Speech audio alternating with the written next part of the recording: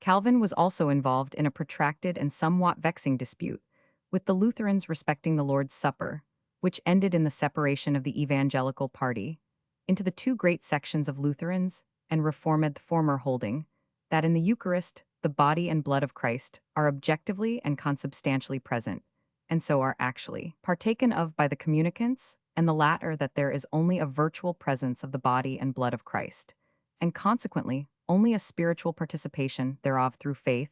In addition to these controversies on points of faith, he was for many years greatly disquieted, and sometimes even endangered by the opposition offered by the Libertine party. In Geneva to the ecclesiastical discipline which he had established there, his system of church polity was essentially theocratic.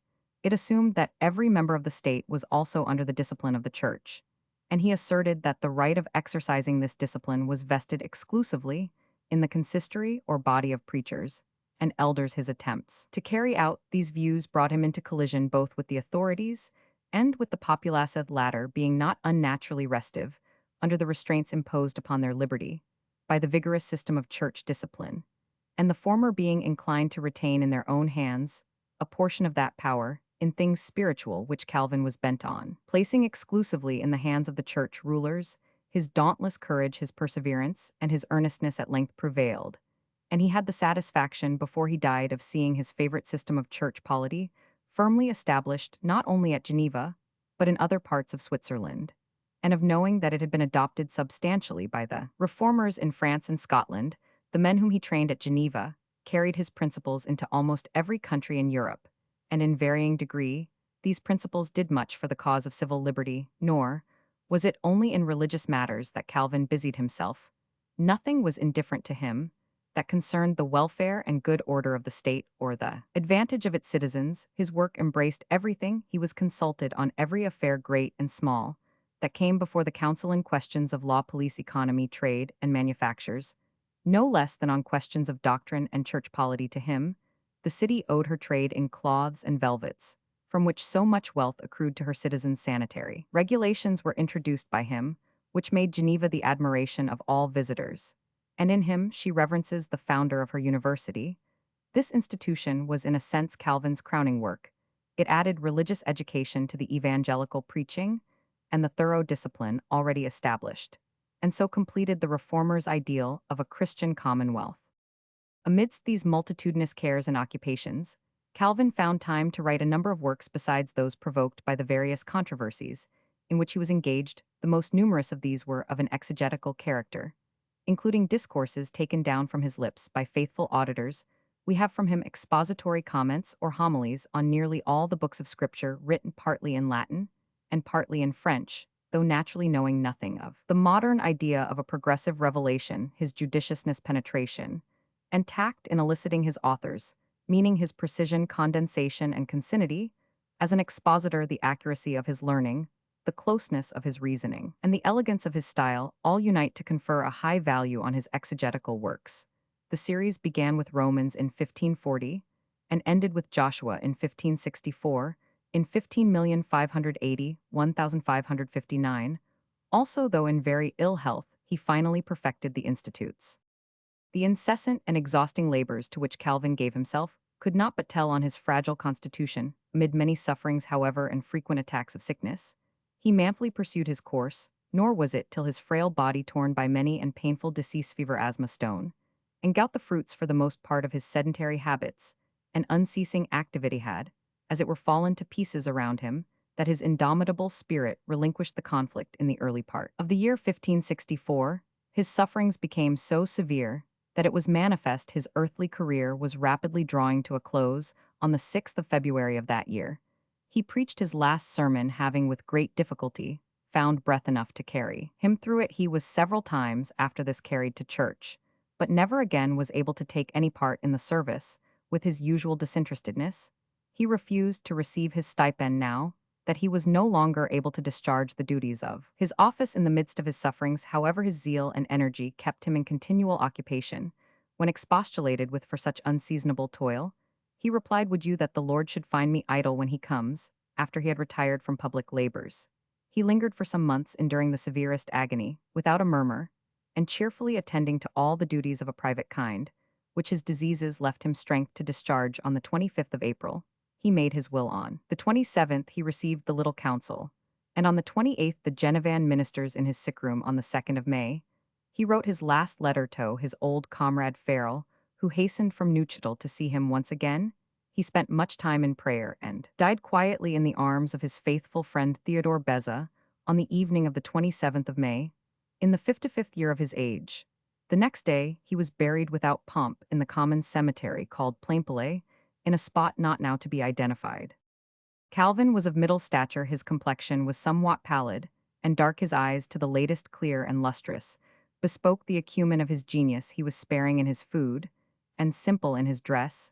He took but little sleep, and was capable of extraordinary efforts of intellectual toil. He had a most retentive memory, and a very keen power of observation. He spoke without rhetoric, simply directly, but with great weight. He had many acquaintances, but few close friends. His private character was in harmony with his public reputation and position, if somewhat severe and irritable. He was at the same time scrupulously just, truthful and steadfast. He never deserted a friend, or took an unfair advantage of an antagonist, and on befitting occasions he could be cheerful and even facetious among his intimates. God gave him, said the little council after his death, a character of great majesty. I have been a witness of him for 16 years, says Beza, and I think I am fully entitled to say that in this man there was exhibited to all in 76 example of the life and death of the Christian, such as it will not be easy to depreciate, such as it will be difficult to emulate. Though Calvin built his theology on the foundations laid by earlier reformers, and especially by Luther and Bucer, his peculiar gifts of learning, of logic, and of style made him preeminently the theologian of the new religion. The following may be regarded as his characteristic tenets, though not all are peculiar to him. The dominant thought is the infinite and transcendent sovereignty of God. To know whom is the supreme end of human endeavor, God, is made known to man especially by the Scriptures, whose writers were sure and authentic amanuenses of the Holy Spirit. To the Spirit speaking therein, the spiritillumine soul of man makes response, while God is the source of all good. Man, as a sinner, is guilty and corrupt. The first man was made in the image and likeness of God, which not only implies man's superiority to all other creatures, but indicates his original purity, integrity, and sanctity. From this state Adam fell, and in his fall involved the whole human race descended from him. Hence depravity and corruption diffused through all parts of the soul, attached to all men, and this first makes them obnoxious to the anger of God, and then comes forth in works which the Scripture calls works of the flesh. Gal Roman 5. Thus all are held vitiated and perverted in all parts of their nature, and on account of such corruption deservedly condemned before God, by whom nothing is accepted save righteousness, innocence, and purity, nor is that a being bound for another's offense. For when it is said that we through Adam's sin have become obnoxious to the divine judgment, it is not to be taken as if we, being ourselves innocent and blameless, bear the fault of his offense, but that we, having been brought under a curse through his transgression, he is said to have bound us from him. However, not only has punishment overtaken us, but a pestilence instilled from him resides in us, to which punishment is justly due. Thus even infants, whilst they bring their own condemnation with them from their mother's womb, are bound not by another's, but by their own fault. For though they have not yet brought forth the fruits of their iniquity, they have the seed shut up in them, nay, their whole nature is a sort of seed of sin. Therefore it cannot but be hateful and abominable to God. Instit BK Roman 2, ch Roman 1 sect 8. To redeem man from the state of guilt, and to recover him from corruption, the Son of God became incarnate, assuming man's nature into union with his own, so that in him were two natures in one person. Thus incarnate, he took on him the offices of prophet, priest, and king, and by his humiliation, obedience, and suffering unto death, followed by his resurrection and ascension to heaven, he has perfected his work, and fulfilled all that was required in a Redeemer of men, so that it is truly affirmed that he has merited for man the grace of salvation. BK Roman 2, ch 13:17. But until a man is in some way really united to Christ, so as to partake of him, the benefits of Christ's work cannot be attained by him. Now it is by the secret and special operation of the Holy Spirit that men are united to Christ, and made members of his body through faith, which is a firm and certain cognition of the divine benevolence towards us, founded on the truth of the gracious promise in Christ. Men are by the operation of the Spirit united to Christ, and are made partakers of his death and resurrection, so that the old man is crucified with him, and they are raised to a new life, a life of righteousness and holiness. Thus joined to Christ, the believer has life in him, and knows that he is saved, having the witness of the Spirit that he is a child of God, and having the promises, the certitude of which the Spirit had before impressed on the mind, sealed by the same Spirit on the heart. BK Roman 3 ch 33:36.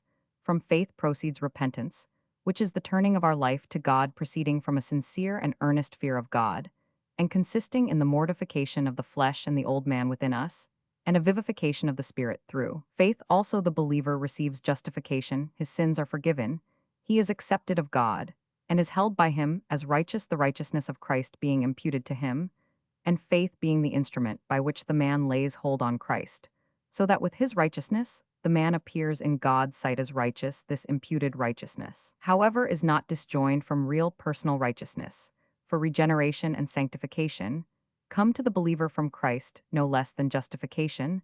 The two blessings are not to be confounded, but neither are they to be disjoined. The assurance which the believer has of salvation he receives from the operation and witness of the Holy Spirit, but this again rests on the divine choice of the man to salvation, and this falls back on God's eternal sovereign purpose, whereby he has predestined some to eternal life, while the rest of mankind are predestined to condemnation and eternal death.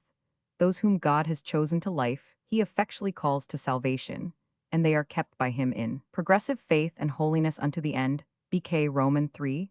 Pass him the external means or aids by which God unites men into the fellowship of Christ and sustains and advances those who believe are the Church, and its ordinances, especially the sacraments, the Church universal, is the multitude gathered from diverse nations, which, though divided by distance of time and place, agree in one common faith, and it is bound by the tie of the same religion, and wherever the word of God is sincerely preached, and the sacraments are duly administered according to Christ's institute, there beyond doubt is a church of the living God. BK Roman 4 ch 1 sect 711.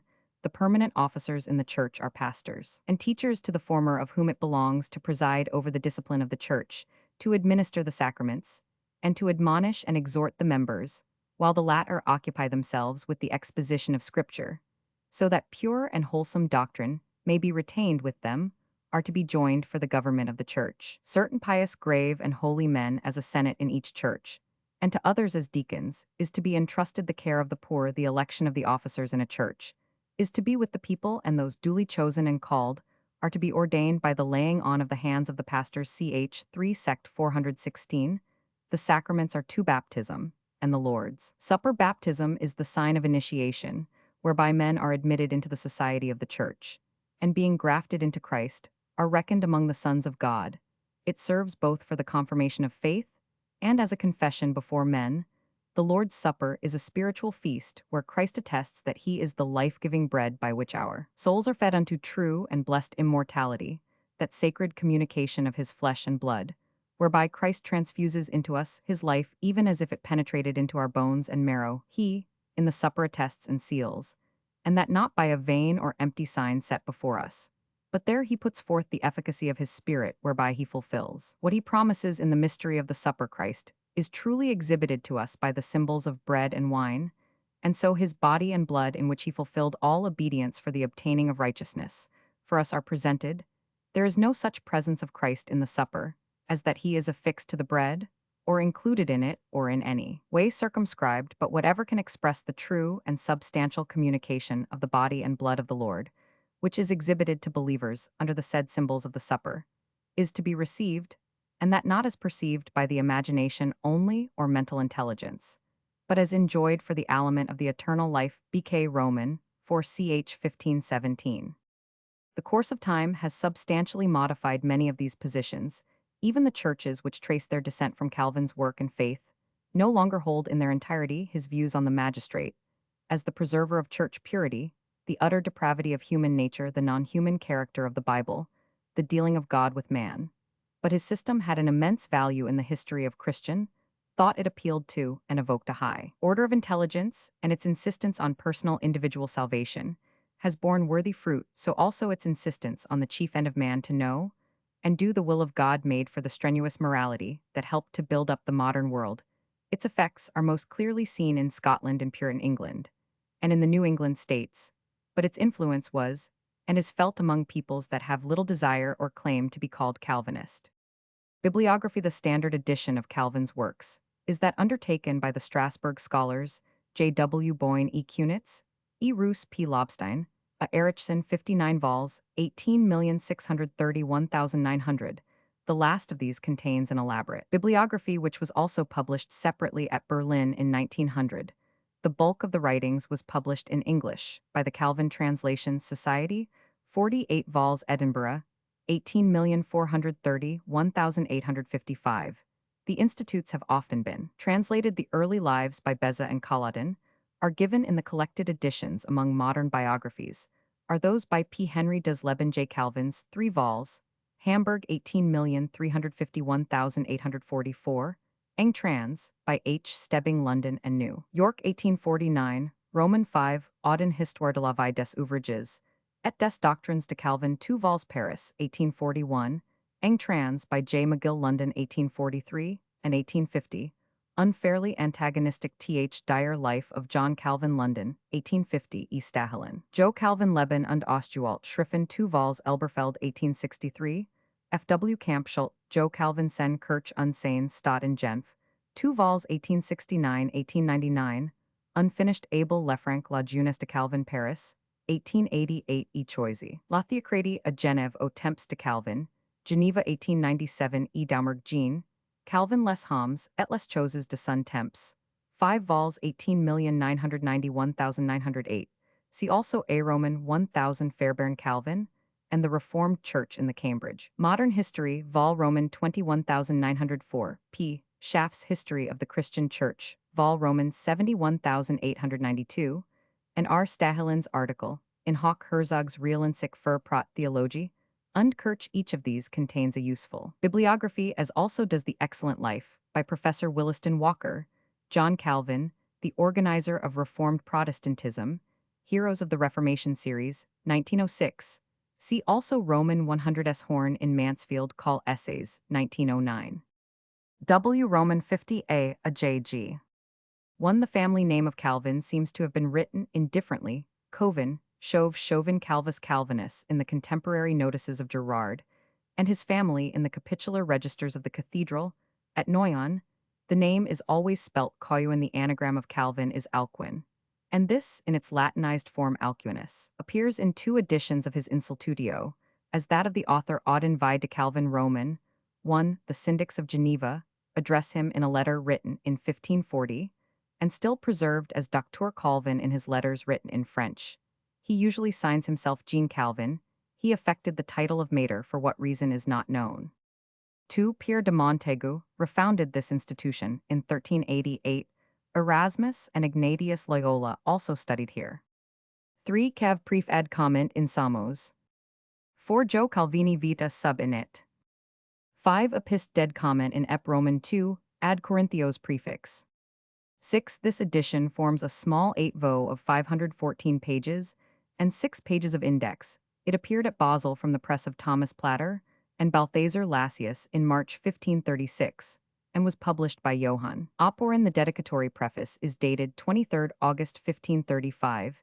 It is a masterpiece of apologetic literature. C. W. Walker, John Calvin 132, f. And for an outline of the contents of the treatise, Ib. 137,149. 7. Pref ad Samos.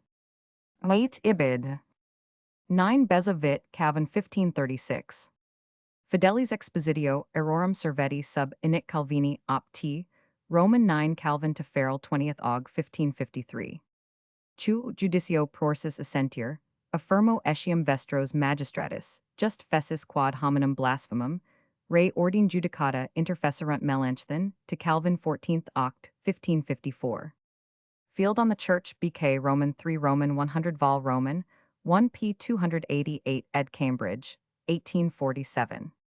Notes on English Divines Vol Roman 1 p. 49, see also Table Talk Vol Roman 2 p. 282, ed. 1835. W. Walker John Calvin pp. 4038. Calvinistic Methodists, a body of Christians forming a church of the Presbyterian order, and claiming to be the only denomination in Wales which is of purely Welsh origin. Its beginnings may be traced to the labors of the Rev. Griffith Jones, 16,841,760. 1. of Landorer, Carmarthenshire, whose sympathy for the poor led him to set on foot a system of circulating charity schools for the education of children, in striking contrast to the general apathy of the clergy of the period. Griffith Jonas' zeal appealed to the public imagination, and his powerful preaching exercised a widespread influence. Many 77 traveling long distances in order to attend his ministry. There was thus a considerable number of earnest people dispersed throughout the country, waiting for the rousing of the parish clergy. An impressive announcement of the Easter Communion service, made by the Rev. Price Davies, vicar of Talgarth on the 30th of March, 1735, was the means of awakening Howell Harris, 17,140,1773, of Trevecca, and he immediately began to hold services in his own house. He was soon invited to do the same at the houses of others, and ended by becoming a fiery itinerant preacher, stirring to the depths every neighborhood he visited. Griffith Jones preaching at Llandwy Brefi Cardiganshire Place, at which the Welsh patron Saint David first became famous, found Daniel Rowland, 17,131,790, curate of Llangeitho, in his audience, and his patronizing attitude in listening drew from the preacher a personal supplication on his behalf. In the middle of the discourse, Rowland was deeply moved and became an ardent apostle of the new movement. Naturally, a fine orator, his newborn zeal gave an edge to his eloquence, and his fame spread abroad. Rowland and Harris had been at work fully 18 months before. They met at a service in Devenock Church in the upper part of Breconshire. The acquaintance then formed lasted to the end of Harris' Lyphean interval of 10 years. Excepted, Harris had been sent to Oxford in the autumn of 1735 to cure him of his fanaticism, but he left in the following February. Rowland had never been to a university, but like Harris, he had been well grounded in general knowledge. About 1739, another prominent figure appeared. This was Howell Davies of Pembrokeshire, whose ministry was modelled on that of his master Griffith Jones, but with rather more clatter in his thunder. In 1736, on returning home, Harris opened a school. Griffith Jones, supplying him with books from his charity. He also set up societies, in accordance with the recommendations in Josiah Wedgwood's little book on the subject, and these exercised a great influence on the religious life of the people. By far the most notable of Harris' converts was William Williams, 17,171,790, one Pant Y. Selin, the great hymnwriter of Wales, who, while listening to the revivalist preaching on a tombstone in the graveyard of Talgarth, heard the voice of heaven, and was apprehended, as by a warrant from on high he was ordained deacon in the Church of England 1740, but Whitefield recommended him to leave his curacies and go into the highways and hedges on Wednesday and Thursday, January 5th and 6th, 1743.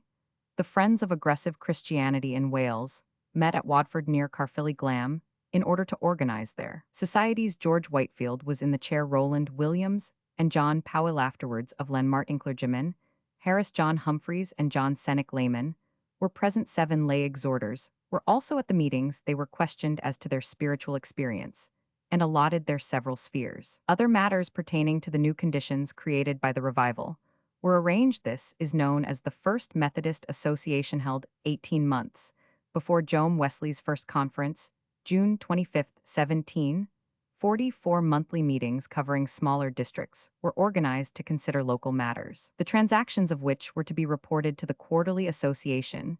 To be confirmed, modified, or rejected exhorters were divided into 2 classes: public, who were allowed to itinerate as preachers and superintend a number of societies; private, who were confined to the charge of 1 or 2 societies. The societies were distinctly understood to be part of the established church, as Wedgwood's were, and every attempt at estranging them therefrom was sharply reproved. But persecution made their position anomalous. They did not accept the discipline of the Church of England, so the plea of conformity was a feeble defense, nor had they taken out licenses so as to claim the protection of the Toleration Act. Harris' ardent loyalty to the Church of England, after 3 refusals to ordain him, and his personal contempt for ill-treatment from persecutors, were the only things that prevented separation. A controversy on a doctrinal point did God die on Calvary for some time, the principal disputants being Rowland and Harris, and in 1751 it ended in an open rupture, which threw the connection first into confusion, and then into a state of coma. The societies split up into Harrisites and Rowlandites, and it was only with the revival of 1762 that the breach was fairly repaired. This revival is a landmark in the history of the connection. Williams of Pant Wycellin had just published a little volume of hymns, the singing of which inflamed the people. This led the Bishop of St. David's to suspend Roland's license, and Roland had to confine himself to a meeting house at Llangeitho, having been turned out of other churches. He had leased a plot of land in 1759, anticipating the final withdrawal of his license in 1763, and a spacious building was erected to which the people crowded from all parts on Sacrament Sunday. Llangeitho became the Jerusalem of Wales, and Roland's popularity never waned until his physical powers gave way. A notable event in the history of Welsh Methodism was the publication in 1770 of a annotated Welsh Bible by the Rev. Peter Williams, a forceful preacher and an indefatigable worker who had joined the Methodists in 1746. After being driven from several curacies, it gave birth to a new interest in the scriptures. Being the first definite commentary in the language, a powerful revival broke out at Llangeitho in the spring of 1780 and spread to the south, but not to the north of Wales. The ignorance of the people of the north made it very difficult for Methodism to benefit from these manifestations, until the advent of the Rev. Thomas Charles, 17,551,814, who, having spent 5 years in Somersetshire as curate of several parishes, returned to his native land to marry Sarah Jones of Bala, failing to find employment in the established church. He joined the Methodists in 1780 for his circulating charity schools, and then his Sunday schools gradually made the North a new country. In 1791, a revival began at Bala, and this, strange to say, a few months after the Bala Association had been ruffled by the proceedings which led to the expulsion of Peter Williams from the connection in order to prevent him from selling John Can Bible among the Methodists because of some Sabellian marginal notes. In 1790, the Bala Association passed rules regarding the proper mode of conducting the quarterly association drawn up by Charles in 1801. Charles and Thomas Jones of Mold published for the association the rules and objects of the private societies among the people called Methodists. About 1795, persecution led the Methodists to take the first step towards separation from the Church of England. Heavy fines made it impossible for preachers in poor circumstances to continue without claiming the protection of the Toleration Act, and the meeting houses had to be registered as dissenting chapels in a large number of cases. This had only been delayed by so constructing the houses that they were used both as dwellings and as chapels at one and the same time.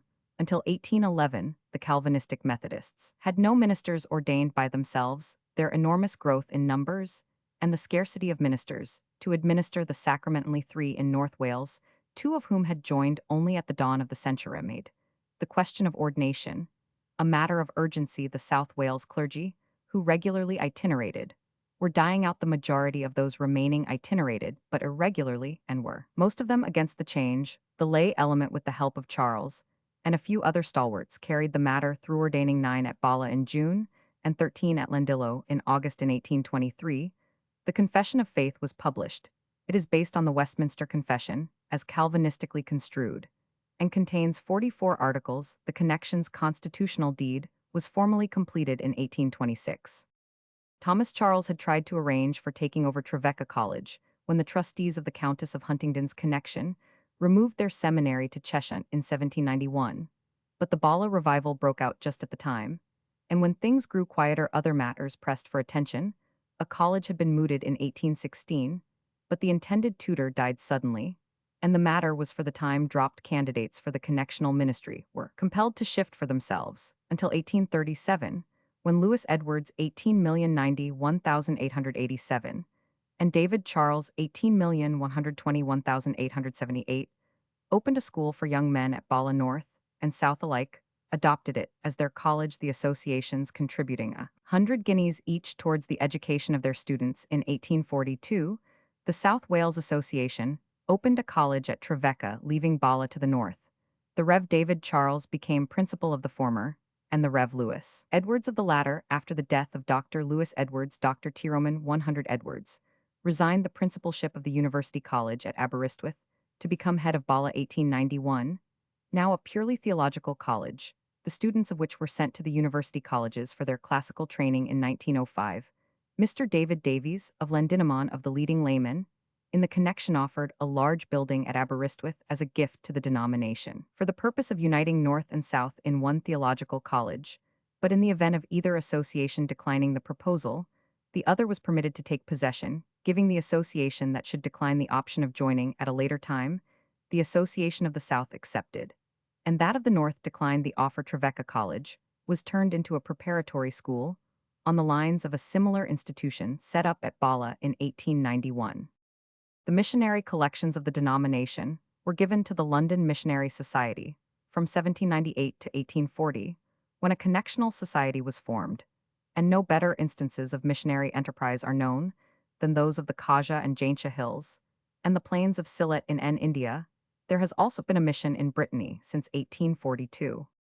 The constitution of the denomination, called in Welsh Hengorf Roman 1, the Old Body, is a mixture of Presbyterianism and Congregationalism.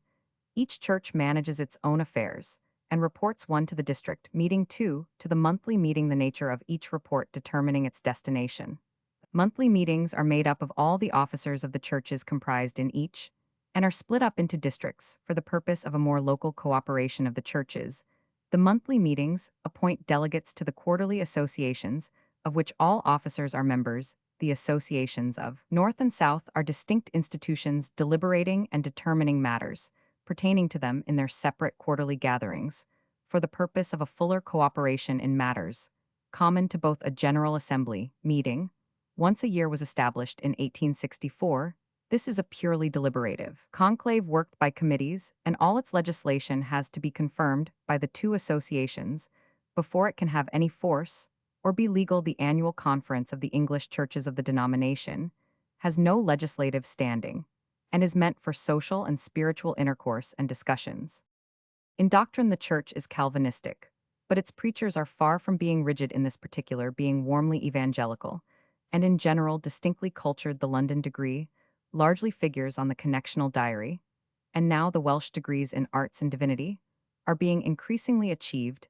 It is a remarkable fact that every Welsh revival since 1735 has broken out among the Calvinistic Methodists. Those of 1735, 1762, 1780, and 1791 have been mentioned. Those of 1817, 1832, 1859, and 19,041,905 were no less powerful, and their history is interwoven with Calvinistic Methodism, the system of which is so admirably adapted for the passing on of the torch. The ministerial system is quite anomalous. It started in pure itineracy, the pastorate came in very gradually, and is not yet in universal acceptance. The authority of the pulpit of any individual church is in the hands of the deacons. They ask the pastor to supply so many Sundays a year, from 12 to 40, as the case may be, and they then fill the remainder with any preacher they choose. The pastor is paid for his pastoral work and receives his Sunday fee, just as a stranger does his Sundays from home. He fills up at the request of deacons of other churches, and it is a breach of connectional etiquette for a minister to apply for engagements, no matter how many unfilled Sundays. He may have deacons and preachers make engagements 7 or 8 years in advance.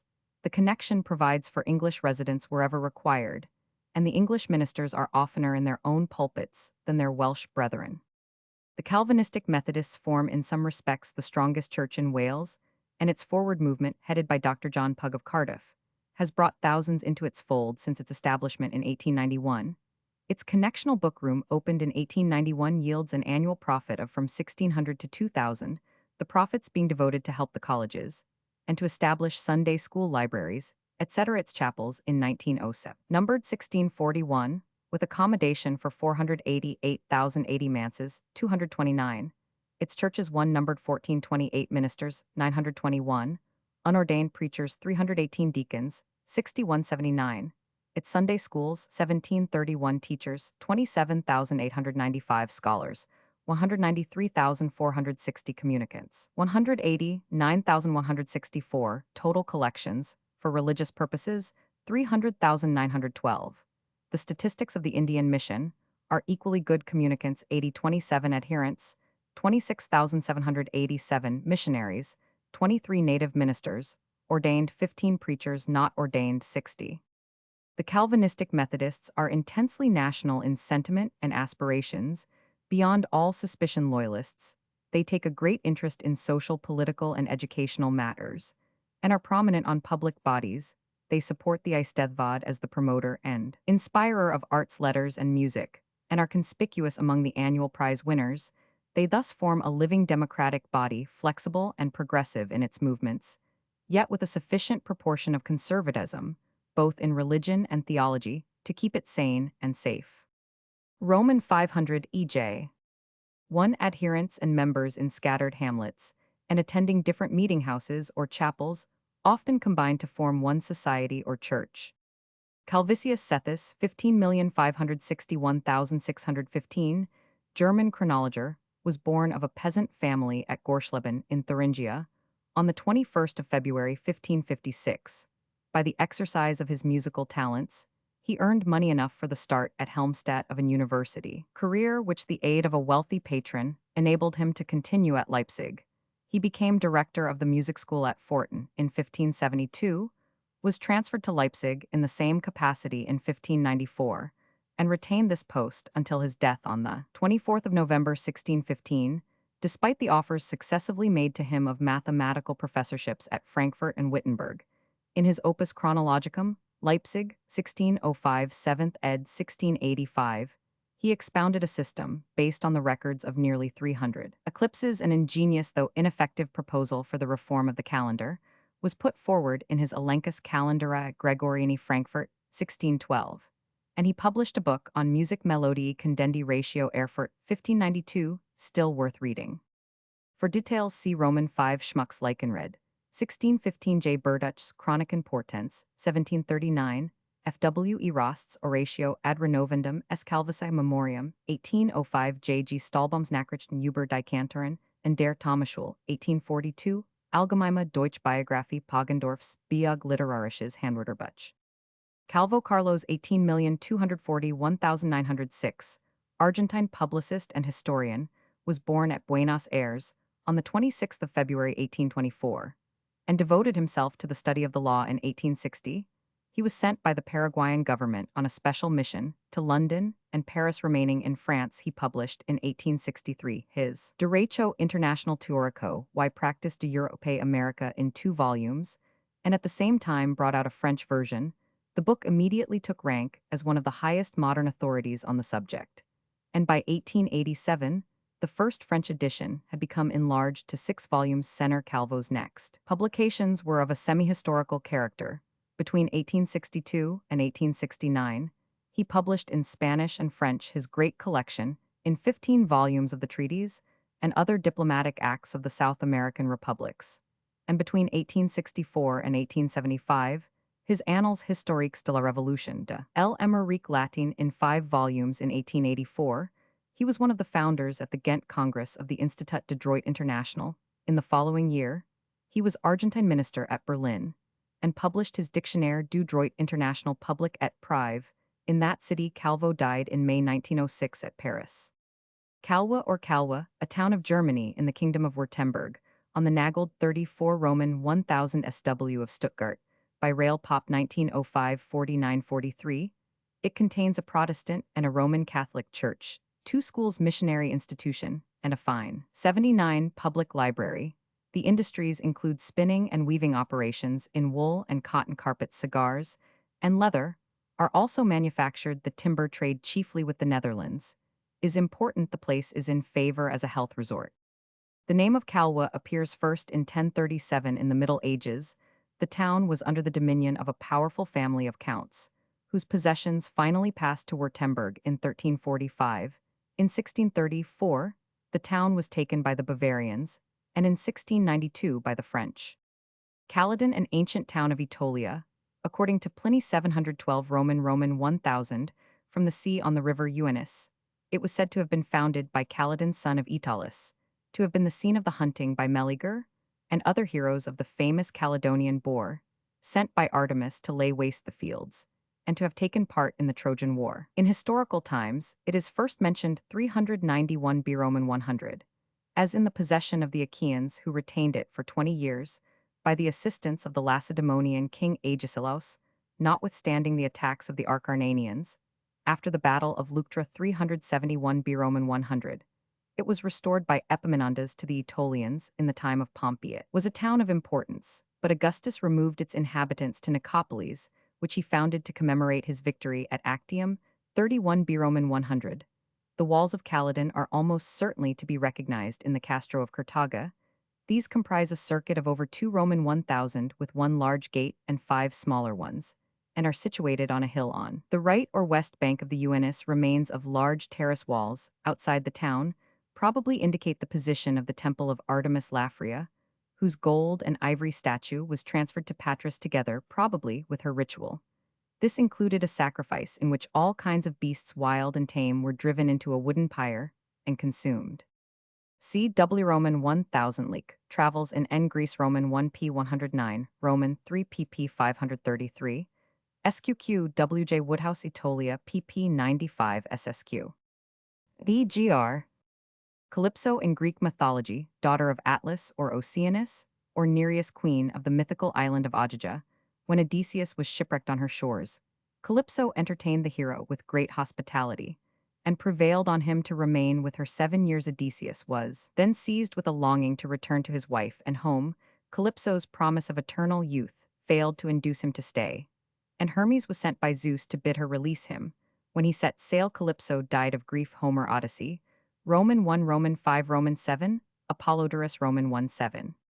Cam Cao Diogo FL, 14,801,486 Portuguese, discover the first European known to sight and enter the Congo, and to explore the West African coast between Cape St. Catherine 2S and Cape Cross 2150S, almost from the equator, to Wallfish Bay, when King John Roman II of Portugal revived the work of Henry the Navigator. He sent out Cam, about midsummer 1482, to open up the African coast still further beyond the equator.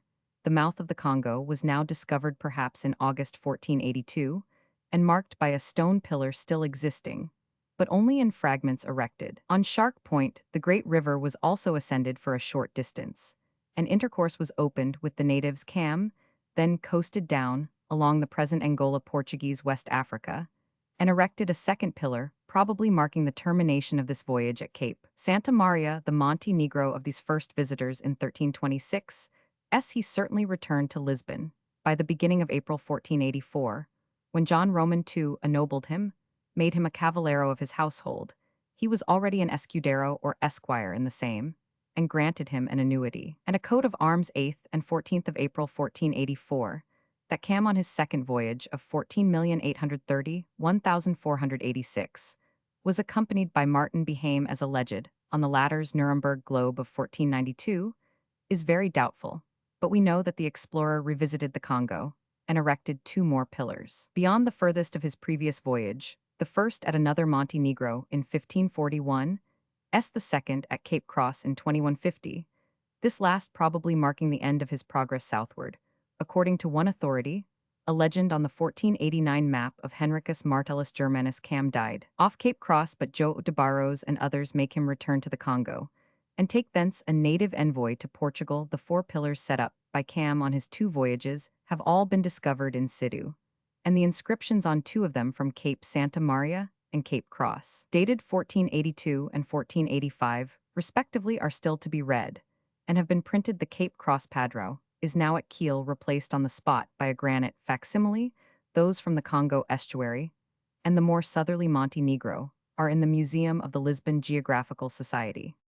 See Barros Decadas de Asia, Decade Roman 1 BK Roman 3 SPCH3 Rai de Pina Chronica, DL Rey Roman 500 Jo, Roman 2 Garcia de Rezende Chronica Luciano, Cordero Diogo Cao and Bolton of the Lisbon Geoxoche 1892, e.g. Ravenstein Voyages of Diogo Cao Roman 100. In Geog JNL Vol Roman 161,900, also Geog JNL Roman 311,908. Roman 100 RB. Camacho Juan Francisco 18,240,1896, Spanish statesman and financier, was born in Cadiz in 1824. The first part of his life was devoted to mercantile and financial pursuits at Cadiz, and then in Madrid, where he managed the affairs of and liquidated a mercantile and industrial society to the satisfaction and profit of the shareholders. In 1837, he became a captain in the national militia. In 1852, conservative deputy, in the Cortes for Alca in 1853, Secretary of Congress, and was afterwards elected 10 times deputy twice senator and life senator.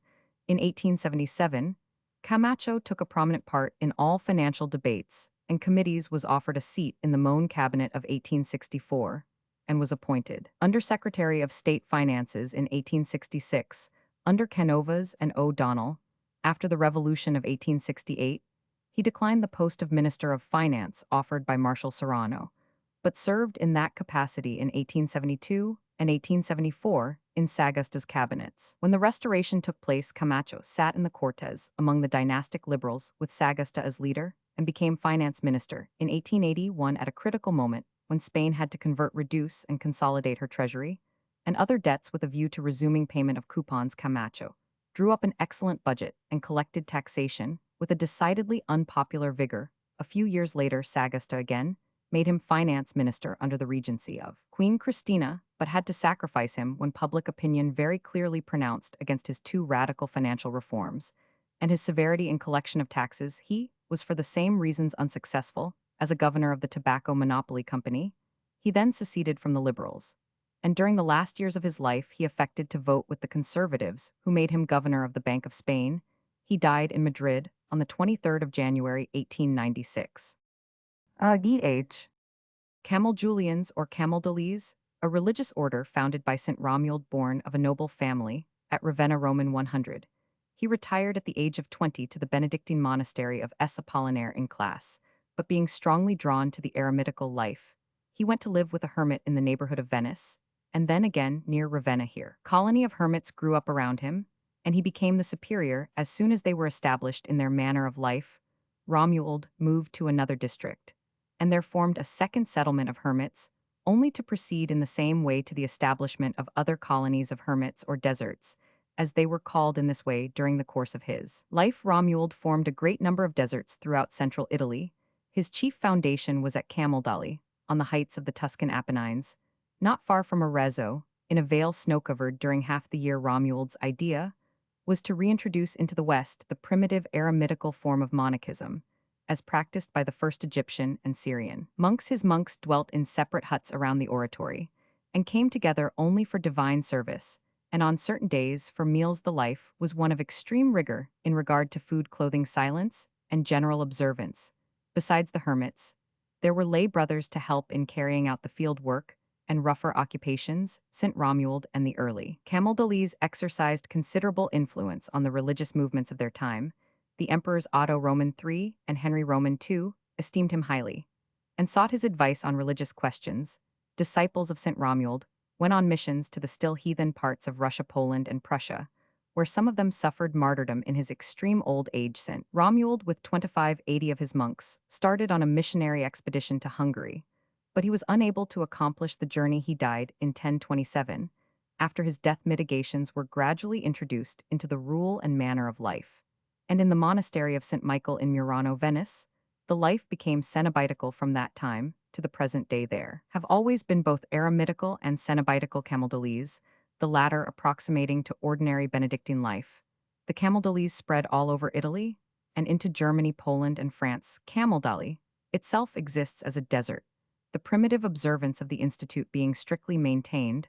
There are a few other deserts, all in Italy except one in Poland, and there are about 90 hermits. The chief monastery of the cenobitical Camaldolese is S. Gregorio on the Caelian Hill. In Rome, they number less than 40 since the 11th century. There have been Camaldolese nuns at present. There are 5 nunneries with 150 nuns, all belonging to the cenobitical branch of the order. The habit of the Camaldulians is white. See Heliot Hist, Des Orders Religia 1792, Roman 5, Roman 20025, Max Heimbucher Orden und Congregationen 1896, Roman 129, and the Art Camaldulenser in Wetzer and Welt, Kirchenlexikon 2nd ed., and Herzog Real Encyclopaedia 3rd ed. Roman 100b.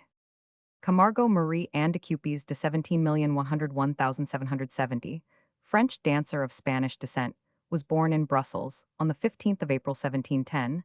Her father, Ferdinand Joseph de Cupis, earned a scanty living as violinist and dancing master, and from childhood she was trained for the stage. At 10 years of age she was given lessons by Emil Francois Provost 16,801,741, then the first dancer at the Paris Opera, and at once obtained an engagement as première danseuse first at Brussels, and then at Rouen under her grandmother's family name of Camargo.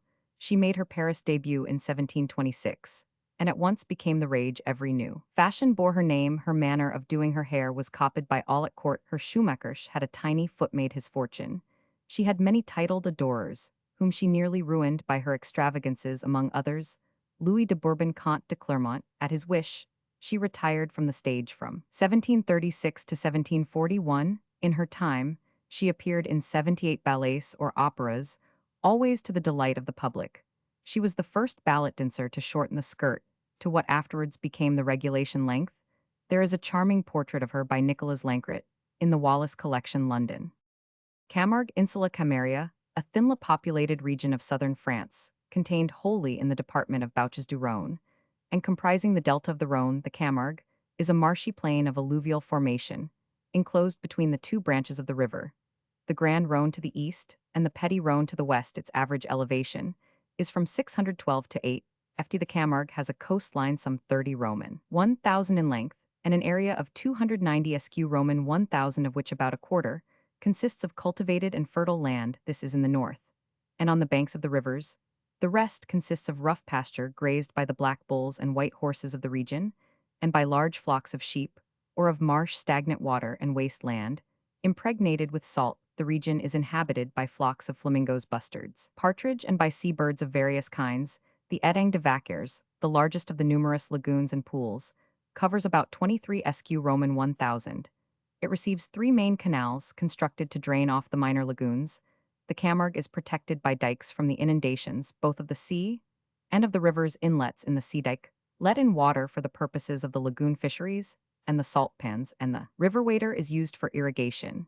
And for the submersion of vines, the climate is characterized by hard winters and scorching summers. Rain falls in torrents, but at considerable intervals. The mistral blowing from the north and northwest is the prevailing wind. The southeastern portion of the Camargue is known as the Isle du Plan du Bourg. A secondary delta to the west of the Petit Rhône goes by the name of Petite Camargue. Camarina, an ancient city of Sicily, situated on the south coast, about 17 Roman 1,000 SE of Gela Terra Nova. It was founded by Syracuse in 599 B Roman 100, but destroyed by the mother city in 552 for attempting to assert its independence. Hippocrates of Gela received its territory from Syracuse and restored the town in 492, but it was destroyed by Gelon in 484. The Gelons, however, founded it anew in 461. It seems to have been in general hostile to Syracuse, but though an ally of Athens in 427, it gave some slight help to Syracuse. In 415,413, it was destroyed by the Carthaginians in 405, restored by Timoleon in 339, after its abandonment by Dionysius' order, but in 258 fell into the hands of the Romans. Its complete destruction dates from A Roman 500. The site of the ancient city is among rapidly shifting sandhills, and the lack of stone in the neighborhood has led to its buildings being used as a quarry even by the inhabitants of Terra Nova, so that nothing is now visible above ground, but a small part of the wall of the Temple of Athena and a few foundations of houses. Portions of the city wall have been traced by excavation, and the necropolis has been carefully explored. C. J. Shubring in Philologus Roman 32 P. Orsi in Monumenti de Lindsay Roman 9, 1899, Roman 14, 1904. To the north lay the lake to which the answer of the Delphic oracle referred when the citizens inquired as to the advisability of draining it. Cambacérès Jean-Jacques Regis de Duke of Parma, 17,530, 1824, French statesman, was born at Montpellier on the 18th of October 1753.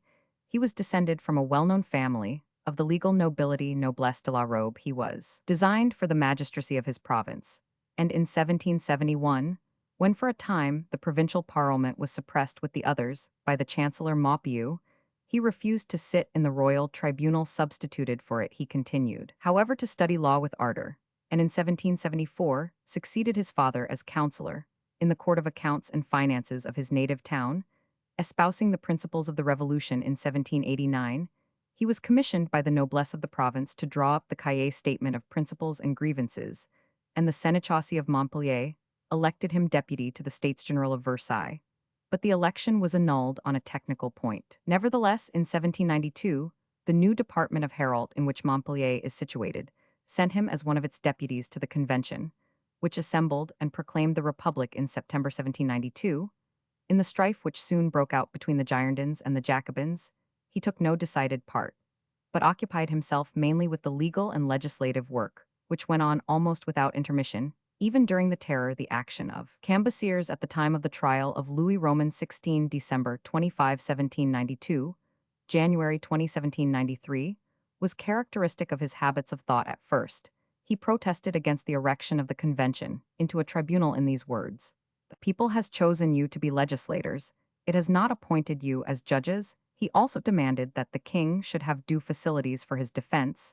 Nevertheless, when the trial proceeded, he voted with the majority which declared Louis to be guilty, but recommended that the penalty should be postponed until the cessation of hostilities, and that the sentence should then be ratified by the Convention or by some other legislative body. It is therefore inexact to count him among the regicides, as was done by the Royalists. After 1815, early in 1793, he became a member of the Committee of General Defense, but he did not take part in the work of its more famous successor, the Committee of Public Safety, until the close of the year 1794. In the meantime, he had done much useful work, especially that of laying down conjointly with Merlin of Douai the principles on which the legislation of the revolutionary epoch should be codified at the close of 1794. He also used his tact and eloquence on behalf of the restoration of the surviving Girondins to the Convention, from which they had been driven by the coup d'état of the 31st of May 1793, in the course of the year 1795, as president of the Committee of Public Safety, and as responsible especially for foreign affairs. He was largely instrumental in bringing about peace with Spain. Nevertheless, not being a regicide, he was not appointed to be one of the 5 directors to whom the control of public affairs was entrusted after the coup d'état of Vendémiaire 1795, but as before his powers of judgment and of tactful debating soon carried him to the front in the Council of 500. The 81 moderation of his views brought him into opposition to the directors after the coup d'état of Fructidor September 1797, and for a time he retired into private life. Owing, however, to the influence of Sieyès, he became Minister of Justice. In July 1799, he gave a guarded support to Bonaparte and Sieyès in their enterprise of overthrowing the Directory coup d'état of Brumaire 1799. After a short interval, Cambacérès was, by the Constitution of December 1799, appointed second consul of Francia, position which he owed largely to his vast legal knowledge, and to the conviction which Sieyès entertained of his value as a manipulator of public assemblies. It is impossible here to describe in detail his relations to Napoleon, and the part which he played in the drawing up of the civil code later on called the Code Napoleon. It must suffice to say that the skillful intervention of Cambacérès helped very materially to ensure to Napoleon the consulship for life, August 1, 1802, but the second consul is known to have disapproved of some of the events which followed, notably the execution of the Duc d'Enghien, the rupture with England, and the proclamation of the Empire May 19, 1804. This last occurrence ended his title of second consul. It was replaced by that of Arch-Chancellor of the Empire. To him was decreed the presidence of the Senate in perpetuity. He also became a prince of the Empire, and received in 1808 the title Duke of Parma, apart from the important part which he took in helping to coordinate and draft the civil code. Cambacérès did the state good service in many directions, notably by seeking to curb the impetuosity of the emperor, and to prevent enterprises so fatal as the intervention in Spanish affairs 1808 and the invasion of Russia 1812 proved to be at the close of the campaign of 1814. He shared with Joseph Bonaparte the responsibility for some of the actions which zealous Bonapartists have deemed injurious to the fortunes of the emperor. In 1815, during the 100 Days, he took up his duties reluctantly at the bidding of Napoleon, and after the second downfall of his master, he felt the brunt of royalist vengeance, being for a time exiled from France. A decree of 13th May 1818 restored him to his civil rights as a citizen of France, but the last 6 years of his life he spent in retirement. He was a member of the Academy till the 31st of March 1816, when a decree of exclusion was passed in demeanor, He was quiet, reserved, and tactful. But when occasion called for it, he proved himself a brilliant orator, he was a celebrated gourmet, and his dinners were utilized by Napoleon as a useful adjunct to the arts of statecraft. See Aubriet Vidicambassiers, 2nd ed. Paris, 1825. J.H.L.R. Cambaluc, the name by which, under sundry modifications, the royal city of the Great Khan in China became known to Europe during the Middle Ages, that city being in fact the same that we now know as Peking, the word itself, represents the Mongol Khan, Balak the city of the Khan, or emperor the title, by which Peking continues more or less to be known to the Mongols and other northern Asiatics. A city occupying approximately the same site had been the capital of one of the principalities into which China was divided some centuries before the Christian era. And during the reigns of the two Tatar dynasties that immediately preceded the Mongols in northern China, viz., that of the Khitans and of the Qin or Golden Khans, it had been one of their royal residences under the names of Yanqing, which it received from the Khitan, and of Chengtu, which it had from the Qin. It holds a conspicuous place in the wars of Genghis Khan against the latter dynasty. He captured it in 1215. But it was not till 1284 that it was adopted as the imperial residence in lieu of Karakoram in the Mongol steppes by his grandson Kublai. The latter selected a position a few hundred yards to the northeast of the old city of Chengtu, or Yanqing, where he founded the new city of Tadu, great capital, called by the Mongols Taidu or Daidu, but also Khan Balak, and from this time dates the use of the latter name as applied to this site. The new city formed a rectangle, enclosed by a colossal mud rampart, the longer sides of which ran north and south. These were each about 513 English Roman 1000 in length, the shorter sides 334 Roman 1000, so that the circuit was upwards of 18 Roman 1000. The palace of the Khan with its gardens and lake itself formed an inner enclosure fronting the south. There were 11 city gates, viz. 3 on the south side, always the formal front with the Tatars, and 2 on each of the other sides. And the streets ran wide and straight from gate to gate, except, of course, where interrupted by the palace walls, forming an oblong chessboard plan.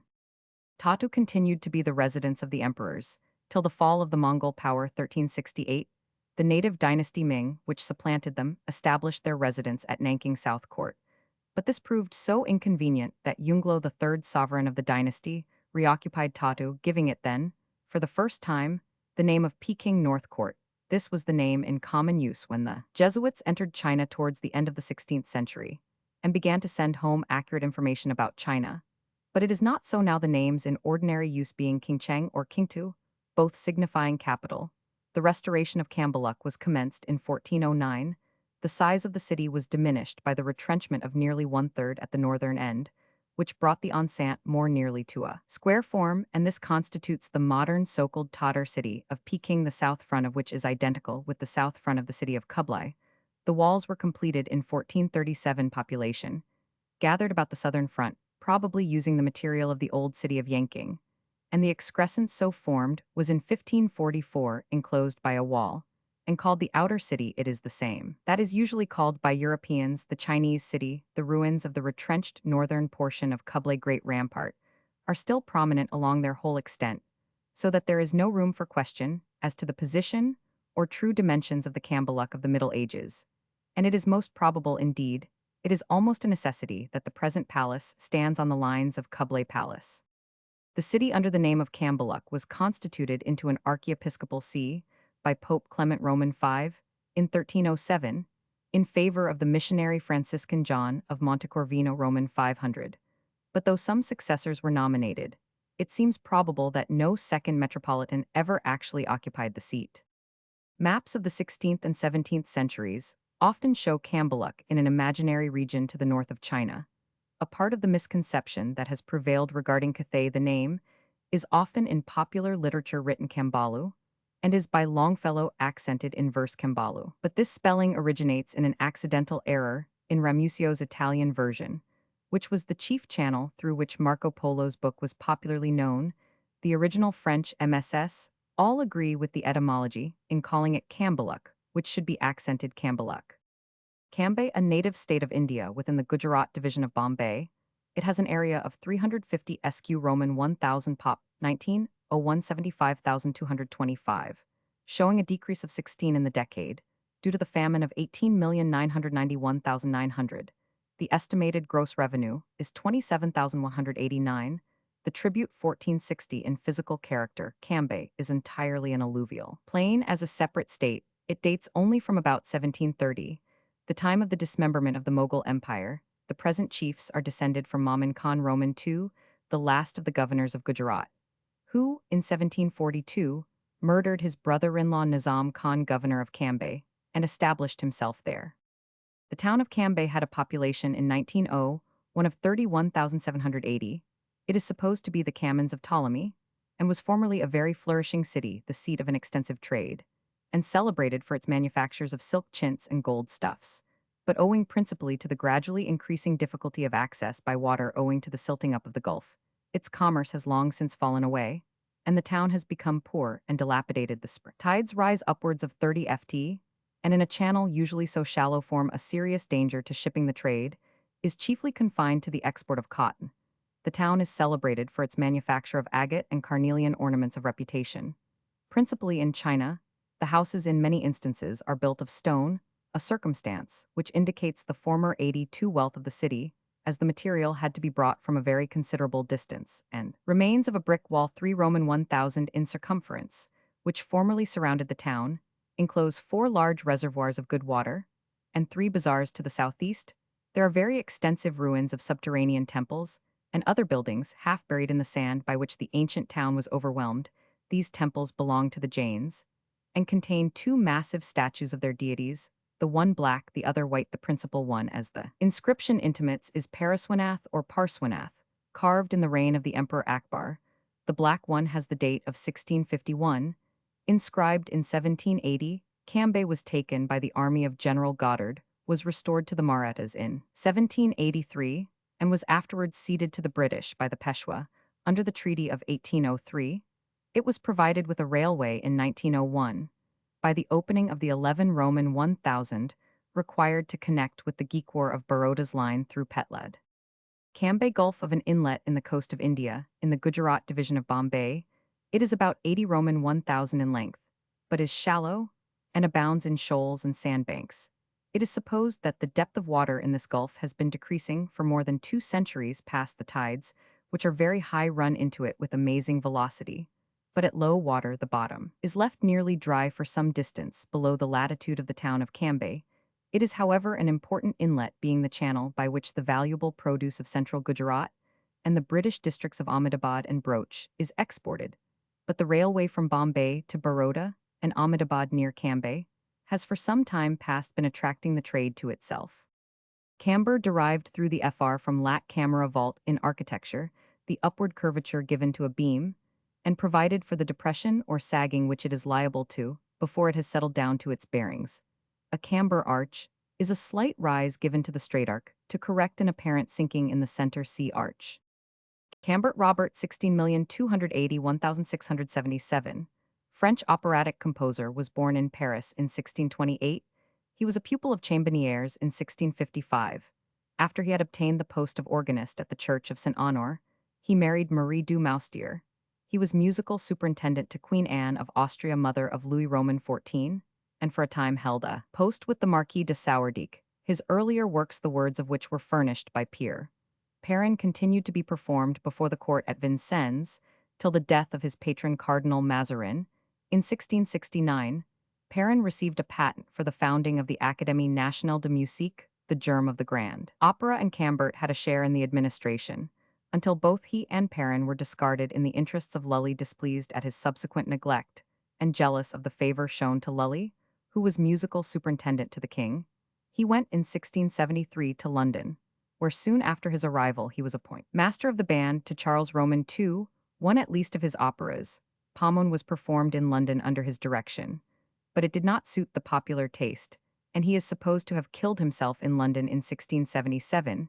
His other principal operas were Ariadne, O les Amours de Bacchus, and Les Pains et les Plaisirs de l'Amour. Camberwell, a southern metropolitan borough of London, England, bounded N by Southwark and Bermondsey, E by Diptford, and Lewisham W by Lambeth, and extending S to the boundary of the county of London. Pop, 1901, 259,339 area, 4480 acres. It appears in Doomsday, but the derivation of the name is unknown. It includes the districts of Peckham and Nunhead and Dulwich Curoman 5 with its park Pictionary Gallery, and schools Camberwell is mainly residential. And there are many good houses pleasantly situated in Dulwich and southward. Towards the high ground of Sydenham Dulwich Park, 72 acres, and Peckham Rye Common and Park 113 acres, are the largest of several public grounds in Camberwell. Green was once celebrated for its fairs immediately outside the southern boundary. Lies a well-known place of recreation, the Crystal Palace among institutions. May be mentioned the Camberwell School of Arts and Crafts, Peckham Road in Camberwell Road, is Cambridge House, a university settlement founded in 1897, and incorporating the earlier Trinity Settlement. The parliamentary borough of Camberwell has 3 divisions, North Peckham and Dulwich, each returning 1 member, but is not wholly coincident with the municipal borough. The Dulwich division, extending to include Penge, outside the County of London. The Borough Council consists of a mayor, 10 aldermen, and 60 councillors. Cambiasi Luca 15,271,585, Genoese painter, familiarly known as Lucetto de Genova. His surname is written also Cambiaso, or Cangiaggio, was born at Monglia in the Genoese state, the son of a painter named Giovanni Cambiasi. He took to drawing at a very early age, imitating his father, and developed great aptitude for foreshortening at the age of 15. He painted along with his father some subjects from Ovid's Metamorphoses on the front of a house in Genoa and afterwards, in conjunction with Marcantonio Calvi, a ceiling showing great daring of execution in the Palazzo Doria. He also formed an early friendship with Giambattista Casello. Both artists painted together with so much similarity of style that their works could hardly be told apart from this friend Cambiasi, learned much in the way of perspective and architecture. Lucetto's best artistic period lasted for 12 years. After his first successes from that time, he declined in power, though not at once in reputation, owing to the agitations and vexations brought upon him by a passion which he conceived for his sister-in-law, his wife having died, and the sister-in-law having taken charge of his house and children.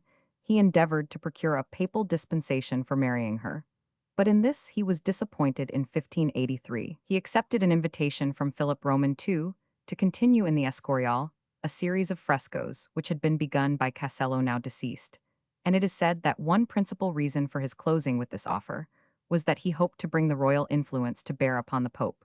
But in this again he failed. Worn out with his disquietudes, he died in the Escorial in the 2nd year of his sojourn. Cambiasi had an ardent fancy, and was a bold designer in a Raphaelesque mode. His extreme facility astonished the Spanish painters, and it is said that Philip Roman II, watching one day with pleasure the offhand zest with which Lucetto was painting a head of a laughing child, was allowed the further surprise of seeing the laugh changed by a touch or two upon the lips into a weeping expression. The artist painted sometimes with a brush in each hand, and with a certainty equaling or transcending that even of Tintoret. He made a vast number of drawings, and was also something of a sculptor, executing in this branch of art a figure of faith altogether. He ranks as one of the ablest artists of his day in personal character.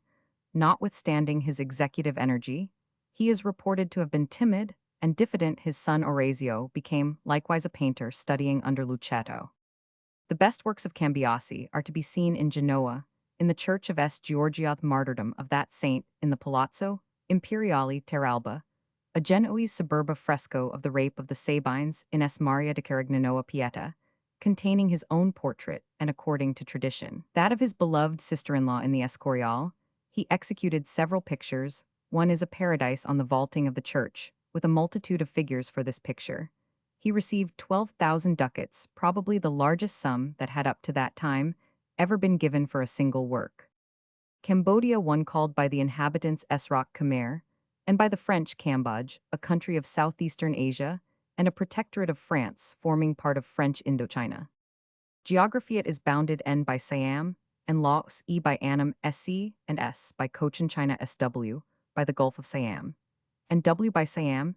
Its area is estimated at approximately 65,000 SQ Roman, 1,000 its population, at 1,500,000, of whom some 3/4 are Cambodians, the rest Chinese, Annamese, Cams, Malays, and Aboriginal natives. The whole of Cambodia lies in the basin of the lower Mekong, which, entering this territory on the north, flows south for some distance, then inclines southwest as far as Phnom Penh, where it spreads into a delta, and resumes a southerly course. The salient feature of Cambodian geography is the large Lake Tonle Sap, in a depression 68 Roman 1000 long, from southeast to northwest, and 15 Roman 1000 wide. It is fed by several 83 rivers and innumerable torrents, and at flood time serves as a reservoir for the Mekong with which it is connected by a channel some 70 Roman 1000 long known as the Bras du Lac, and joining the river at Phnom Penh in June, the waters of the Mekong swollen by the rains and the melting of the Tibetan snows rise to a height of 40 to 45 ft and flow through the Bras du Lac towards the lake, which then covers an area of 770 sq Roman 1000, and like the river inundates the marshes and forests on its borders. During the dry season the current reverses, and the depression empties, so that the lake shrinks to an area of 100 sq Roman 1000, and its depth falls from 45-48 ft to a maximum of 5 ft. Tonle Sap probably represents the chief wealth of Cambodia. It supports a fishing population of over 30,000, most of whom are anemones. The fish, which are taken by means of large nets at the end of the inundation, are either dried or fermented for the production of the sauce known as Nuoc Mam. The northern and western provinces of Cambodia, which fall outside the densely populated zone of inundation, are thinly peopled. They consist of plateaus, in many places thickly wooded and intersected by mountains, the highest of which does not exceed 5,000 ft. The region to the east of the Mekong is traversed by spurs of the mountains of Annam and by affluents of the Mekong, the most important of these being the Sekhang and the Tonle Srapak, which unite to flow into the Mekong at Stungtreng. Small islands, inhabited by a fishing population, fringe the west coast. Climate, fauna, and flora. The climate of Cambodia, like that of Cochin China, which it closely resembles, varies with the monsoons. During the northeast monsoon, from the middle of October to the middle of April, dry weather prevails and the thermometer averages from 77 to 80 F. During the southwest monsoon, from the middle of April to the middle of October, rain falls daily, and the temperature varies between 85 and 90. 5. The wild animals of Cambodia include the elephant, which is also domesticated, the rhinoceros, buffalo, and some species of wild ox, also the tiger, panther, leopard, and honey bear. Wild boars, monkeys, and rats abound, and are the chief enemies of the cultivator. The crocodile is found in the Mekong, and there are many varieties of reptiles, some of them venomous. The horse of Cambodia is only from 11 to 12 hands in height, but is strong and capable of great endurance. The buffalo is the chief draft animal. Swine are reared in large numbers. Nux vomica, gamboge, caoutchouc, cardamoms, teak, and other valuable woods and gums are among the natural products. People. The Cambodians have a far more marked affinity with their Siamese than with their enemies, neighbors. The race is probably the result of a fusion of the Malay Aborigines of Indochina with the Aryan and Mongolian invaders of the country. The men are taller and more muscular than the Siamese and Annamese, while the women are small and inclined to stoutness. The face is flat and wide, the nose short, the mouth large, and the eyes only slightly oblique. The skin is dark brown, the hair black, and while in childhood the head is shaved with the exception of a small tuft at the top, in later life it is dressed so as to resemble a brush. Both sexes wear the langouti or loincloth, which the men supplement with a short jacket, the women with a long scarf draped round the figure, or with a long clinging robe. Morose, superstitious, and given to drinking and gambling, the Cambodians are at the same time clean, fairly intelligent, proud, and courageous. The wife enjoys a respected position, and divorce may be demanded by either party. Polygamy is almost confined to the richer classes. Though disinclined to work, the Cambodians make good hunters and woodsmen. Many of them live on the borders of the Mekong and the Great Lake in huts built upon piles or floating rafts. The religion of Cambodia is Buddhism and involves great respect towards the dead. The worship of spirits or local genii is also widespread, and Brahmanism is still maintained at the court. Monks or bonzes are very numerous. They live by alms, and in return they teach the young to read and superintend coronations, marriages, funerals, and the other ceremonials which play large part in the lives of the Cambodians. As in the rest of Indochina, there is no hereditary nobility, but there exist castes founded on blood relationship. Members of the royal family, within the 5th degree the Bravansa, those beyond the 5th degree Bravan, and the Baku, who, as descendants of the ancient Brahmins, exercise certain official functions at the court. These castes, as well as the mandarins, who form a class by themselves, are exempt from tax or forced service. The mandarins are nominated by the king, and their children have a position at court, and are generally chosen to fill the vacant posts in the administration under the native regime. The common people attach themselves to one or other of the mandarins, who in return granted them the protection of his influence under French rule, which has modified the old usages. In many respects, local government of the enemies type tends to supplant this feudal system. Slavery was abolished by a royal ordinance of 1897. Cambodian idiom bears a likeness to some of the aboriginal dialects of South Indochina. It is agglutinate in character and rich in vowel sounds. The king's language and the royal writing, and also religious words, are however apparently of Aryan origin, and akin to Pali. Cambodian writing is syllabic and complicated. The book's manuscripts are generally formed of palm leaves, upon which the characters are traced by means of a style.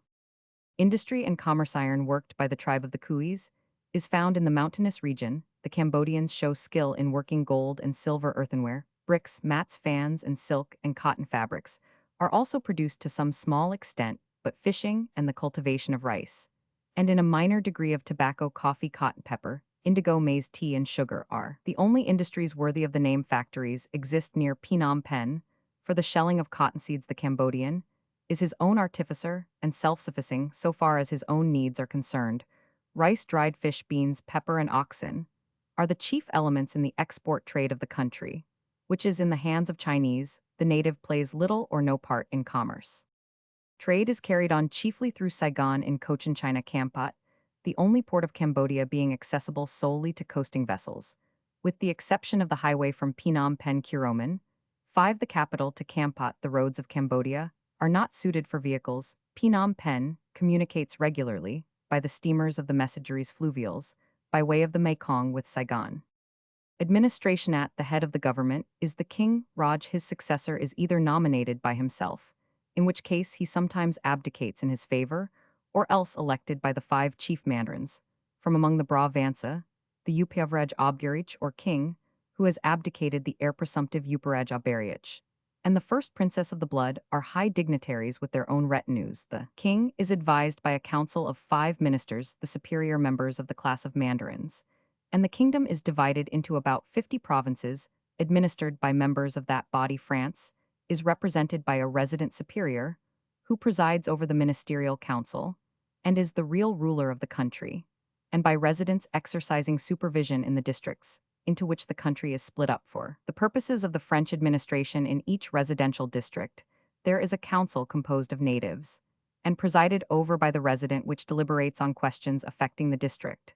The resident superior is assisted by the Protectorate Council, consisting of heads of French administrative departments, chief of the judicial service of public works, Roman 100, and 1 native notable, and the royal orders must receive its sanction before they can be executed. The control of foreign policy, public works, the customs, and the exchequer are in French hands, while the management of police, the collection of the direct taxes, and the administration of justice between natives remain with the native government.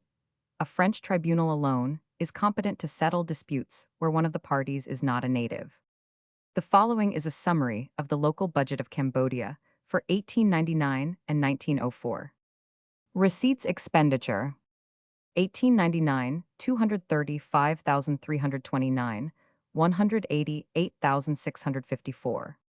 1904, 250,753, 229,880. The chief sources of revenue are the direct taxes, including the poll tax, and the taxes on the products of the soil, which together amounted to 172,636. In 1904, the chief heads of expenditure are the civil list, comprising the personal allowance to the king and the royal family, 46,018.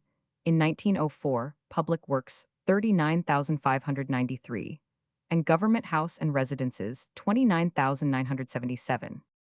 History. The Khmers, the ancient inhabitants of Cambodia, are conjectured to have been the offspring of a fusion between the autochthonous dwellers in the Indochinese peninsula, now represented by the Kuis and other savage tribes, and an invading race from the plateaus of Central Asia, as early as the 12th century. B. Roman 100 Chinese chronicles, which are almost the only source for the history of Cambodia, till the 5th century. A. Roman 500 mention a region called Faunan, in later times appearing under the name of Tichinla, embracing the basin of the Menam.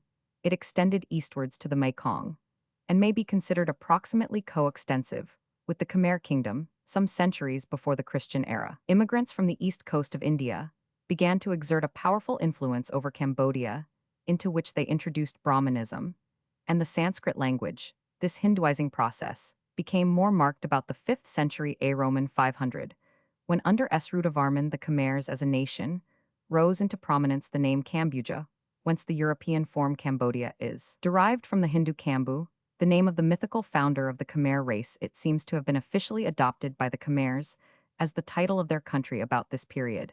At the end of the 7th century, the dynasty of Esrudavarman ceased to rule over the whole of Cambodia, which during the next century was divided into two portions ruled over by two sovereigns. Unity appears to have been re-established about the beginning of the 9th century, when with Jayavarman Roman III, there begins a dynasty, which embraces the zenith of Khmer greatness, and the era during which the great Brahmin monuments were built.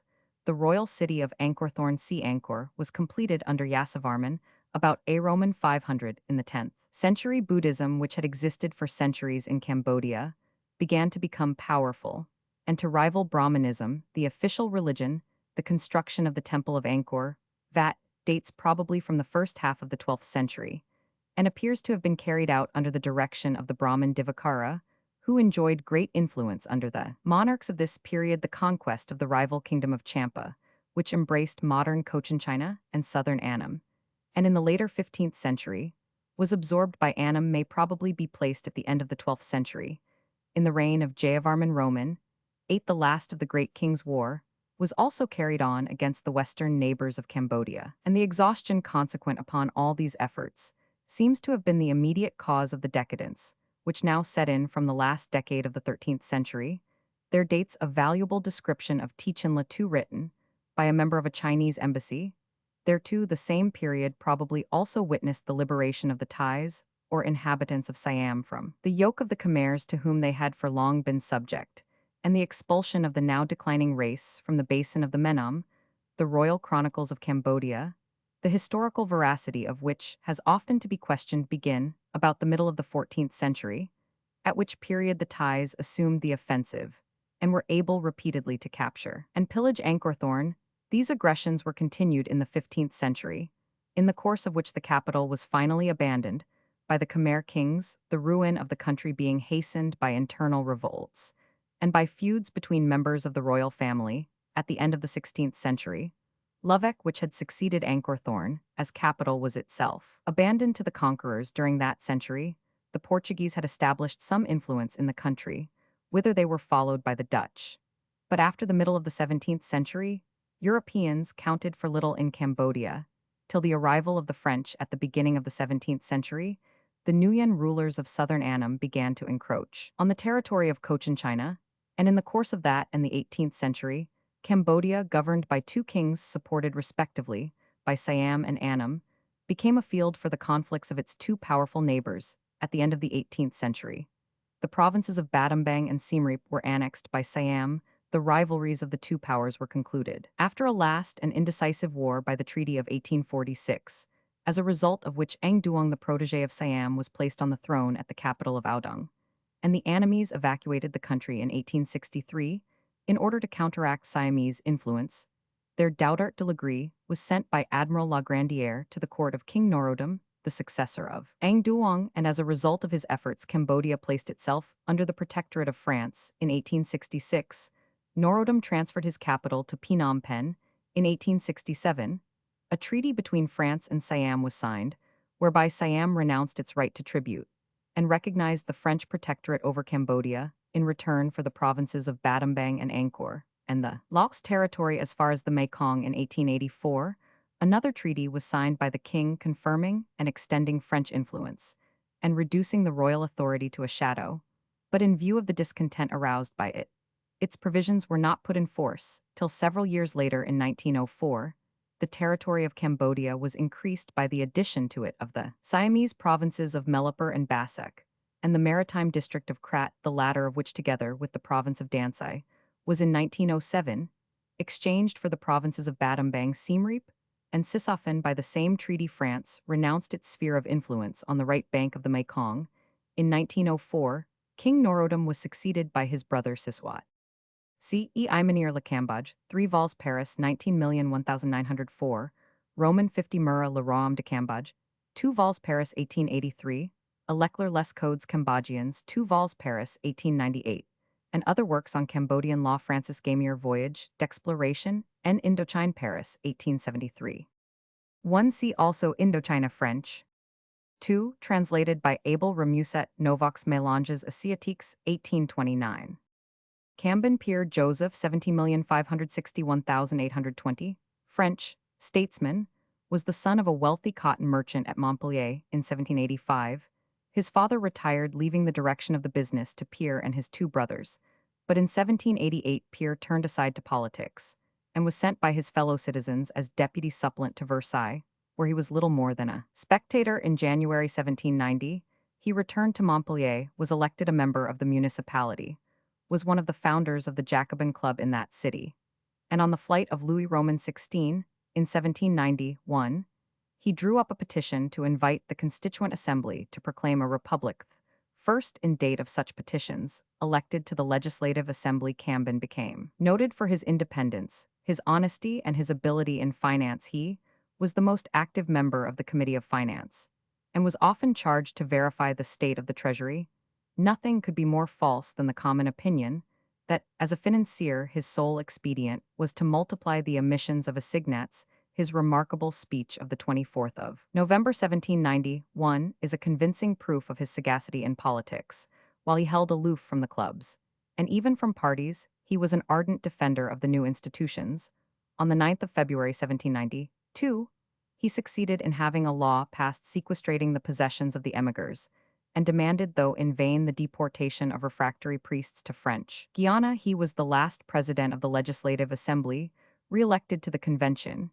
He opposed the pretensions of the Commune and the proposed grant of money to the municipality of Paris. By the state, he denounced Marat's placards as inciting to murder, summoned Danton to give an account of his ministry, watched carefully over the furnishing of military supplies, and was a strong opponent of Dumouriez. In spite of the general's great popularity, Cambon then incurred the hatred of Robespierre by proposing the suppression of the pay to the clergy, which would have meant the separation of church and state. His authority grew steadily. On the 15th of December 1792, he got the convention to adopt a proclamation to all nations in favor of a universal republic. In the trial of 85 Louis Roman XVI, he voted for his death without appeal or postponement. He attempted to prevent the creation of the Revolutionary Tribunal, but when called to the First Committee of Public Safety, he worked on it energetically to organize the armies. On the 3rd of February 1793, he had decreed the emission of 800 millions of assignats for the expenses of the war. His courageous intervention in favor of the Girondists on the end of June 1793 served Robespierre as a pretext to prevent his re-election to the Committee of Public Safety.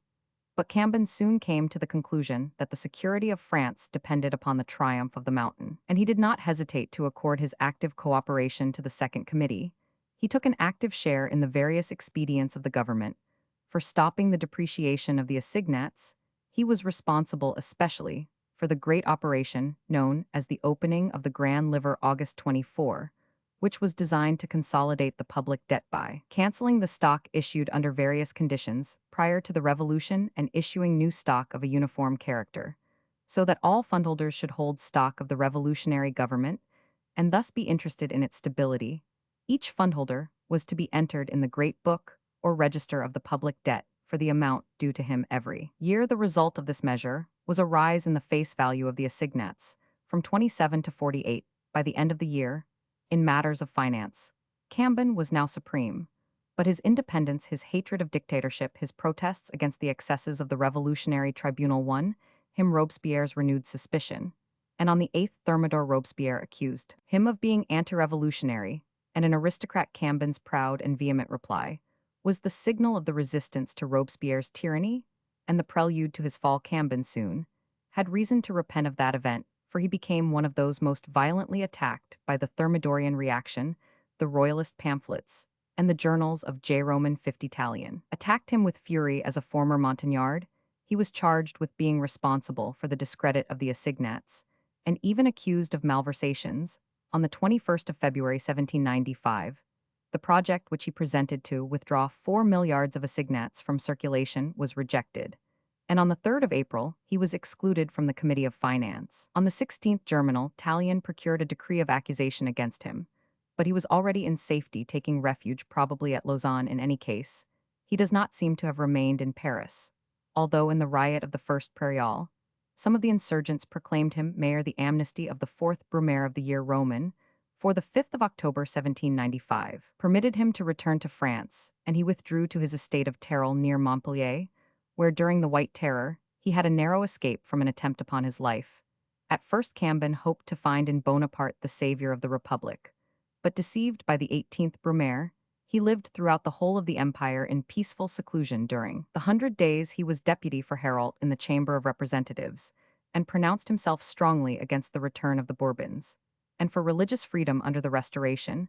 The Amnesty Law of 1816 condemned him as a regicide to exile, and he withdrew to Belgium to Saint-Jean-ten-Noode near Brussels, where he died on the 15th of February 1820. Var A. C. Bornel Cambon, Paris. Cambon Pierre-Paul 1843, French diplomatist, was born on the 20th of January, 1843. He was called to the Parisian bar and became private secretary to Jules Ferry in the prefecture of the Seine, after 10 years of administrative work in France as secretary of prefecture, and then as prefect successively of the departments of Aube 1872 Dubs, 1876, Nord 18,771,882, he exchanged into the diplomatic service, being nominated French minister plenipotentiary at Tunis in 1886. He became French ambassador to Madrid, was transferred to Constantinople in 1890, and in 1898 to London. He was decorated with the Grand Cross of the Legion of Honor and became a member of the French Academy of Sciences. His brother Jules Martin Cambon, 1845, was called to the bar in 1866, served in the Franco-Prussian War, and entered the civil service in 1871.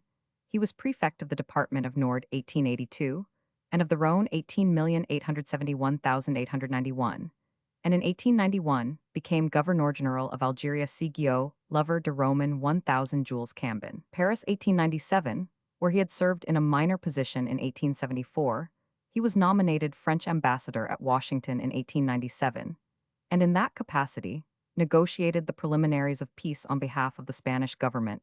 After the war with the United States, he was transferred in 1902 to Madrid, and in 1907 to Camborne, a market town in the Camborne Parliamentary Division of Cornwall, England, on the Great Western Railway 13 Roman 1000 ENE, of Penzance Pop of Urban District, 1901 14,726. It lies on the northward slope of the central elevation of the county, and is in the neighborhood of some of the most productive tin and copper mines. These, and the manufacture of mining machinery, employ most of the inhabitants. The parish church of St. Martin contains several monuments and an ancient stone altar bearing a Latin inscription. There are science and art and mining schools, and practical mining is taught in South Conduro Mine. The school attracting a large number of students, it was developed from classes initiated in 1859 by the Miners' Association, and a 3 years course of instruction is provided. Camborne Cameron formed a portion of the extensive manor of Tehiddy, which at the time of the Doomsday Survey was held by the Earl of Morton, and subsequently by the Dunstanville and Bassett families. Its interests were economically insignificant until the beginning of the 18th century, when the rich deposits of copper and tin began to be vigorously worked at Dalcoath. It has been estimated that in 1788, this mine alone had produced ore worth 2 million, and in 1882, ore worth 5,500,000. As the result of the prosperity of this and other mines in the neighborhood, the population in 1860 was double that of 1836 times, that of 1770 and 15 times, that of 1660. Camborne was the scene of the scientific labors of Richard Trevithick, 17,711,833, the engineer born in the neighboring parish of Alogan, and of William Bickford, the inventor of the saphatifuge, a native of Camborne. 3 fairs on the feasts of St. Martin and St. Peter, and on 25th of February, were granted in 1708. The 2 former are still held, the last has been transferred to the 7th of March. A Tuesday market formed the subject of a judicial inquiry in 1768, but since the middle of the 19th century, it has been held on Saturdays. Cambrai, a town of northern France, capital of an arrondissement in the department of Nord 37 Roman 1000 SSE of Lille, on the main line of the Northern Railway Pop, 1906 21,791, Cambrai is situated on the right and eastern bank of the Scheldt Arms, of which traverse the west of the town, and at one extremity of the Canal of St. Quentin, the fortifications with which it was formerly surrounded have been for the most part demolished, the fosses have been filled up, and the ramparts in part leveled to make way as the suburbs extended for avenues stretching out on all sides. The chief survivals from the demolition are the huge square citadel, which rises to the east of the town, the Château de Celles, a good specimen of the military architecture of the 13th century, and among other gates the Porte Notre Dame, a stone and brick structure of the early 17th century. Handsome boulevards now skirt the town, the streets of which are clean and well-ordered, and a large public garden extends at the foot of the citadel with a statue of Enguerrand de Montstrelet, the chronicler. The former cathedral of Cambrai was destroyed after the Revolution. The present Cathedral of Notre Dame is a church of the 19th century built on the site of the old Abbey Church of St. Sepulchre. Among other monuments, it contains that of Fenelon Archbishop from 1695 to 1715 by David D'Angers. The Church of St. Jury, 18th century, contains among other works of art a marble rood screen of Renaissance workmanship. The Place d'Armes, a large square in the center of the town, is bordered on the north by a handsome Hotel de Ville built in 1634 and rebuilt in the 19th century. The Tour St. Martin is an old church tour of the 15th and 18th centuries, transformed into a belfry. The triple stone portal, which gave entrance to the former archiepiscopal palace, is a work of the Renaissance period. The 86 present Archbishop's Palace, adjoining the cathedral, occupies the site of an old Benedictine convent. Cambrai is the seat of an archbishop and a subprefect, and has tribunals of first instance and of commerce, a board of trade arbitrators, a chamber of commerce, and a branch of the Bank of France. Its educational institutions include communal colleges, ecclesiastical seminaries, and schools of drawing and music. The library has over 40,000 volumes, and there is a museum of antiquities and objects of art.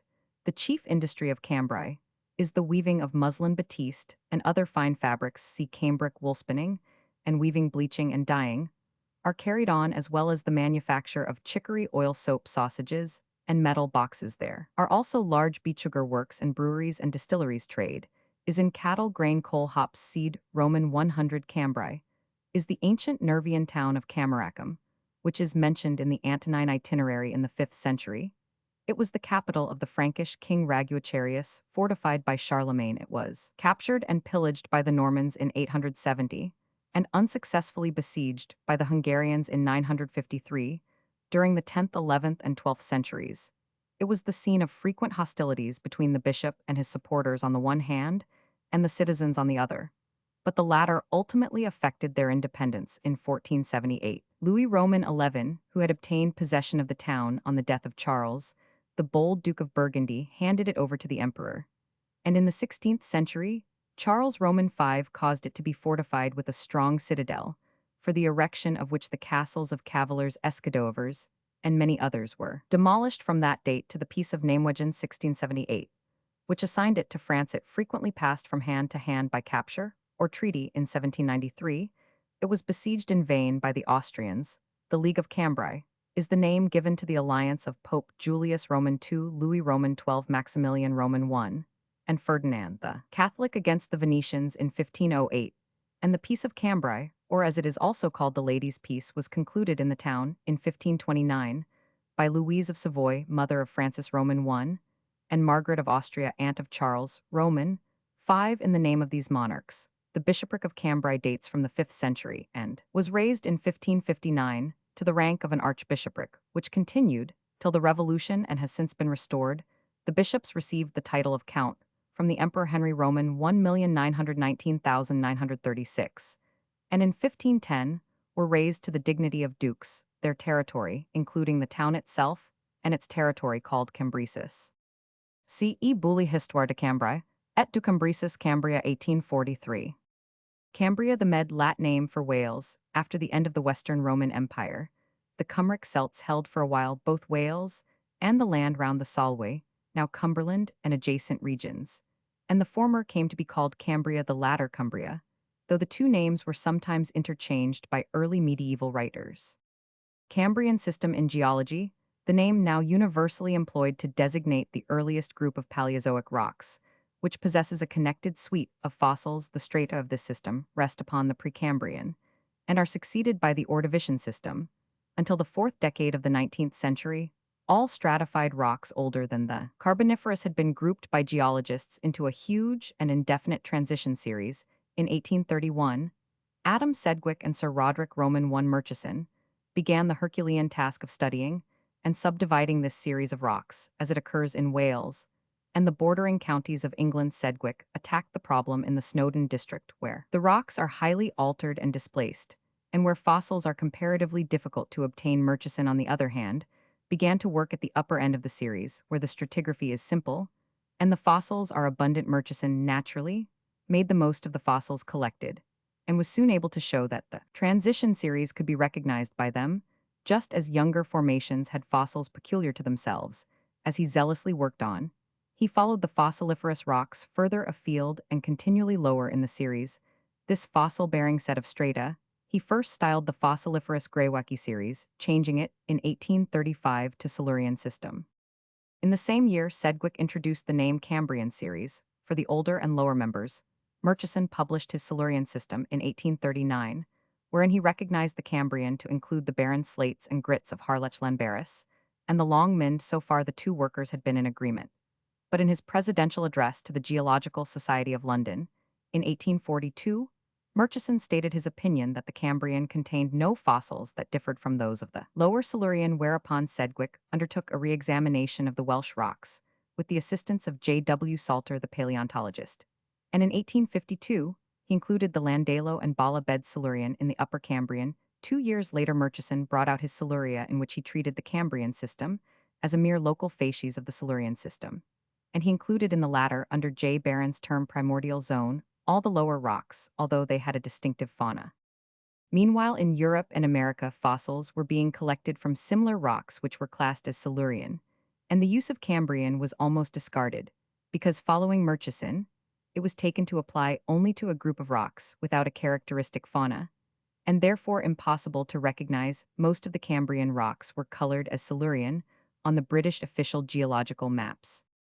Nevertheless, from 1851 to 1855, Sedgwick, in his writings on the British Paleozoic deposits, insisted on the independence of the Cambrian system, and though Murchison had pushed his Silurian system downward, in the series of rocks Sedgwick adhered to the original grouping of his Cambrian system, and even proposed to limit the Silurian to the Ludlow and Wenlock beds, with the May Hill sandstone at the base. This attitude he maintained until the year of his death, 1873, when there appeared his introduction to Salter's catalogue of Cambrian and Silurian fossils. It is not to be supposed that one of these great geologists was necessarily in the wrong. Each had right on his side. It was left for the subsequent labors of Salter and H. Hicks to prove that the rocks below the undoubted Lower Silurian of Murchison did indeed possess a characteristic fauna, and their work was confirmed by researches going on in other countries. Today, the recognition of the earliest fossil-bearing wrecks below the Landalo Formation of Murchison as belonging to the Cambrian system, and the threefold subdivision of the system, according to paleontological evidence, may be regarded as firmly established. It should be noted that a de Lapparent classifies the Cambrian as the lowest stage in the Silurian, the middle and upper stages being Ordovician and Gothlandian e Renevier, proposed to use Siluric to cover the same period with the Cambrian as the lowest series, but these differences of treatment are merely nominal. Jules, Marcoux, and others have used Taconic Taconian as the equivalent of Cambrian, and Roman 100 Lapworth proposed to apply the same term to the lowest subdivision, only he had also used Analytian in the same sense. These names are of historical interest alone. Cambrian rocks. The lithological characters of the Cambrian rocks possess a remarkable uniformity in all quarters of the globe. Muds, sands, grits, and conglomerates are the predominant types in Scotland, North America, and Canada. Important deposits of limestone occur, and subordinate limestones are found in the Cambrian of Central Europe. In some regions, notably in the Baltic province, and in parts of the United States, the rocks still retain their original horizontality of deposition. The muds are scarcely indurated, and the sands are still incoherent, but in most parts of the world, they bear abundant evidence of the many movements and stresses to which they have been exposed through so enormous a period of time. Thus, we find them more frequently folded, tilted, and cleaved, the muds have become shales. Slates, phyllites, or schists, the gray and red sands and conglomerates have become quartzites and greywacke, while the limestones are very generally dolomitized in the Cambrian limestones, as in their more 87 recent analogues, layers and nodules of chert and phosphatized material are not wanting. Igneous rocks are not extensively developed in Wales, they form an important feature, and occur in considerable thickness. They are represented by lavas of Olivinidiabase, and by contemporaneous tuffs, which are traversed by later granite and quartz felsite in the Cambrian of Brittany. There are acid lavas and tuffs, quartz porphyry diabase, and diorite appear in the Ardennes in Bohemia, North America, and Canada igneous rocks have been observed. In China on the Yangtze River, a thick deposit has been found full of boulders of diverse kinds of rock, striated in the manner that is typical of glacial action. A similar deposit occurs in the Geisa beds, near the Varinger Fjord in Norway. These formations lie at the base of the lowest Cambrian strata, and may possibly be included in the Precambrian, though in Norway they are clearly resting upon a striated floor of crystalline rocks. Cambrian life. In a general survey of the life of this period, as it is revealed by the fossils, three outstanding facts are apparent. One, the great divergence between the Cambrian fauna and that of the present day. Two, the Cambrian life assemblage differs in no marked manner from that of the succeeding Ordovician and Silurian periods. There is a certain family likeness, which unites all of them. Three, the extraordinary complexity and diversity, not only in the assemblage as a whole, but within certain limited groups of organisms. Although in the Cambrian strata, we have the oldest known fossiliferous rockciff, we leave out of account the very few and very obscure organic remains hitherto recorded from the Precambrian. We appear to enter suddenly into the presence of a world richly peopled with a suite of organisms already far advanced in differentiation. The Cambrian fauna seems to be as far removed from what must have been the first forms of life, as the living forms of this remote period are distant from the creatures of today. With the exception of the vertebrates, every one of the great classes of animals is represented in Cambrian rocks. Simple protozoa appear in the form of radiolaria lithistid sponges, are represented by such forms as Archaeocyphia hexactinolid sponges, by Protospongia, graptolites Dictyograptis dictyonma, come on in the higher parts of the system. Mesozoic casts have been found in the lower Cambrian of Scandinavia Megacina, and in the mid-Cambrian of Alabama Bruxella. Corals Archaeocyathus spiraceathus Roman 100 lived in the Cambrian seas, along with starfishes Paleosterina cystidians, protocystites trochocystites, and possibly crinoids dendrocrinus annelids left their traces in burrows and casts on the seafloor. Arenicolites Cruziana Scolothus Roman 100 crustacea occupied an extremely prominent place. There were filicarids such as Hymenocaris and ostracods like Entomidella, but by far the most important in numbers and development were the trilobites, now extinct, but in Paleozoic times so abundant in the Cambrian period. Trilobites had already attained their maximum size. Some species of paradoxides were nearly 2 ft long, but in company with these monsters were tiny forms like agnostis and microdiscus. Many of the Cambrian trilobites appear to have been blind, and they had not at this period developed that flexibility in the carapace that some forms acquired later. Brachiopods were fairly abundant, particularly the non-articulated forms Obolus lingulella acrotreta dysynopsis, Roman 100, amongst the articulate genera. Arcutorgina orthis cinchonella.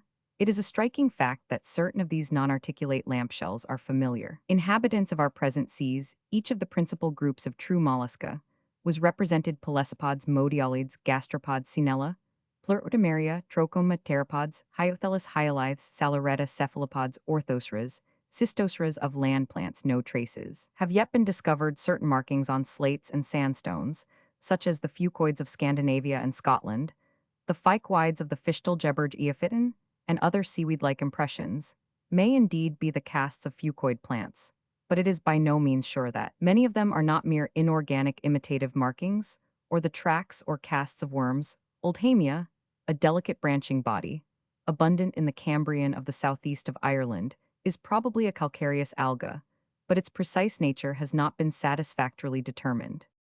Cambrian stratigraphy. Wherever the Cambrian strata have been carefully studied, it has now been found possible and convenient to arrange them into 3 series, each of which is characterized by a distinctive genus of trilobite. Thus, we have a lower Cambrian with Ulnellus, a middle series with paradoxides, and an Upper Cambrian with ulnus. It is true that these fossils are not invariably present in every occurrence of Cambrian strata, but this fact notwithstanding the threefold division holds with sufficient constancy. An uppermost series lies above the ulnus fauna in some areas.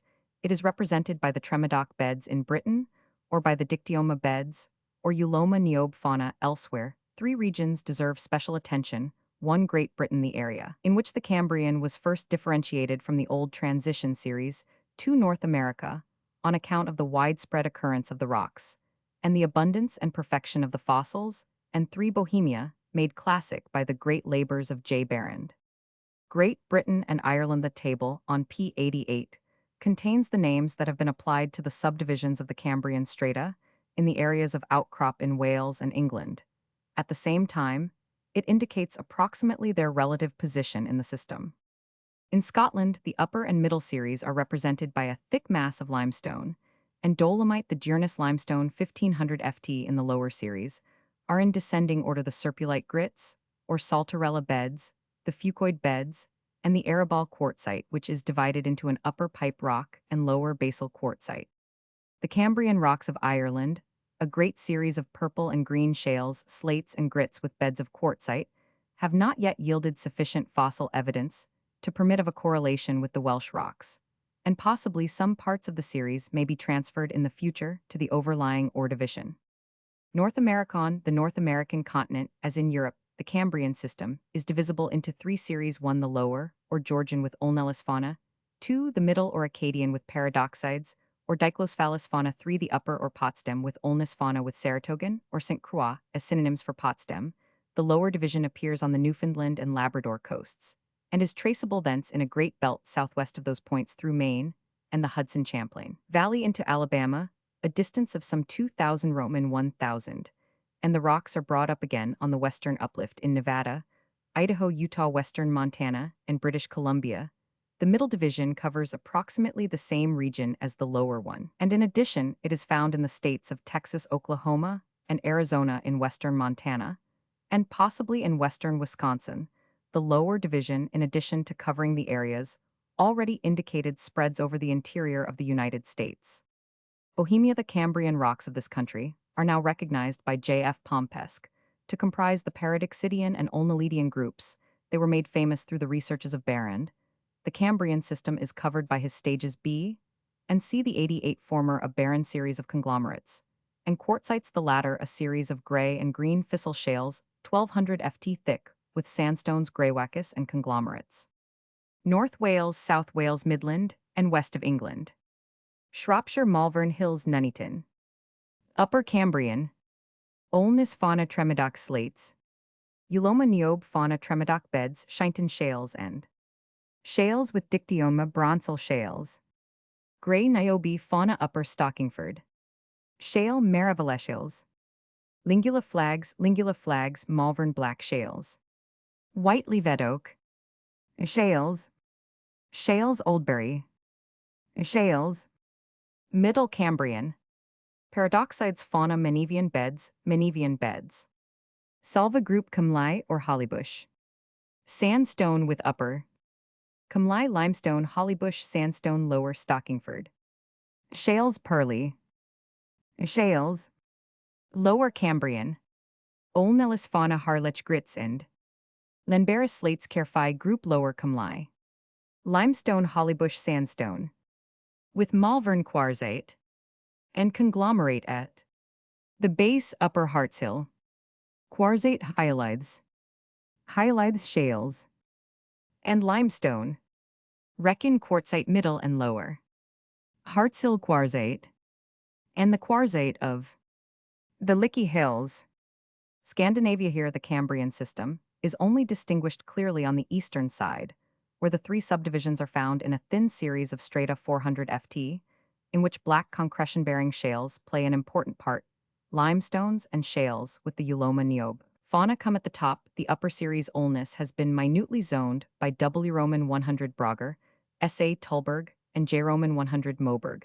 In the middle series paradoxides, three thin limestone bands have been distinguished: the fragment calc, the exulans calc, and the andrarums calc. On the Norwegian side, the Cambrian is perhaps represented by the Rauros schists, which lie at the base of a great series of crystalline schists, the probable equivalent of Ordovician and Silurian rocks. Baltic province. The Cambrian rocks in this region are nearly all soft sediments, some 600 ft thick. They reach from the Gulf of Finland towards Lake Ladoga. At the base is the so-called blue clay, really greenish with ferruginous sandstones, and with a fucidal sandstone at its summit. This division is the equivalent of the lower Cambrian above the fucidal sandstone. An important break appears in the system for the paradoxides and ulnus divisions are absent. The upper members are the ungulite grit, and about 20 ft of dictyonma, shale Cambrian rocks have been traced into Siberia lat. 71, and on the island of Vagech. Central Europe. Besides the Bohemian region, previously mentioned Cambrian rocks are present in Belgium and the north of France, in Spain, and the Thüringer Wald in the Ardennes. The system is represented by grits and sandstones, shales, slates, and quartz schists, and includes also wet slates and some igneous rocks. A Dumont has arranged the whole series terrain Ardennes into three systems: an upper Salmian, a middle Ravinian, and a lower Devillian. But J. Gosselit has subsequently proposed to unite the two lower groups in one. France. In northern France, Cambrian rocks, mostly purple conglomerates and red shales, rest with apparent unconformability upon Precambrian strata in Brittany, Normandy, and northern Poitou, in the Rents Basin, limestone softened dolomiticaire, associated with quartzites and conglomerates. Silicious limestones also occur in the Sarthe region farther south, around the old lands of Languedoc. Equivalents of the two upper divisions of the Cambrian have been recorded, and the uppermost members of the system appear in Hérault. Patches of Cambrian rocks are found in the Pyrenees. In Spain, slates and quartzites, the slates of Rivadio, more than 9,000 ft thick, are followed by the Middle Cambrian beds of La Vega. Thick quartzites with limestone slates and iron ores. Cambrian rocks occur also in the provinces of Seville and Ciudad Real. Upper Cambrian strata have been found in Upper Alemtejo in Portugal. In Russian Poland is a series of conglomerates, quartzites, and shales. Some of the beds yield a paradoxides fauna. In the Thüringer Wald are certain strata presumably Cambrian, since the uppermost beds contain the Euloma niobe fauna. Sardinia contains both Middle and Upper Cambrian. The Cambrian system is represented in the Salt Range of India by the Neobolus or Cossack beds, which may possibly belong to the middle subdivision. The same group is probably represented in Korea and the Liaodong by the thick Cynesian formation of F. von Richthofen. In South America, Upper Cambrian rocks have been recorded from North Argentina. The Lower Cambrian has been found at various places in South Australia, and in Tasmania, a thick series of strata appears to be in part at least of Upper Cambrian age. General physical conditions in the Cambrian period. The Cambrian rocks, previously described, are all such as would result from deposition in comparatively shallow seas of the products of degradation of land surfaces by the ordinary agents of denudation. Evidences of shallow water conditions are abundant very frequently on the bedding surfaces of sandstones and other rocks. We find cracks made by the sun's heat and pittings caused by the showers that fell from the Cambrian sky, and these records of the weather of this remote period are preserved as sharply and clearly as those made only today on our title. Reaches, ripple marks, and current bedding further point to the shallowness of the water at the places where the rocks were made. No Cambrian rocks are such as would be formed in the abysses of the seal, though the absence of well-developed eyes in the trilobites has led some to assume that this condition was an indication that the creatures lived in abyssal depths. At the close of the Precambrian, many of the deposits of that period must have been elevated into regions of fairly high ground.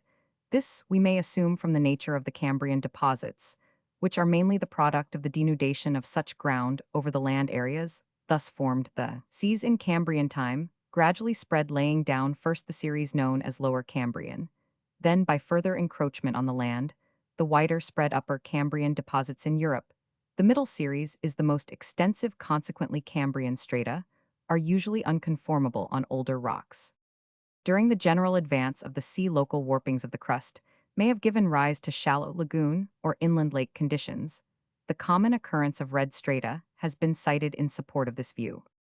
Compared with some other periods, the Cambrian was free from extensive volcanic disturbances, but in Wales and in Brittany, the earlier portions of this period were marked by voluminous outpourings, a condition that was feebly reflected in Central and Southern Europe. No definite conclusions can be drawn from the fossils. As to the climatic peculiarities of the Earth in Cambrian times, the red rocks may, in some cases, suggest desert conditions. And there is good reason to suppose that, in what are now Norway and China, a glacial cold prevailed early in the period. Considerable variations occur in the thickness of Cambrian deposits, which may generally be explained by the greater 89 rapidity of deposition in some areas, than in others. Nothing could be more striking than the difference between the thicknesses in Western and Eastern Europe. In Brittany, the deposits are over 24,000 ft, thick in Wales at least 12,000 ft. In Western England, they are only 3,000 ft, and in Northern Scotland 2,000 ft, while no farther east than Scandinavia, the complete Cambrian succession is only about 400 ft thick. Again, in North America, the greatest thicknesses are found along the mountainous regions on the west, and on the east reaching 12,000 ft in the latter, and probably nearly 40,000 ft in the former. In British Columbia Isle, over the interior of the continent, it is seldom more than 1,000 ft thick. Any attempt to picture the geographical conditions of the Cambrian period must of necessity be very imperfect. It was pointed out by Barrand that early in Paleozoic Europe, there appeared two marine provinces, a northern one, extending from Russia to the British Isles through Scandinavia and northern Germany, and a southern one comprising France, Bohemia, the Iberian Peninsula, and Sardinia. It is assumed that some kind of land barrier separated these two provinces. Further, there is a marked likeness between the Cambrian of Western Europe and Eastern America. Many fossils of this period are common to Britain, Sweden, and Eastern Canada. Therefore, it is likely that a North Atlantic basin existed. Prof. Kaser suggests that there was also a Pacific basin, more extensive than at present. This is borne out by the similarity between the Cambrian faunas of China, Siberia, and Argentina. The same author postulates an Arctic continent bordering upon northern Europe, Greenland, and North America, an African-Brazilian continent across the present South Atlantic, and a marine communication between Australia and India, where the faunas have much in common.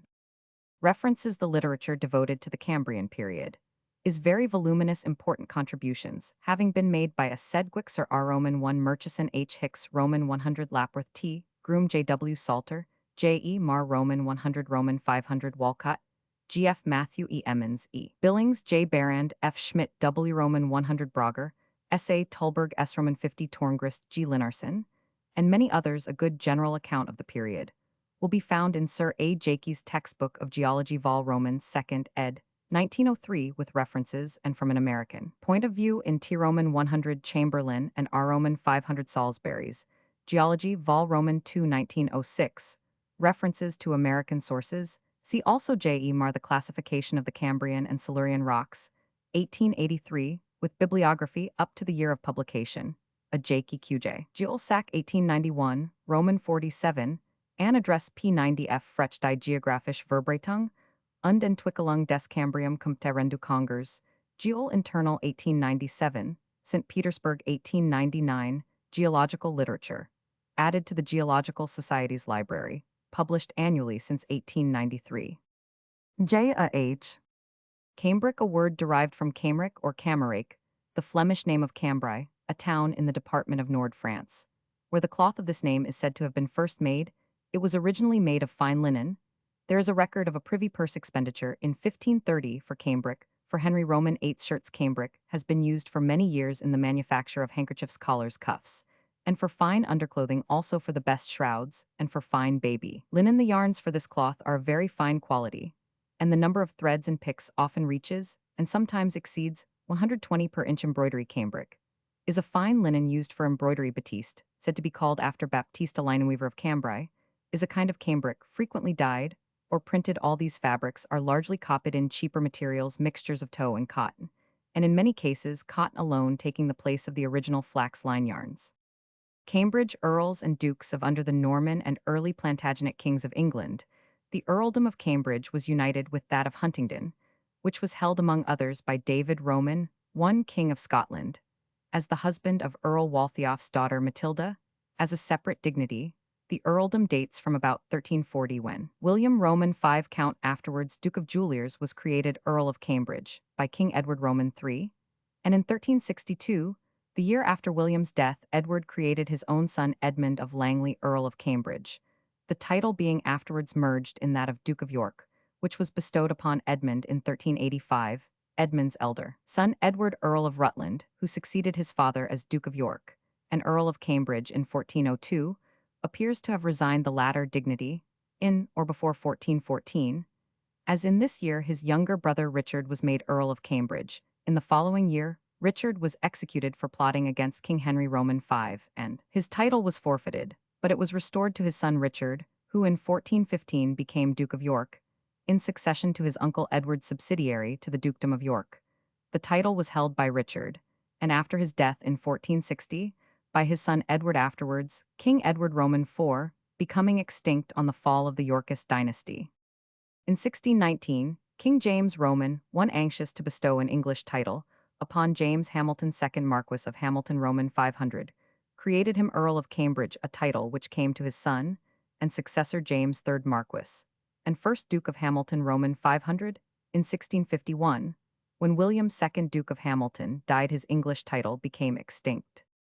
Again bestowed upon a member of the royal house, the title of Earl of Cambridge was granted in 1659 by Charles Roman II to his brother Henry Duke of Gloucester, only to become extinct on Henry's death in the following year, in 1661, Charles, the infant son of James, Duke of York afterwards. King James Roman II was designated as Marquess and Duke of Cambridge, but the child died before the necessary formalities were completed. However, two of James' sons, James Roman 500 and Edgar Roman 500, were actually created in succession Dukes of Cambridge, but both died in childhood. After the passing of the Act of Settlement in 1701, it was proposed to grant an English title to George Augustus, Electoral Prince of Hanover, who after his grandmother, the Electress Sophia, and his father, the Elector George Louis, was heir to the throne of England.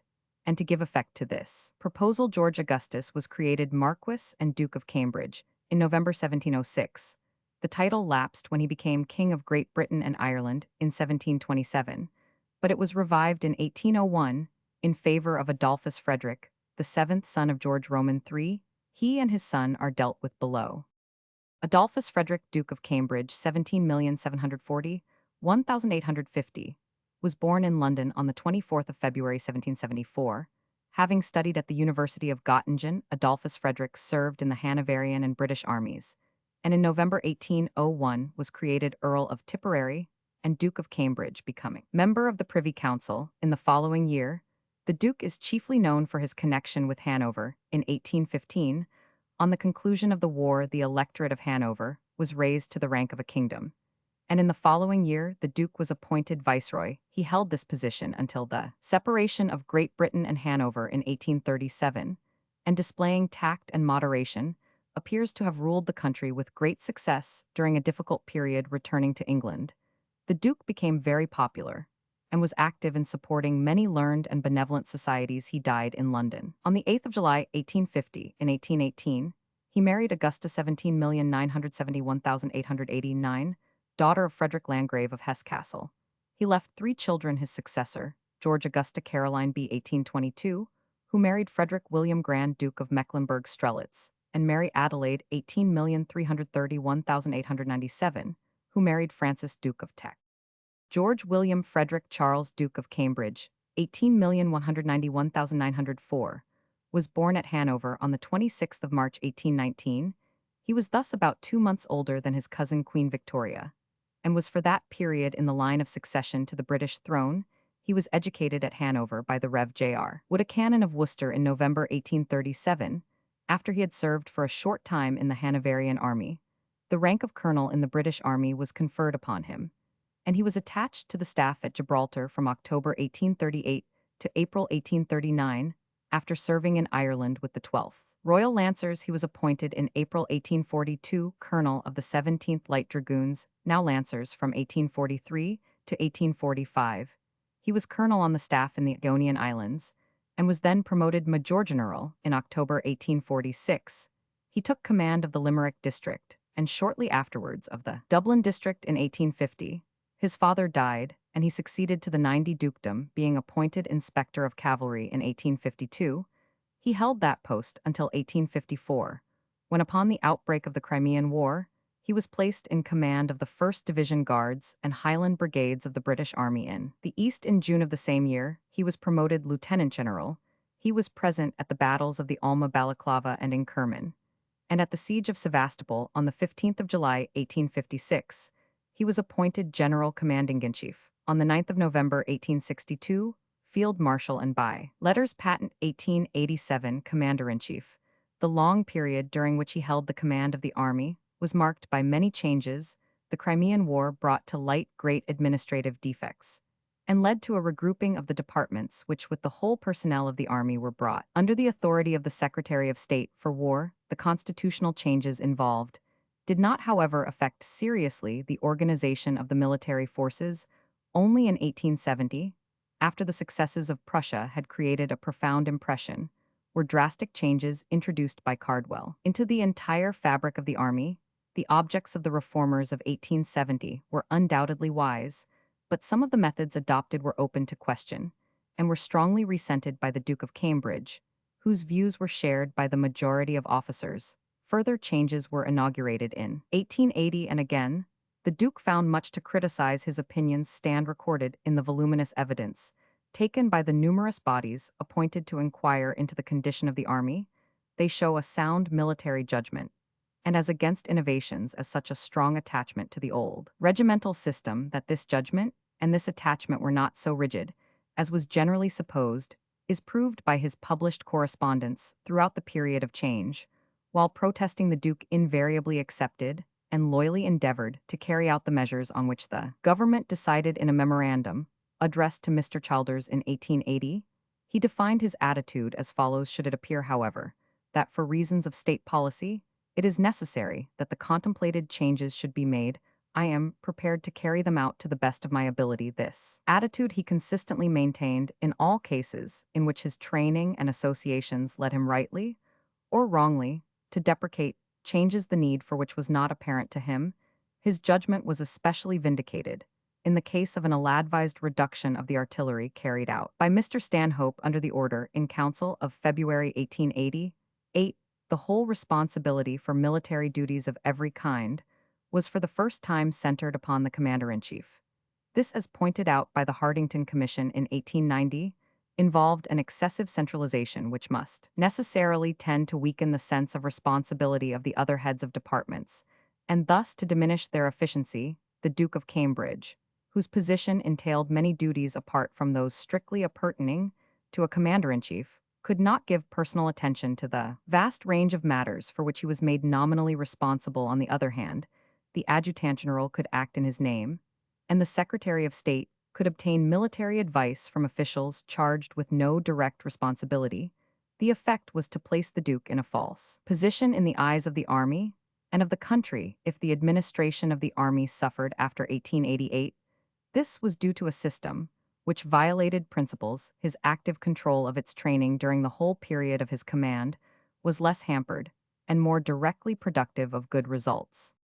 Throughout his long term of office, the Duke of Cambridge evinced a warm interest in the welfare of the soldier, and great experience, combined with a retentive memory, made him a master of detail. He was famous for plain and strong language, but while quick to condemn deviations from the letter of regulations, and accustomed to insist upon great precision in drill, he was never a martinet, and his natural kindliness made him ready to bestow praise. Belonging to the older generation of soldiers, he could not easily adapt himself to the new conditions, and in dispensing patronage, he was somewhat distrustful of originality.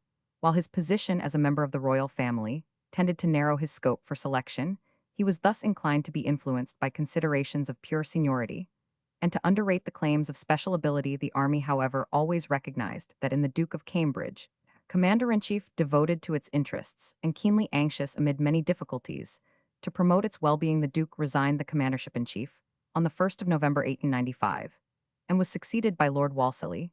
The duties of the office being considerably modified, he was at the same time gazetted honorary colonel-in-chief to the forces. He was made Ranger of Hyde Park and St. James's Park in 1852, and of Richmond Park in 1857, Governor of the Royal Military Academy in 1862, and its President in 1870, and personal aide-de-camp to Queen Victoria in 1882. He died on the 17th of March 1904 at Gloucester House, London.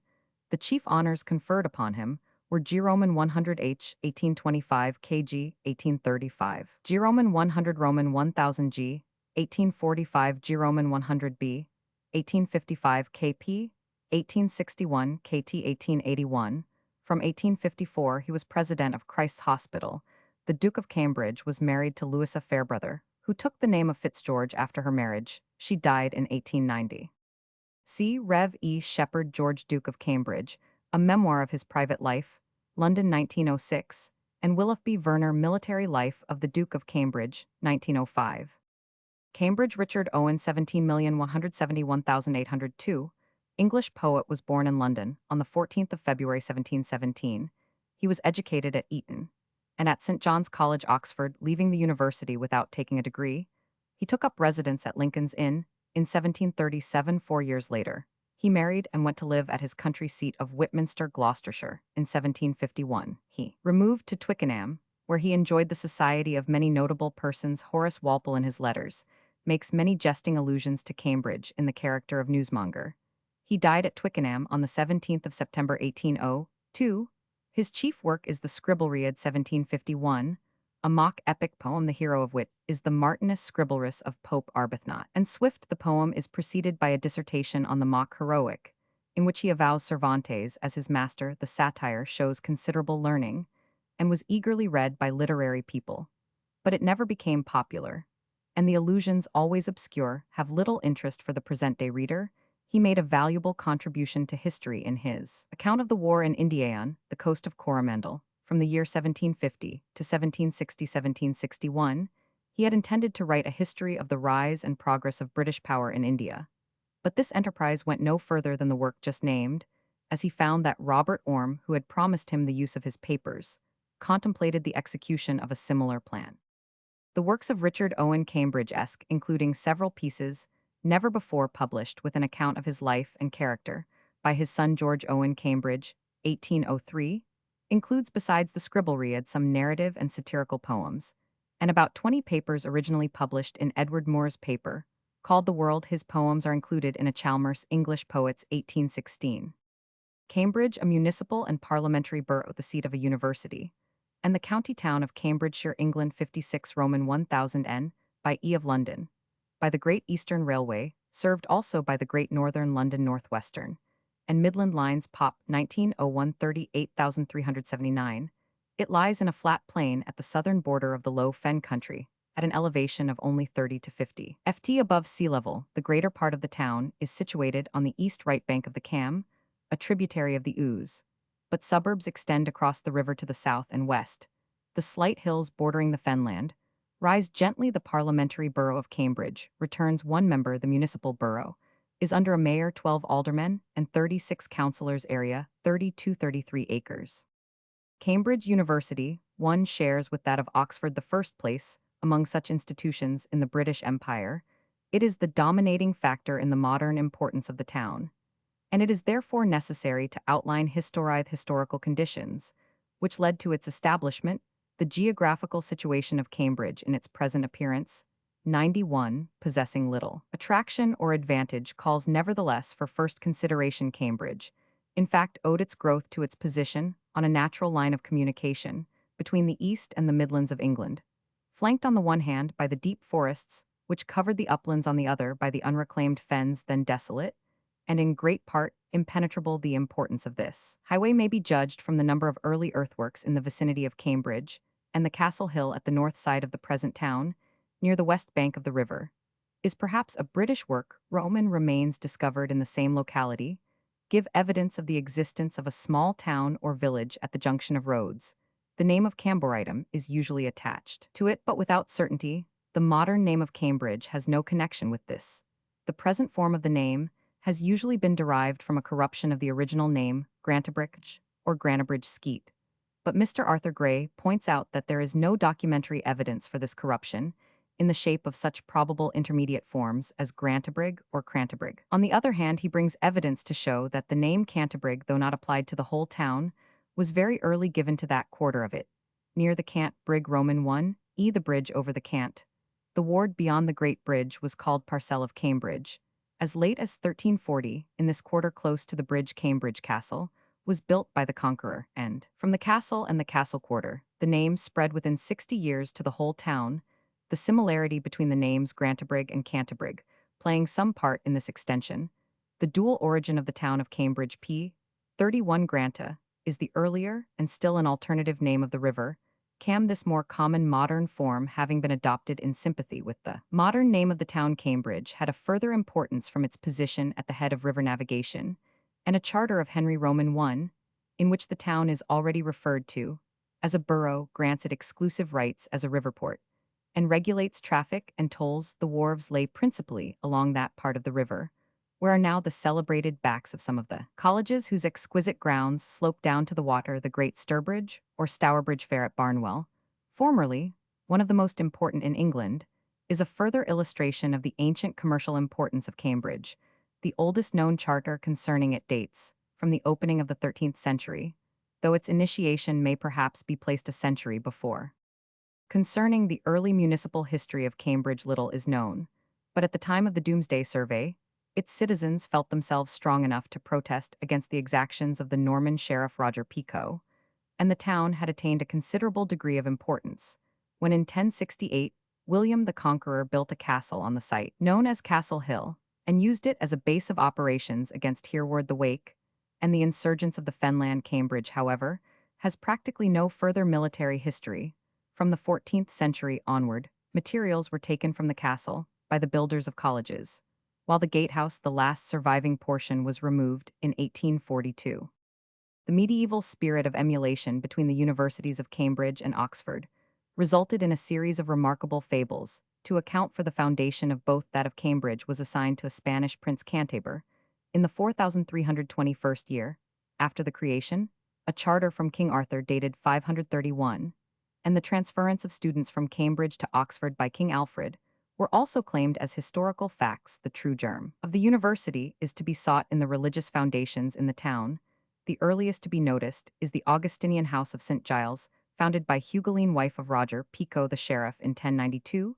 This was removed in 1112 to Barnwell, where the chapel dedicated to St. Andrew the Less is practically the sole remnant of its buildings. In 1224, the Franciscans came to Cambridge, and later in the same century, a number of other religious orders settled here, such as the Dominicans, the Gilbertines, and the Carmelites, who had before been established at Newnham. Students were gradually attracted to these several religious houses, in Cambridge was already recognized as a center of learning, when in 1231 Henry Roman III issued a writ for its governance, as such, among other provisions, conferring certain disciplinary powers on the Bishop of Ely.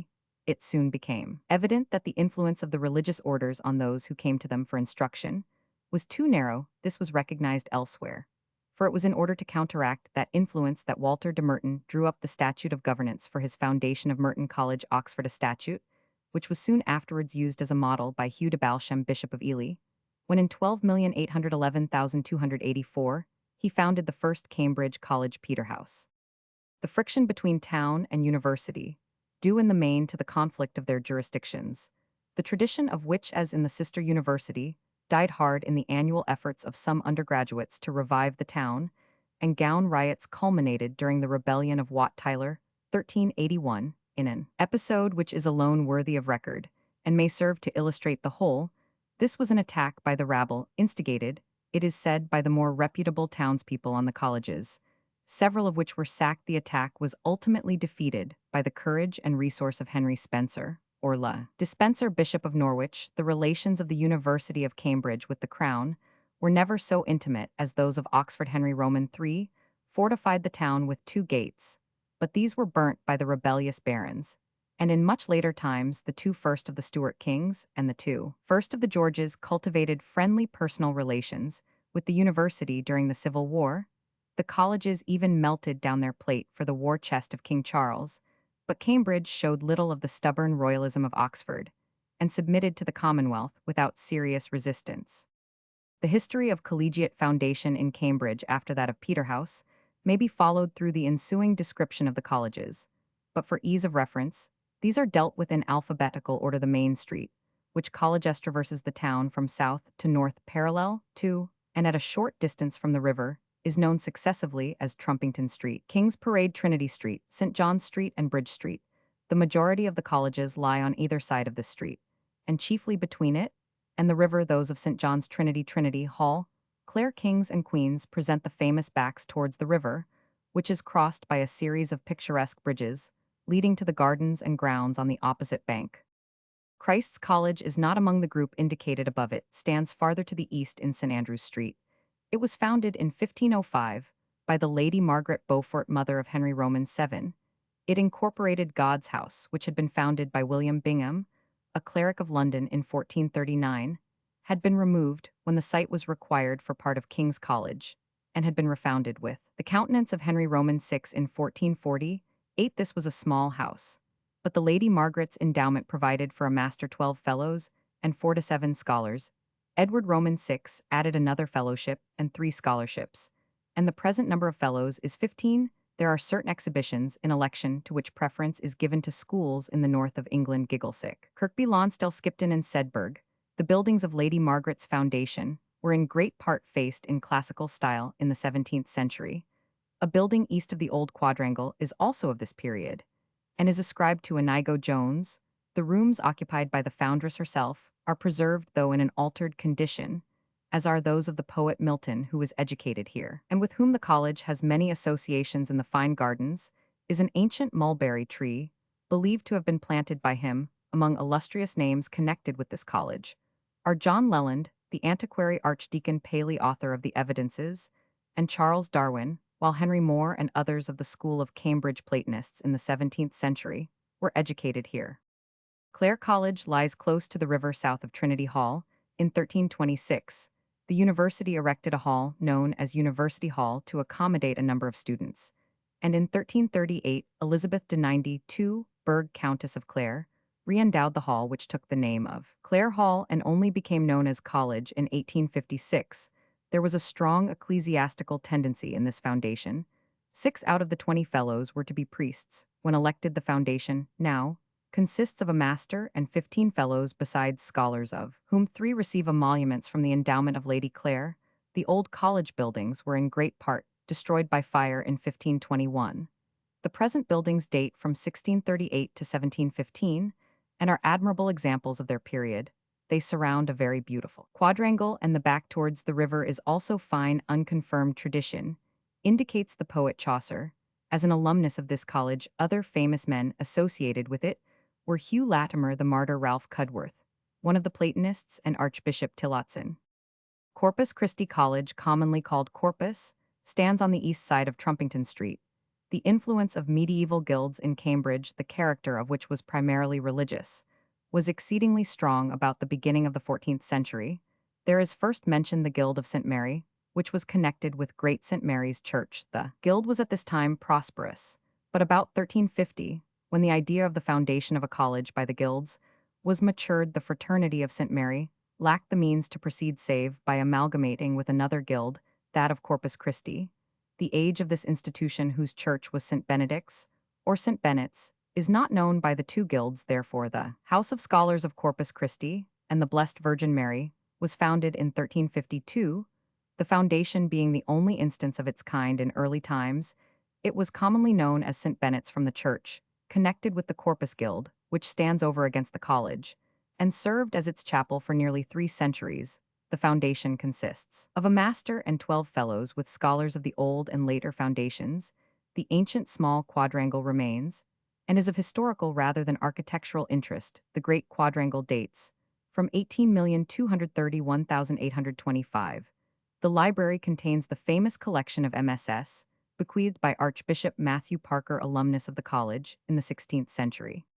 Downing College is in the southern part of the town to the east of Trumpington Street. Sir George Downing, Baronet of Gamlingay Park, who died in 1749, left estates to various relations who died without issue in this event. Downings will provided for the foundation of a college, but the heirs contested the will with the university, and in spite of a decision against them in 1769, continued to hold the estates for many years, so that it was not until 1800 that the charter for the college was obtained. The foundation stone was laid in 1807, and the 2 ranges of buildings in classical style represent all that was completed of an intended quadrangle. The foundation consists of a master professors of English law and of medicine, 6 fellows and 6 scholars. Emmanuel College overlooks St. Andrew's Street. It was founded in 1584 by Sir Walter Mildmay Roman 1,001,589 Chancellor of the Exchequer and Privy Councillor, under Queen Elizabeth. The foundation considerably enlarged from the original consists of a master 16 fellows and 30 scholars. There are further scholarships on other foundations, which are awarded by preference to pupils of Uppingham and other schools in the Midlands. Emmanuel was noted from the outset as a stronghold of Puritanism. It is indeed recorded that Elizabeth rallied the founder on his intention that this should be so. Mildmay assuredly had the welfare of the church primarily at heart, and he attempted to provide against the life residence of fellows, which he considered an unhealthy feature in some colleges. The site of Emmanuel was previously occupied by a Dominican friary, and some of its buildings were adapted to collegiate uses.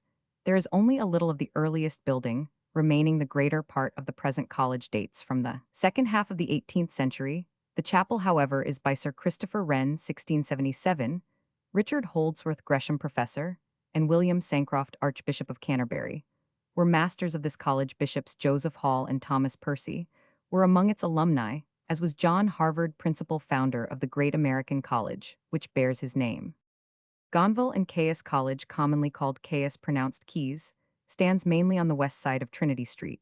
It arose out of an earlier foundation. In 1348, Edmund Gonville or Gonneville founded the Hall of the Annunciation of the Blessed Virgin, which was commonly called Gonville Hall, for the education of 20 scholars in dialectic and other sciences with endowment for a master, and 3 fellows. This hall stood on part of the present site of Corpus, but on the death of its founder in 1351, it was moved to the northwest corner of the site of the present Caius, by William Bateman, Bishop of Norwich and founder of Trinity Hall, the famous physician John Caius Curoman V, who was educated at this small institution. Later conceived the idea of refounding and enlarging it, obtained a charter to do so in 1557, and became master of the new foundation of Gonville and Caius College. The foundation consists of a master, and not less than 22 fellows exclusive of the provision, under the will of William Henry Drozier, Roman 500, Doctor of Medicine and Fellow of the College, for the endowment of 7 additional fellowships.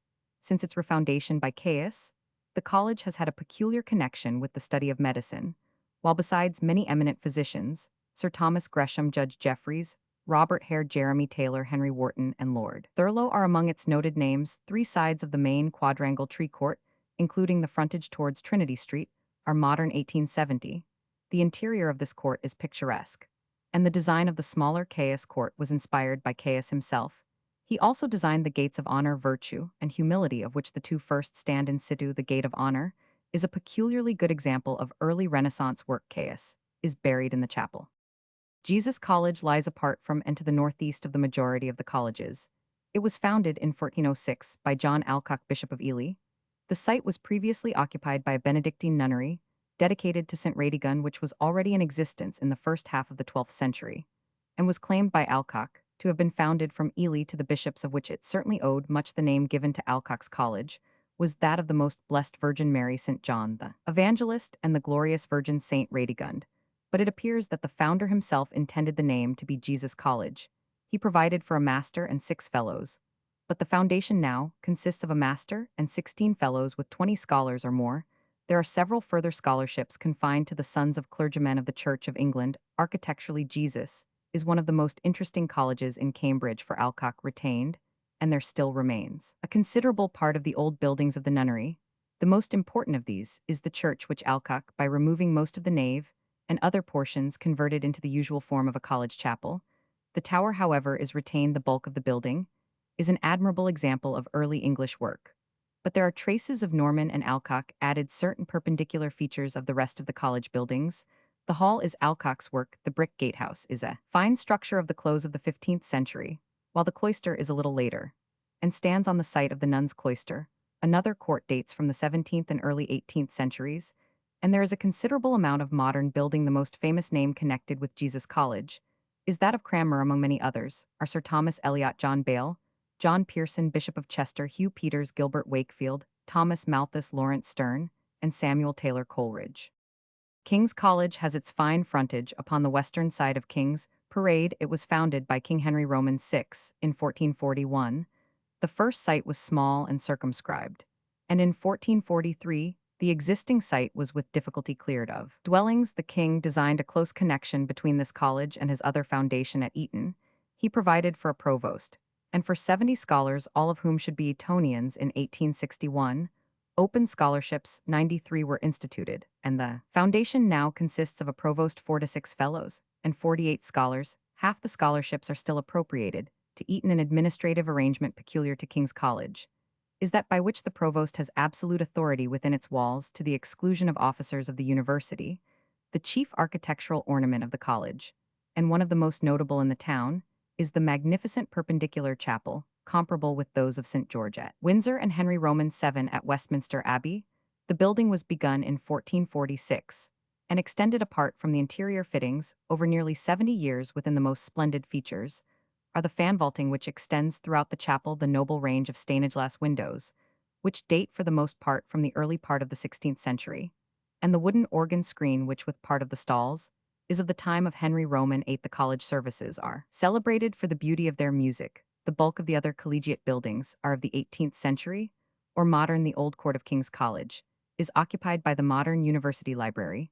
North of the chapel, the gateway, a good example 1444, is preserved. John Frith, the martyr, Richard Croke, Giles Fletcher, Richard Mulcaster, Sir William Temple, William Ovid, the poet Waller, and Horace Walpole, and others of his family, are among many illustrious alumni of the college.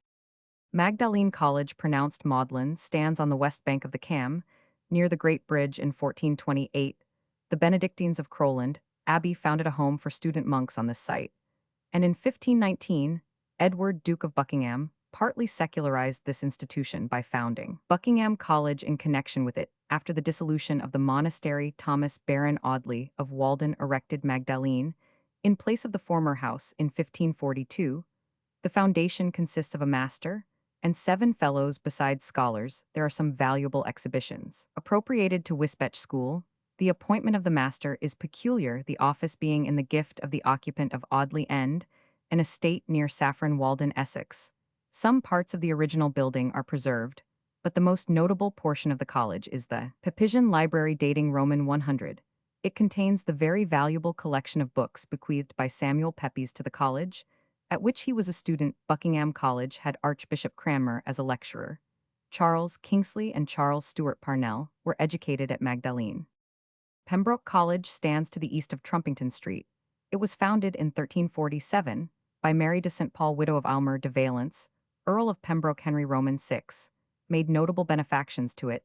The foundation consists of a master and 13 fellows, and there are 6 scholarships on the original foundation, besides others of later institution. The older existing buildings are mainly of the 18th century, but much of the original fabric was removed and rebuilt in 1874.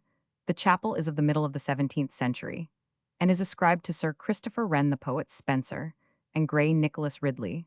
The martyr Archbishop Whitgift and William Pitt were associated with this college, and from the number of bishops whose names are associated with it, the college has obtained the style of Collegium Episcopale. Peterhouse, or St. Peter's College, is on the west side of Trumpington Street, almost opposite Pembroke.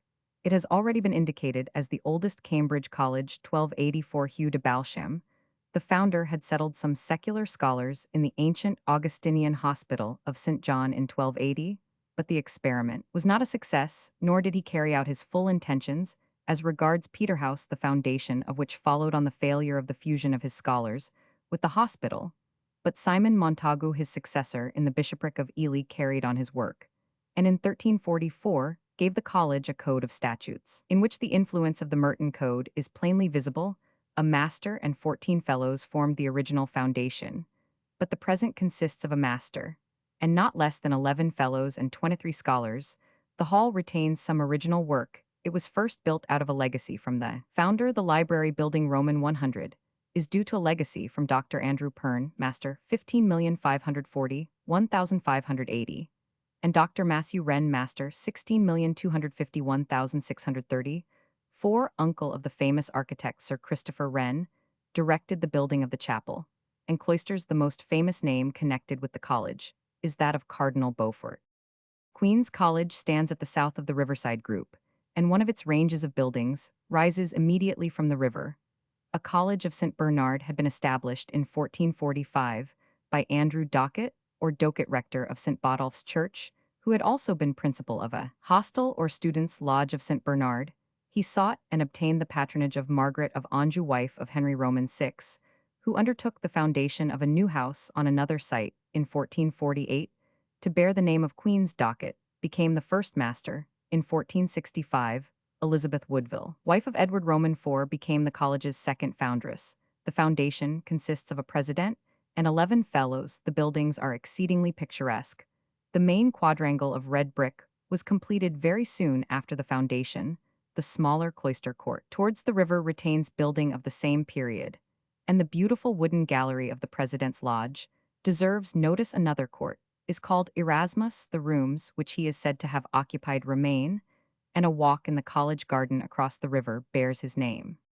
St. Catharine's College on the west side of Trumpington Street was founded by Dr. Robert Woodlark, or Woodlark, Chancellor of the University, and 1452, Provost of King's College. It was opened in 1473, but the Charter of Incorporation dates from 1475. The foundation provided for a Master Woodlark being the first and 3 fellows. There are now 6 fellows and 26 scholars. The principal buildings, surrounding a court on 3 sides, date mainly from a complete reconstruction of the college at the close of the 17th century. St. John's College at the north of the Riverside group of colleges was founded in 1511 by the Lady Margaret Beaufort, also foundress of Christ's College. It replaced the Hospital of St. John, which dated from the early years of the 13th century, and has been mentioned already in connection with Peterhouse. The Lady Margaret died before the college was firmly established, and her designs were not carried out without many difficulties, which were overcome chiefly by the exertions of John Fisher, Bishop of Rochester.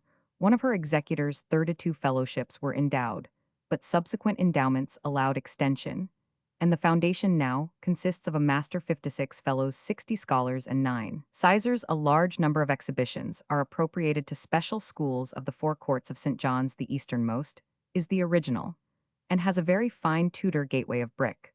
The chapel is modern, 18,630,1869, an ornate example of the work of Sir Gilbert Scott. The second court, practically unaltered, dates from 15,080,1602.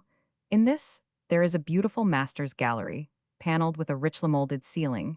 It is now used as a combination room or fellows' common room. The third court, which contains the library, 1624, backs onto the river, and the fourth, which is on the opposite bank, was built Roman 100. A covered bridge connects the two, and is commonly called the Bridge of Sighs, from a certain resemblance to the bridge of that name at Venice. Among the notable names connected with this college are Cecil Lord Burghley, Thomas Cartwright Wentworth, Earl of Strafford, Roger Ascham, Richard Bentley, John Cleveland, the satirist Thomas Baker, the historian Lord Palmerston, Professor Adams, Sir John Herschel, Bishop Colenso, Dr. Benjamin Kennedy, Dean Merivale Horne, Tooke Samuel Parr, and William Wilberforce, and the poets Herrick, afterwards of Trinity Hall and Wordsworth.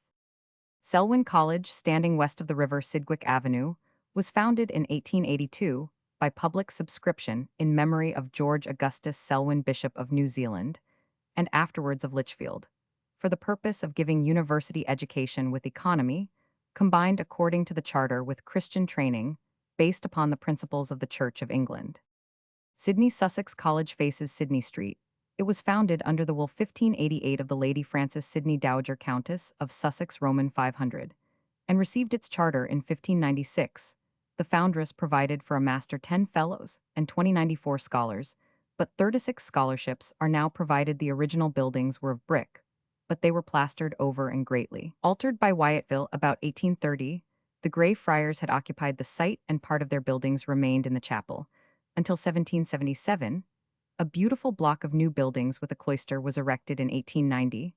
The most famous name associated with the college is that of Oliver Cromwell, who was a fellow commoner, as also was Thomas Fuller, author of The Worthies of England. Trinity College, the front of which is on Trinity Street, is the largest collegiate foundation in Cambridge, and larger than any in Oxford. It was founded in 1546 by King Henry Roman VIII, and absorbed several earlier institutions. King's Hall, founded by Edward Roman III, in 1336, St. Michael's or Michael House, founded by Hervé de Stanton, Chancellor of the Exchequer under Edward Roman II, in 1323, Fiswick or Physics Hostel, belonging to Gonville Hall and other hostels. Henry's original foundation was for a master and 60 fellows and scholars, but Queen Mary and other later benefactors enabled extensions to be made, and the foundation now consists of a master appointed by the crown, at least 60 fellows 7 to 4 scholars, and 16 sizars with minor scholars chaplains librarian, and the Regius professors of divinity Hebrew and Greek major scholarships, are open to undergraduates not being of standing to take the degree of Bachelor of Arts, as well as to non-members of the university under 19 years of age, while minor scholarships and exhibitions are open only to the latter. There are valuable exhibitions appropriated to certain schools, of which the most important are those confined to Westminster School. Trinity College is entered from Trinity Street by the King's Gateway 15,180,1535, preserved from King's Hall, but subsequently altered. The principal or Great Court is the largest in Cambridge, and very fine. Its buildings are of different dates. In the center is a picturesque fountain erected by Thomas Neville Master, 15,930,1615, under whose direction much of the building was carried out. The chapel on the north side of the court was begun in the reign of Mary the Carved Oak. Fittings within date from the mastership of Richard Bentley, 17,001,742. The organ is particularly fine. A statue of Sir Isaac Newton by Robiliac stands in the antechapel, and Richard Porson and William Whewell are buried here. The hall on the west of the court is Neville's work, 1605, and very beautiful. The second court is also his foundation, and bears his name. The library on the west side is the work of Sir Christopher Wren. Its interior is excellent, and besides busts of some of the vast number of famous men connected with Trinity, it contains a statue of Lord Byron by the Danish sculptor Thorvaldsen.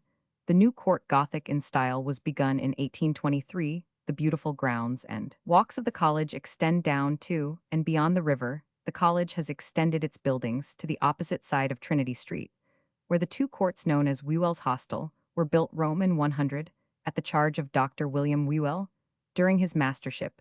The eminent alumni of this great college are too numerous to admit of selection. Trinity Hall, which lies near the river south of Trinity, was founded by William Bateman, Bishop of Norwich, in 1350. On the site there had been for about 20 years before the foundation a house of monastic students from Ely. The present college is alone in preserving the term hall in its title.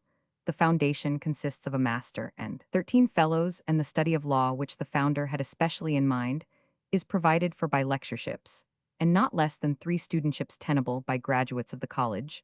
The buildings are for the most part modern or modernized, but the interior of the library well preserves its character of the early part of the 17th century.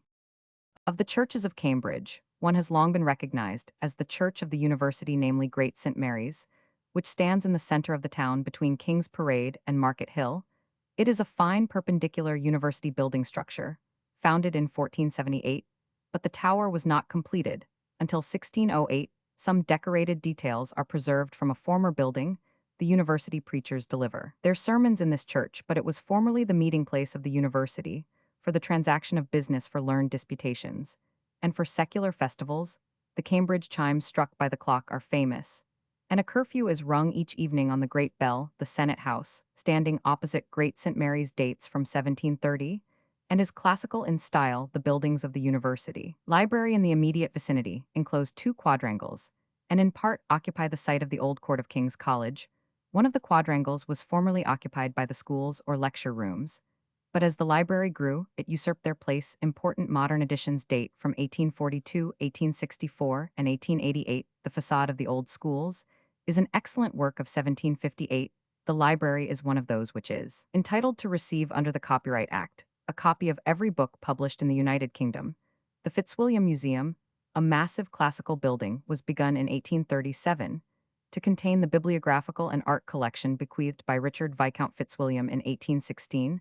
The Museum of Archaeology, Classical General, and Local, 1884, is connected with the Fitzwilliam Museum. The Pitt Press, 1833 housing. The university printing establishment was begun out of the residue of a fund for erecting the statues of William Pitt in Hanover Square, London, and Westminster Abbey. It stands near Pembroke Pitt's College. The Selwyn Divinity School, 1879, opposite St. John's College, was built largely at the charge of Dr. William Selwyn, Lady Margaret Professor of Divinity. The museums and lecture rooms, begun in 1863, are extensive buildings on each side of Downing Street. Included in these are the Museum of Zoology, which had its origin in collections made by Sir Busick Harwood, Professor of Anatomy, in 17,851,814, and contains the collection of fishes made by Charles Darwin in the Ship Beagle the Medical School Botanical Museum and Herbarium Mineralogical Museum, Engineering Laboratory 1894, Optical and Astronomical, Lecture Room Chemical Laboratory 1887, and the Cavendish Laboratory for Physical Research 1874, the gift of William Cavendish, 7th Duke of Devonshire and Chancellor of the University, the Sedgwick Geological Museum, opened by King Edward Roman VII in 1904, commemorates Adam Sedgwick Woodwardian Professor of Geology, and originated in the collections of Dr. John Woodward Roman 500, adjoining this building. In Downing Street is the Law Library founded on a bequest from Miss Rebecca Flower Squire Roman 500,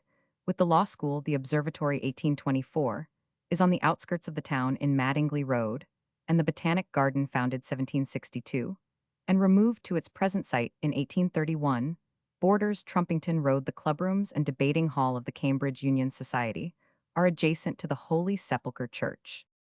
The non-collegiate students of the University Roman 1E, those who receive the university education and possess the same status as collegiate students, without belonging to any college, have lecture and other rooms and a library in Fitzwilliam Hall. This body was created in 1869. The students reside in lodgings. There are two women's colleges, Girton, established in 1873 on the northwestern outskirts of the town, having been previously opened at Hitchin in 1869, and Newnham 1875, originally 1873, a hall of residence for students attending special lectures for women among other educational establishments. Mention must be made of the Lays School, founded in 1875 by prominent Wesleyans for non-sectarian education, and the Perse School, an ancient foundation, remodeled in 1902. Out of a number of ancient churches in Cambridge, too, besides Great St. Mary's, deserve special notice in St. Benedict's or Bennett's, which has been already mentioned in connection with Corpus College. The tower is of non-university buildings' great interest, being the oldest surviving building in Cambridge of pre-Norman workmanship, having rude ornamentation on the exterior, and the tower arch within the Church of the Holy Sepulchre in Bridge Street is one of the four ancient round churches in England. Its supposed date is 11,201,140, but although it is doubtless to be associated with the Knights Templars, the circumstances of its foundation are not known. The chancel is practically a modern reconstruction, and an extensive restoration, which has been adversely criticized, was applied by the Cambridge Camden Society to the whole fabric in 1841. At several of the villages neighboring or suburban to Cambridge, there are churches of interest, as at Chesterton, Trumpington, Grantchester, where the name indicates a Roman station, borne out by the discovery of remains Fen Ditton and Barnwell, near which is the Norman Sturbridge Chapel. In Cambridge itself, there is a Norman house much altered, which by a tradition of unknown origin bears the name of the School of Pythagoras. The university is a corporate body, including all the colleges. These, however, are also corporations in themselves, and have their own statutes, but they are further subject to the paramount laws of the university. The University Constitution and Administration Statutes of Queen Elizabeth were only replaced in 1850. The statutes, as revised by a commission in that year, were soon found to require emendation. In 1872, another commission was appointed, and in 1882, new statutes received the approval of the Queen in Council. The head of the university is the Chancellor. He is a member of the university of high rank and position, elected by the Senate, being generally non-resident. He delegates his administrative duties to the Vice-Chancellor, who is the head of a college, and is elected for 1 year by the Senate. The principal executive officers under the Vice-Chancellor are as follows. The two proctors have as their main duty that of disciplinary officers over the members of the university in statu pupillari. In each year, 2 colleges nominate 1 proctor each according to a fixed rotation, which gives the larger colleges a more frequent choice than the smaller. The proctors are assisted by 4 proproctors. The public orator is the spokesman of the Senate upon such public occasions. As the conferring of honorary degrees, the librarian has charge of the university library. The registrary, with his assistant, records the proceedings of the Senate Roman 100, and has charge of documents. The university returns 2 members to Parliament elected by the members of the Senate. The Chancellor and Sex Viri, elected by the Senate, form a court for offenses against the university statutes by members not in statu pupillari. The Chancellor and 6 heads of colleges appointed by the Senate form a court of discipline for members in statu pupillari. The Senate in congregation is the legislative body. Those who have votes in it are the Chancellor Vice-Chancellor Doctors of Divinity Law Medicine, Science Letters, and Music, and Masters of Art, Law Surgery and Music.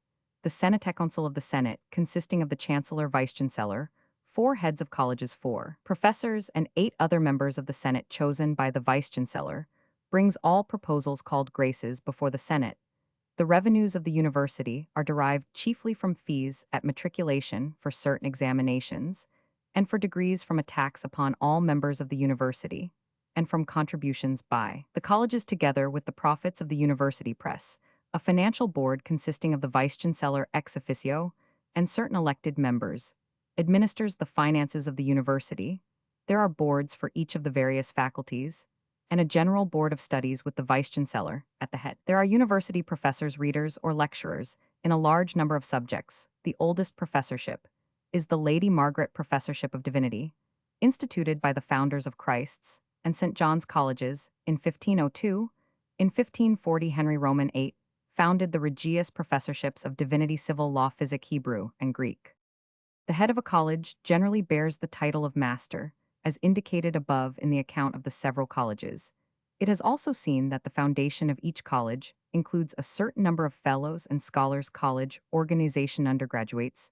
The affairs of the college are managed by the head, and the fellows or a committee of fellows. The scholars and other members in statu pupillari are generally termed collectively undergraduates. Those who receive no emoluments, and therefore pay the full fees, are technically called pensioners, and form the bulk of the undergraduates. Another group of students receiving emoluments are termed sizars. The primary object of sizarships is to open the university course to men of limited means. The title of fellow commoners belongs to wealthy students who pay special fees and have the right of dining at the fellows' tables. This class has virtually ceased to exist as regards his work. The undergraduate in college is under the intimate direction of his tutor. Disciplinary officer in college is the dean. Besides the foundation scholarships in each college, there are generally certain scholarships and exhibitions founded by private or special benefactions. These are frequently awarded for the encouragement of specific branches of study, or are confined wholly or by preference to students from certain schools.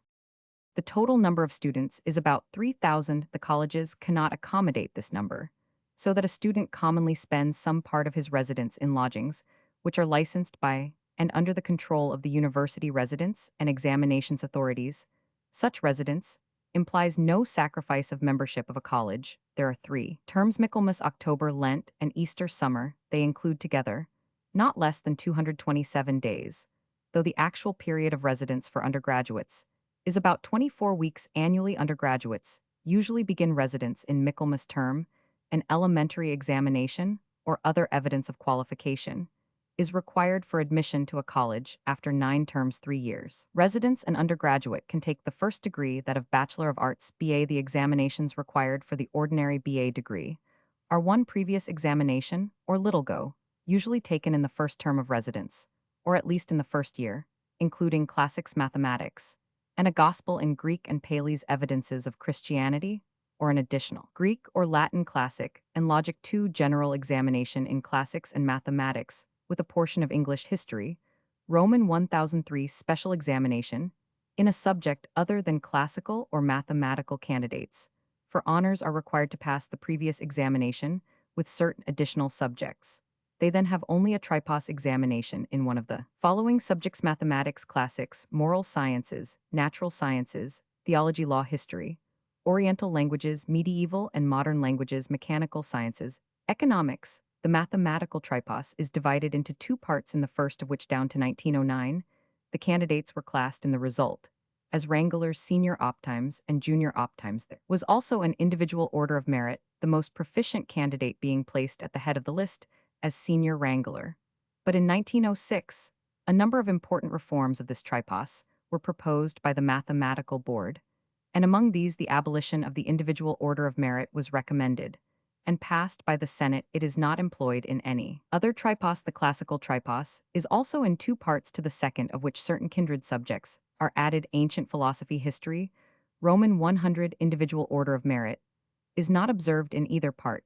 The candidates being grouped in classes, there are a large number of university prizes and scholarships on special foundations. Such are the Smith's prizes for mathematics and natural philosophy on the foundation, 1768 of Robert Smith, Master of Trinity, awarded up to 1883 after examination. But since then for an essay on some branch of each subject, and the Chancellor's medals of which two have been awarded annually in classics, since the foundation of the prizes in 1751, by Thomas Halls, Duke of Newcastle. The university may adopt as affiliated colleges institutions in the United Kingdom, or in any part of the British Empire, which fulfill certain conditions, as to the education of adult students' attendance at these institutions, is counted as affiliated colleges equivalent to a certain period of residence at Cambridge University, in the event of a student wishing to pursue his work. Here there are over 20 such affiliated colleges. There are also in England certain affiliated centres. These are towns in which there is no affiliated college, but students who have there attended a course of education, managed in connection with the university, by a committee may enter the University 96, with privileges similar to those enjoyed by students from affiliated colleges. The principal social function of the university is the May week at the close of the Easter term. It actually takes place in June and lasts longer than a week. There is a great influx of visitors into Cambridge. For this occasion, May week the first 4 days are occupied by the college boat races on the Cam, and on subsequent days there are college balls, concerts, theatrical performances, and other entertainments on the Tuesday. After the races, there is a congregation at which prize exercises are recited, and usually, but not invariably, a number of honorary degrees are conferred on eminent men by invitation. This final period of the academic year is called commencement, or in Latin comitia maxim. Authorities for details of the administration of the university and college's regulations, as to studies, prizes, scholarships, Roman 100c, the annual Cambridge University calendar, and the Student's Handbook to the University and Colleges of Cambridge. See also R. Willis and J. W. Clark. Architectural History of the University of Cambridge, 3 vols, Cambridge, 1886. J. Bass Mullinger, History of the University of Cambridge, from the earliest times to the accession of Charles Roman, 12 vols, 18,730,1884, 3rd vol, 1909, and Smaller History of Cambridge in Longman's Epoch Series, 1888, J. W. Clark, Cambridge. Historical and Picturesque London, 1890, T. Roman 500, Atkinson, Cambridge. Described and illustrated with introduction by J. W. Clark, London, 1897. F. W. Maitland Township and Borough, Cambridge, 1898. Roman 100 W. Stubbs, Cambridge in Medieval Towns Series, London, 1905. Arthur Gray, The Dual Origin of the Town of Cambridge. Publications of the Cambridge Antiquarian, Soc. New Sir No. I. Cambridge, 1908. J. W. Clark, Liber Memorandorum, Ecclesi de Burnwell, Cambridge, 1907, with an introduction by F. W. Maitland. For the individual colleges, see the series of college histories by various authors, London, 1899, et seq. 1. See also universities. Cambridge, a city, and the Countisat of Dorchester County, Maryland, USA, on the Choptank River near Chesapeake Bay, about 60. Roman 1000 SE of Baltimore Pop, 1890-4192, 1957-47, 1958, being Negroes 1910-64-07. It is served by the Cambridge branch of the Philadelphia-Baltimore-Washington Railway, Pennsylvania Railway, which connects with the main line at Seaford, 30. Roman 1000 distant, and with the Baltimore-Chesapeake Atlantic at Hurlock, 16. Roman 1000 distant, and by steamers of the Baltimore-Chesapeake Atlantic Railway Company. It is a business center for the prosperous farming region by which it is surrounded, and is a shipping point for oysters and fish. Among its manufactures are canned fruits and vegetables, flour, hominy, phosphates, underwear, and lumber. Cambridge was founded in 1684, received its present name in 1686, and was chartered as a city in 1900. Cambridge, a city, and one of the countisats of Middlesex County, Massachusetts, USA, situated on the Charles River in the outskirts of Boston, of which it is in effect a part, although under separate government. Pop. 1880 52,669, 1890 70,028, 1990 1,886, 1910. Census 104,839. Of the total population, in 1900 30,446 were foreign-born, including 11,235, Irish 96, 13 English Canadians, 1944 English, 1483 French Canadians, and 1584 Swedish, and 54,200 were of foreign parentage.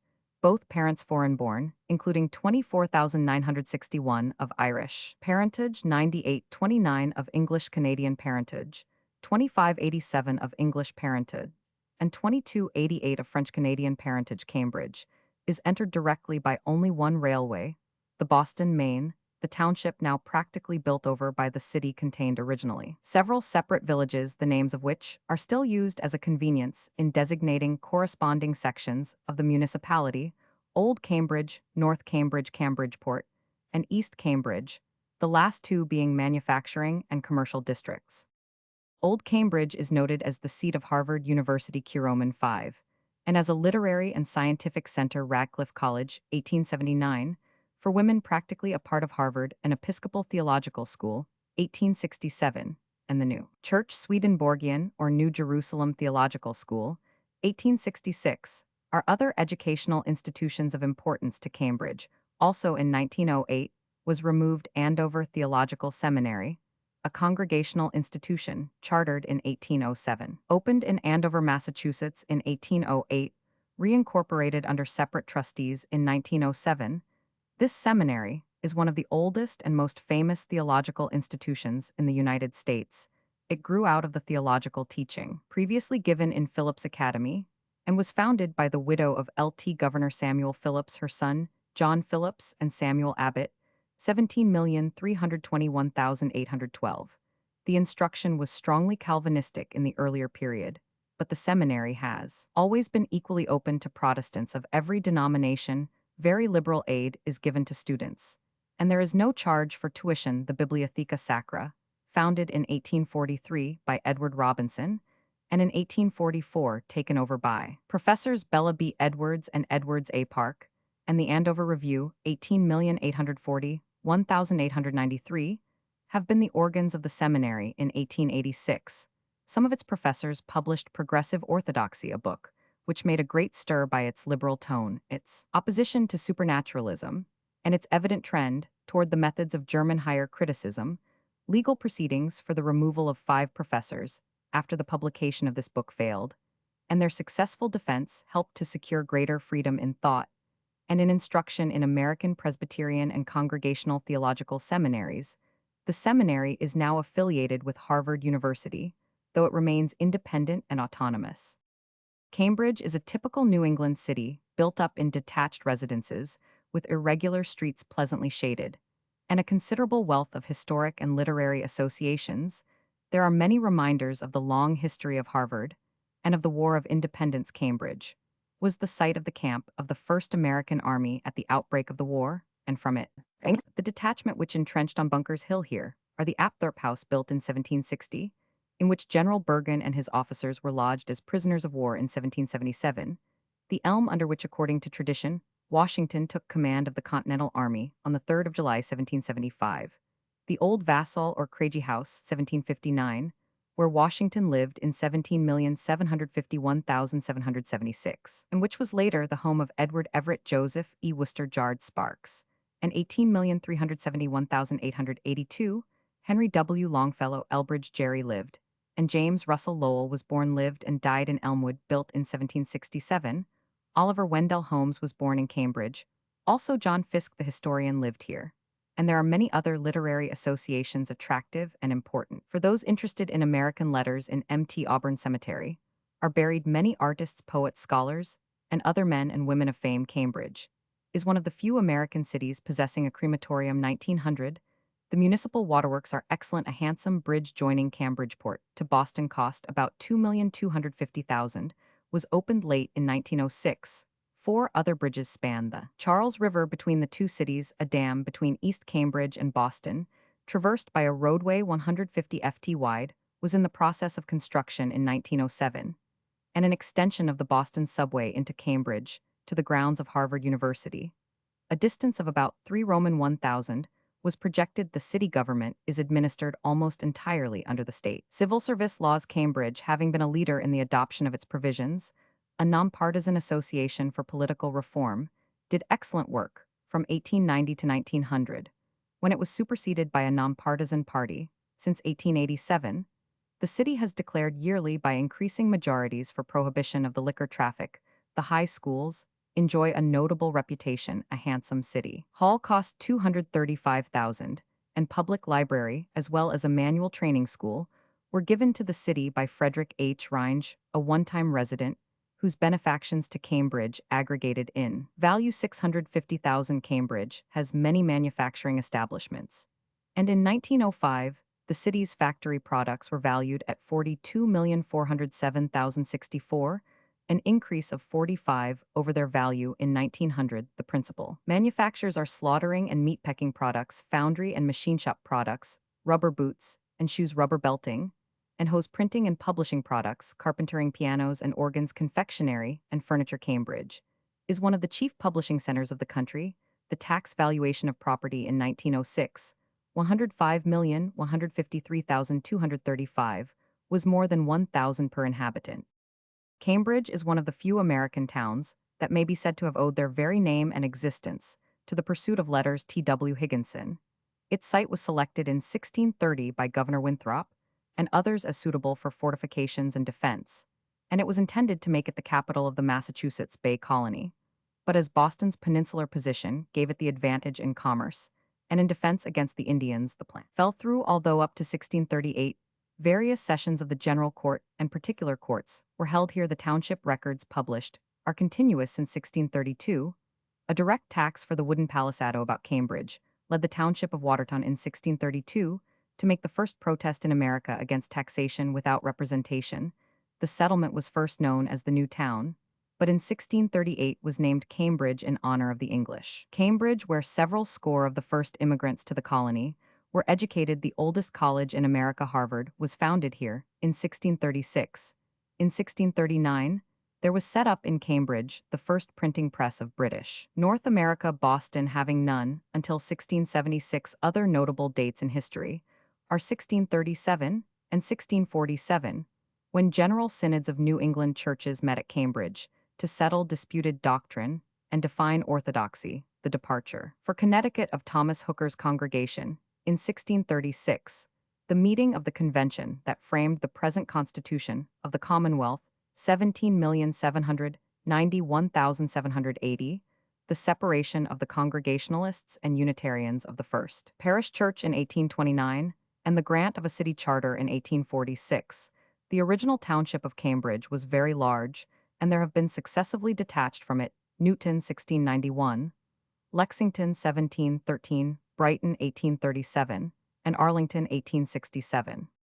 See Lucius R. Page, History of Cambridge, Massachusetts, 16,301,877, Boston, Mass. 1877, T.W. Higginson, Old Cambridge, New York, 1899, Arthur Gilman, ed. The Cambridge of 1800, and 96 Cambridge, 1896, and Historic Guide to Cambridge, Cambridge, 1907.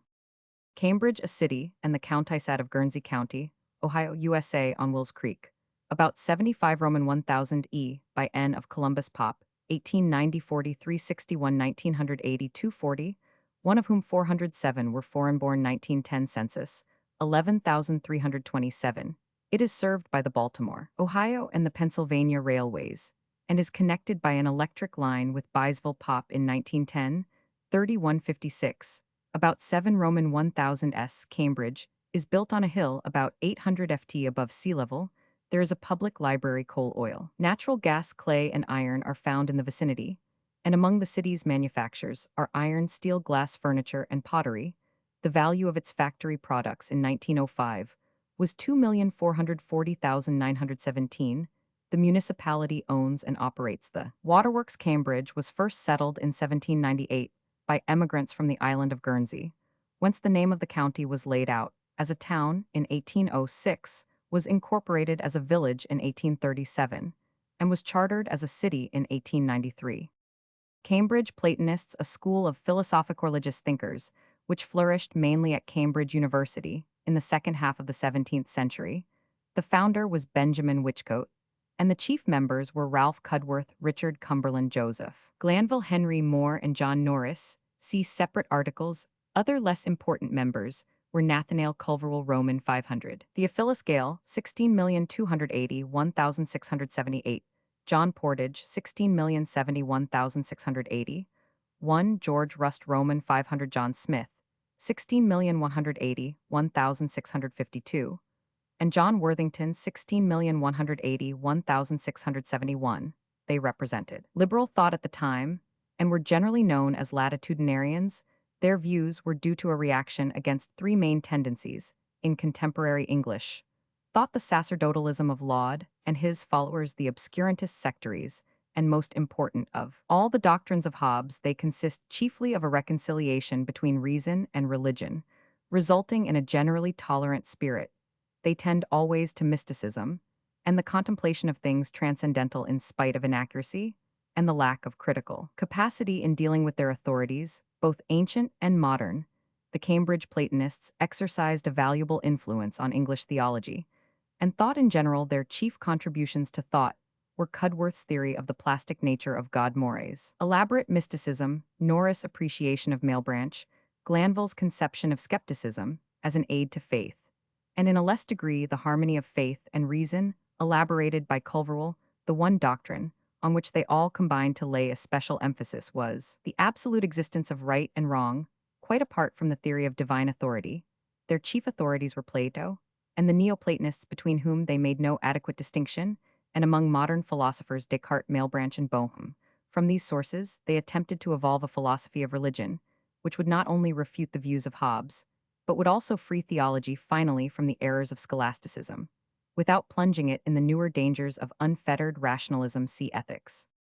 See Tulloch, Rational Theology in England in the 17th Century, Hallam, Literature of Europe, chap on philosophy, from 1650 to 1700. Hunt, Religious Thought in England, von Stein, Sieben Butcher zur Geschichte des Platonismus, 1862, and works on individual philosophers appended to biographies. Cambridgeshire, an eastern county of England, bounded N by Lincolnshire, E by Norfolk and Suffolk, S by Essex and Hertfordshire, and W by Bedfordshire, Huntingdonshire, and Northamptonshire. The area is 858 sq Roman 1000. The greater part of the county falls within the district of the Fens, and is flat, elevated only a few feet above sea level, and intersected with innumerable drainage channels. The physical characteristics of this district, and the history of its reclamation from a marshy and in great part uninhabitable condition, fall for consideration under the heading Fens. Except in the south of the county, the scenery of the flat land is hardly ever varied by rising ground or wood, and owes the attraction it possesses rather to individuality than to beauty at the southeastern and southern boundaries. And to the west of Cambridge, bordering the valley of the Cam on the north, the land rises in gentle undulations, but for the rest such elevations as the Gog Magog Hills SE of Cambridge, and the gentle hillock on which the city of Ely stands are isolated and conspicuous. From afar the principal rivers are the Ouse and its tributaries in the south and center, and the Nene in the north. The greater part of the waters of both these rivers within Cambridgeshire flow in artificial channels, of which those for the Ouse two great parallel cuts between Erith and Denver sluice in Norfolk, called the Bedford Rivers, form the most remarkable feature in the drainage of the county. The old main channel of the Ouse from Ely downward to Denver, below which are tidal waters, is filled chiefly by the waters of the Cam or Granta, which joins the Ouse 3 Roman 1000 above Ely. The Lark, which with its feeder the Kennet forms the boundary of the county with Suffolk for a considerable distance, and the Little Ouse forming part of the boundary with Norfolk. Geology. By its geological features, Cambridgeshire is divisible into three well-marked regions. In the south and southeast are the low uplands formed by the chalk. North of this, but best developed in the southwest, is a clay and greensand area. All the remaining portion is alluvial fenland. The general strike of the rocks is along a southwest and northeast line. The dip is southeasterly. The oldest rock is the Jurassic Oxford clay, which appears as an irregular strip of elevated flat ground reaching from Croxton by Kennington and Fenny Drayton to Willingham and Rampton eastward, and northward it no doubt forms the floor of the fen country.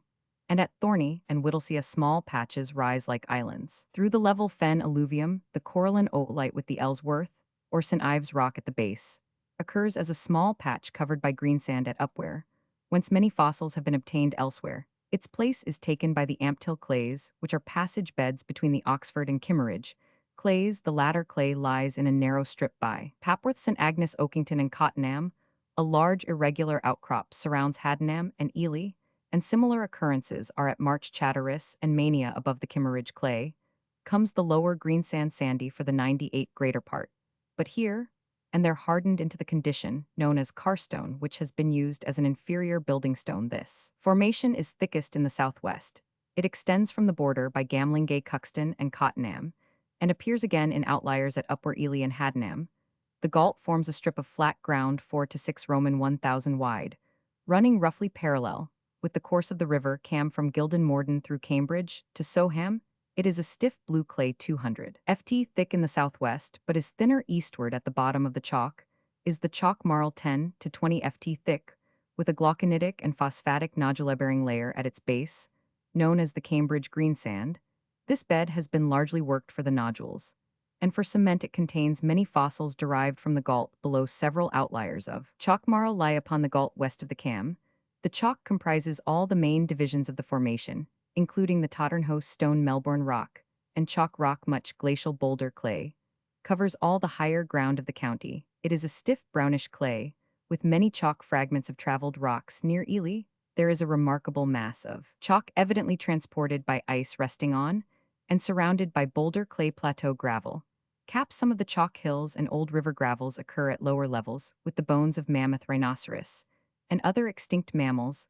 The low-lying fen beds are marly silt with abundant peat beds, and buried forests at the bottom is a gravel layer of marine origin. Industries. The climate is as a whole healthy, the fens being so carefully drained that diseases to which dwellers in marshy districts are commonly liable are practically eliminated. The land is very fertile, and although some decrease is generally apparent in the acreage under grain crops, Cambridgeshire is one of the principal grain-producing counties in England.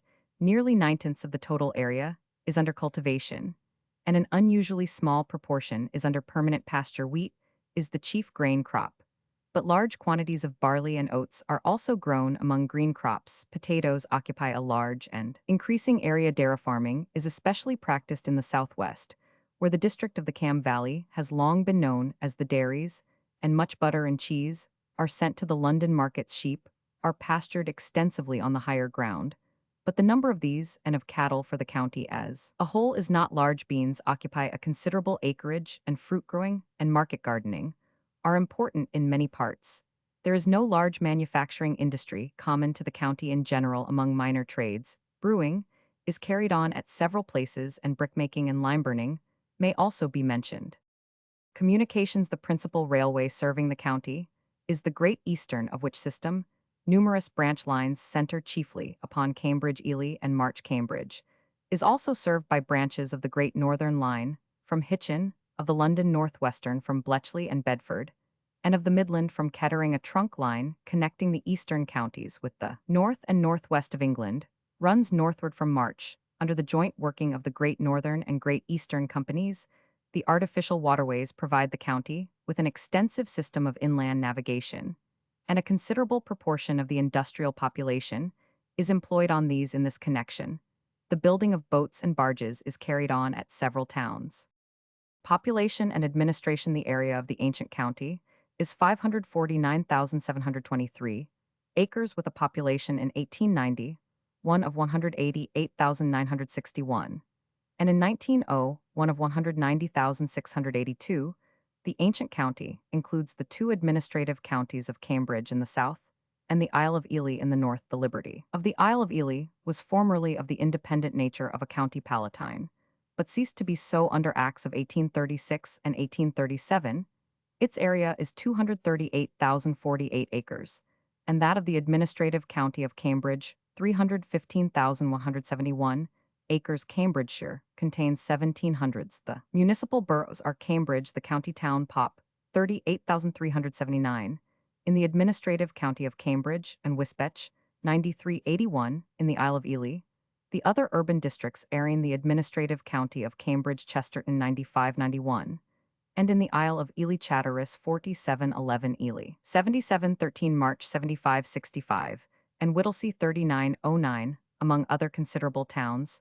Soham, 4230, and Littleport, 4181, both in the neighborhood of Ely.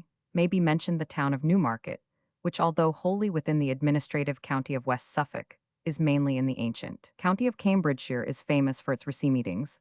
The county is in the southeastern circuit, and assizes are held at Cambridge. Each administrative county has a court of quarter sessions, and the two are divided into 10 petty sessional divisions. The Borough of Cambridge has a separate Court of Quarter Sessions, and this borough and Wisbech have separate commissions of the peace. The University of Cambridge exercises disciplinary jurisdiction over its members. There are 168 entire civil parishes in the two administrative counties. Cambridgeshire is almost wholly in the Diocese of Ely and the Archdeaconries of Ely and Sudbury, but small portions are within the dioceses of St Albans and Norwich.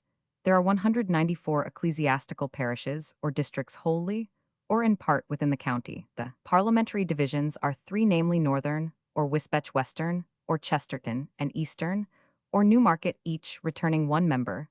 The county also contains the parliamentary borough of Cambridge, returning one member, and the University of Cambridge returns two members.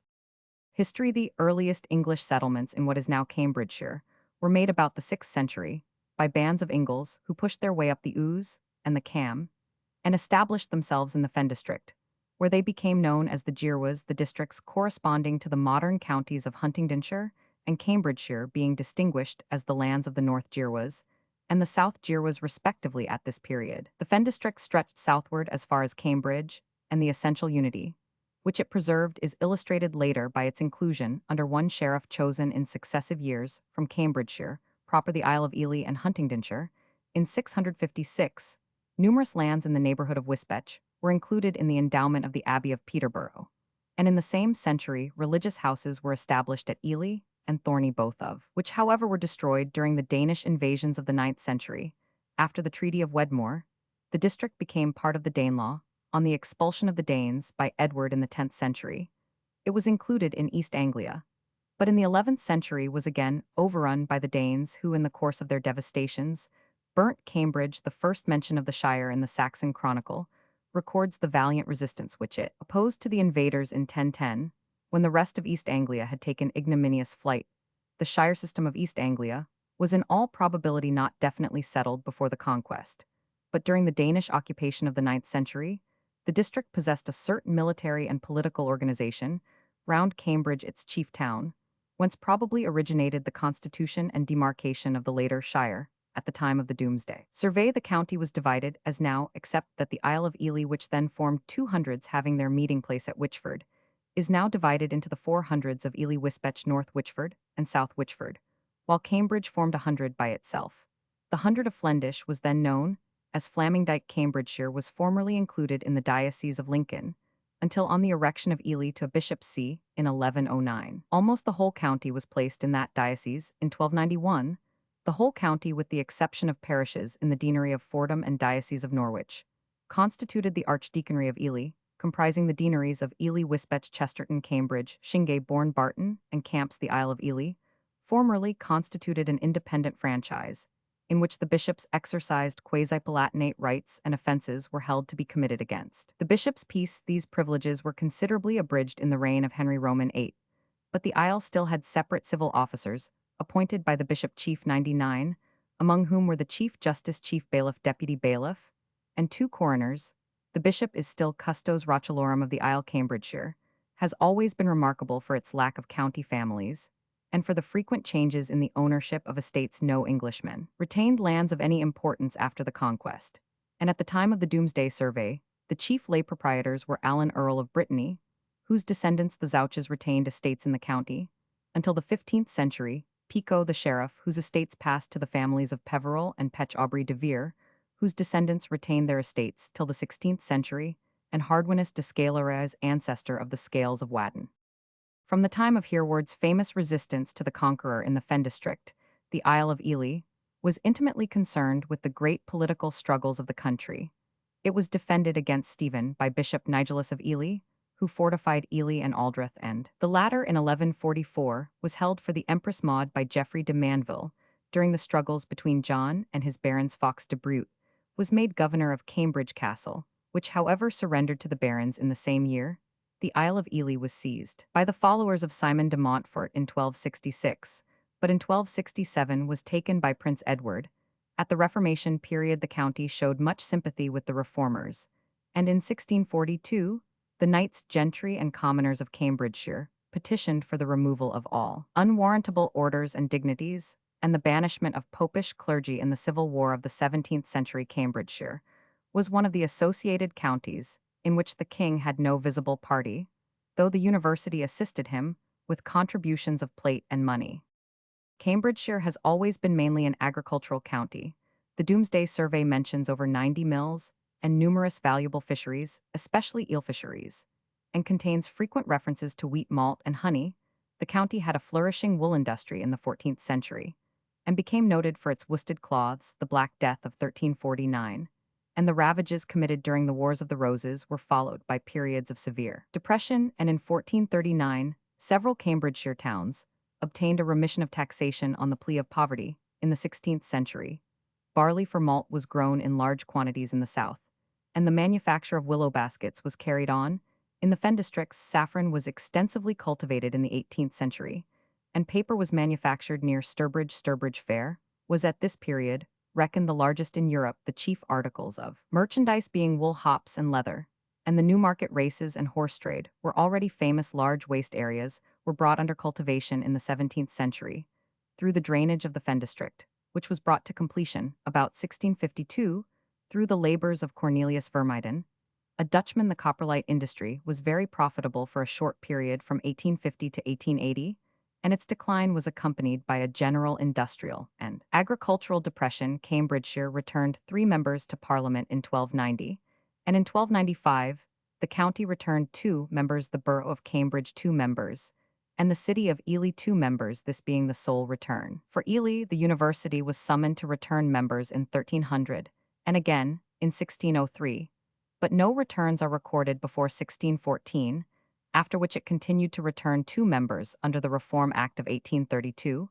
The county returned 3 members.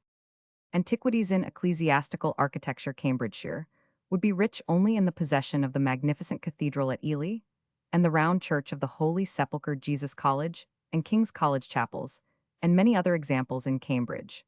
But there are many fine churches elsewhere, at Thorney, a small town in the north of the county, which owes much in appearance to the 8th Duke of Bedford. Roman 500. The parish church is actually a portion of the church of an abbey said to date originally from the 7th century, and refounded in 972 by Ethelwold, Bishop of Winchester, as a Benedictine monastery.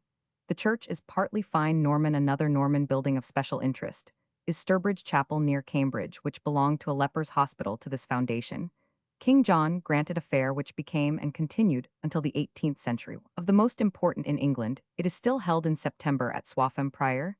There are remains of 2 churches in one churchyard, the tower of one being good transitional Norman, while that of the other is perpendicular, the upper part octagonal. Among many early English examples, the church of Cherry Hinton near Cambridge may be mentioned. The churches of Trumpington and Bottisham are fine specimens of the decorated style. In the first is a famous brass to Sir Roger de Trumpington 1289, as perpendicular examples the tower and spire of St. Mary's, Whittlesea, and the rich wooden roof of Outwell Church. May be selected. Monastic remains are scanty, excluding the town of Cambridge. There are no domestic buildings, either ancient or modern, of special note, with the exception of Sawston Hall in the south of the county, a quadrangular mansion dated 15,571,584.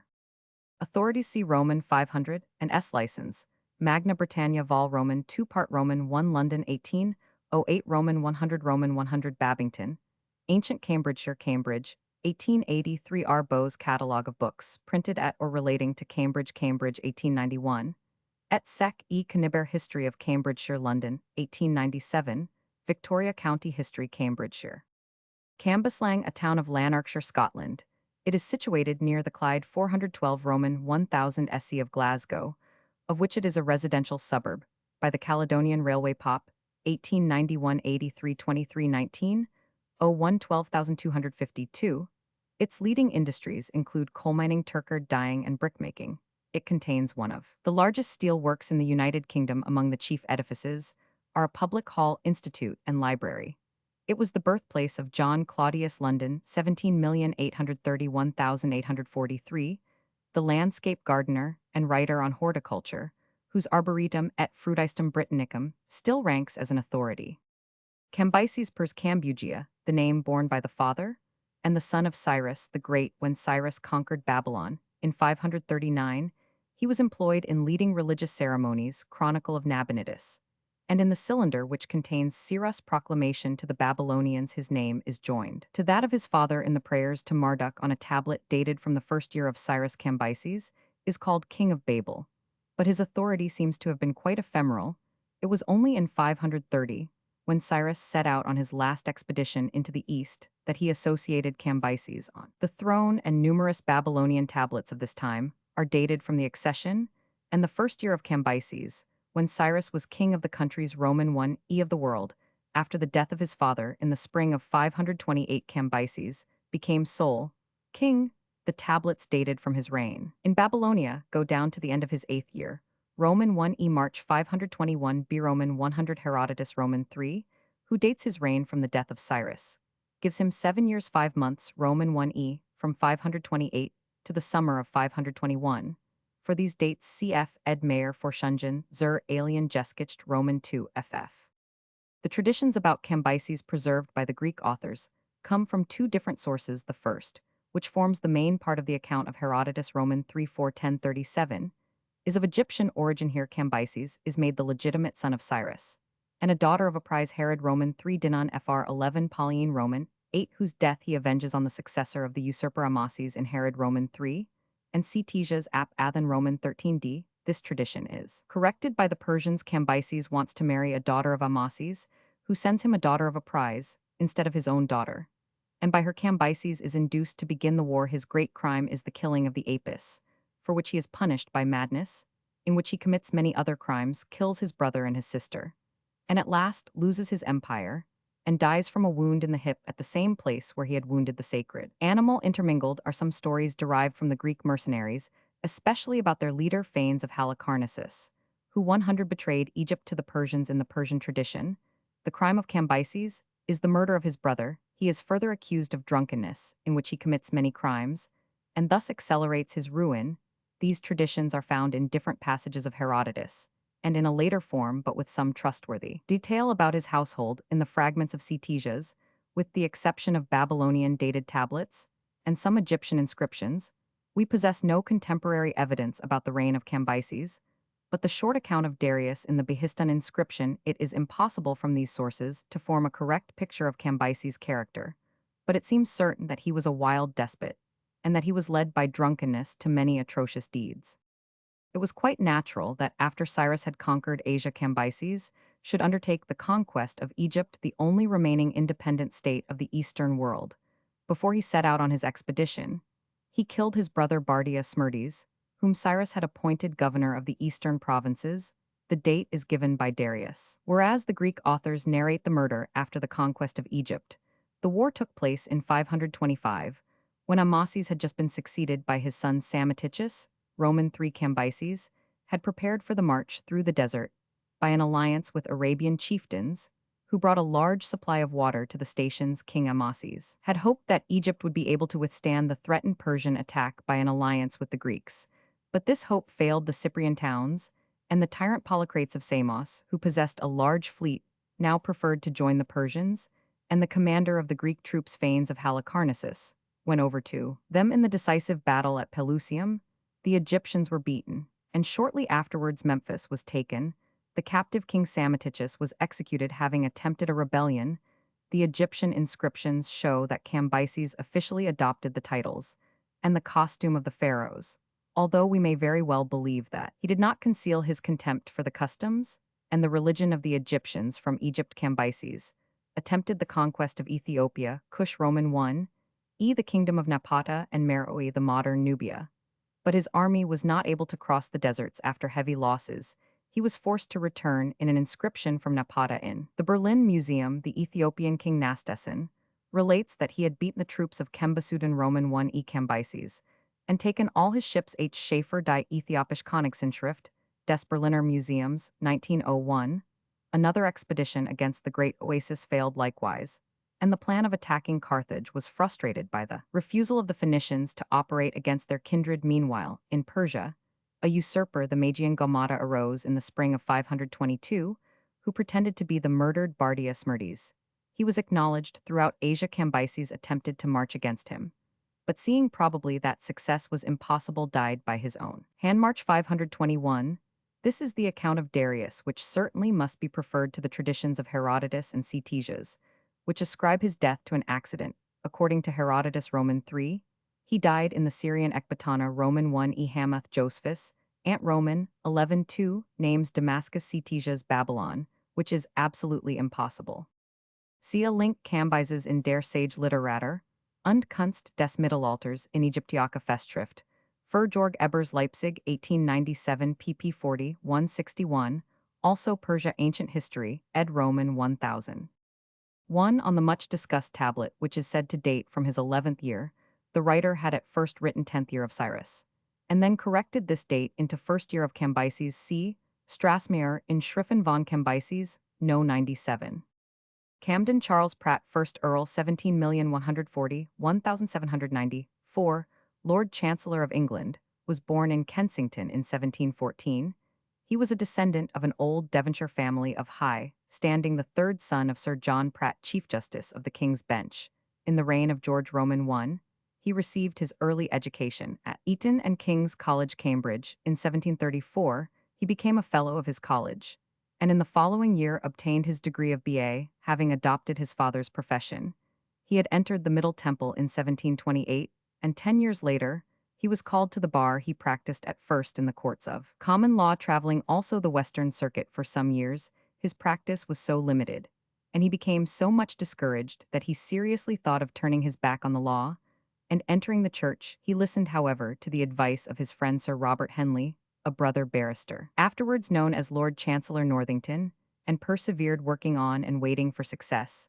The first case which brought him prominently into notice and gave him assurance of ultimate success was the government prosecution in 1752 of a bookseller, William Owen, for a libel on the House of Commons. His speech for the defense contributed much to the verdict for the defendant in 1757 through the influence of William Pitt, afterwards Earl of Chatham, with whom he had formed an intimate friendship. While at Eton, he received the appointment of Attorney General the same year. He entered the House of Commons as member for the borough of Downton in Wiltshire. He sat in Parliament 4 years, but did not distinguish himself as a debater. His professional practice now largely increased. One of the most noticeable incidents of his tenure of office as Attorney General was the prosecution of Dr. J. Sheber, 17,091,780, a violent party writer of the day, for a libel against the government contained in his notorious letters to the people of England, which were published in the years 17,561,758, as a proof of Pratt's moderation in a period of passionate party warfare and frequent state trials. It is noted that this was the only official prosecution for libel which he set on foot in January 1762. Pratt was raised to the bench as Chief Justice of the Common Pleas. He was at the same time knighted. Soon after his elevation, the nation was thrown into great excitement about the prosecution of John Wilkes, and the question involved in it of the legality of general warrants. Chief Justice Pratt pronounced with decisive and almost passionate energy against their legality, thus giving voice to the strong feeling of the nation, and winning for himself an extraordinary degree of popularity. As one of the maintainers of English constitutional liberty, honors fell thick upon him, in the form of addresses from the City of London and many large towns, and of presentations of freedom from various corporate bodies. In July 1765, he was raised to the peerage as Baron Camden of Camden Place in the county of Kent, and in the following year he was removed from the Court of Common Pleas to take his seat as Lord Chancellor, July 30, 1766. This seat he retained less than 4 years for, although he discharged its duties in so efficient a manner that, with one exception, his decisions were never reversed on appeal. He took up a position of such uncompromising hostility to the governments of the day, the Grafton and North administrations, on the greatest and most exciting matters, the treatment of the American colonies, and the proceedings against John Wilkes, that the government had no choice but to require of him the surrender of the Great Seal. He retired from the Court of Chancery in January 1770.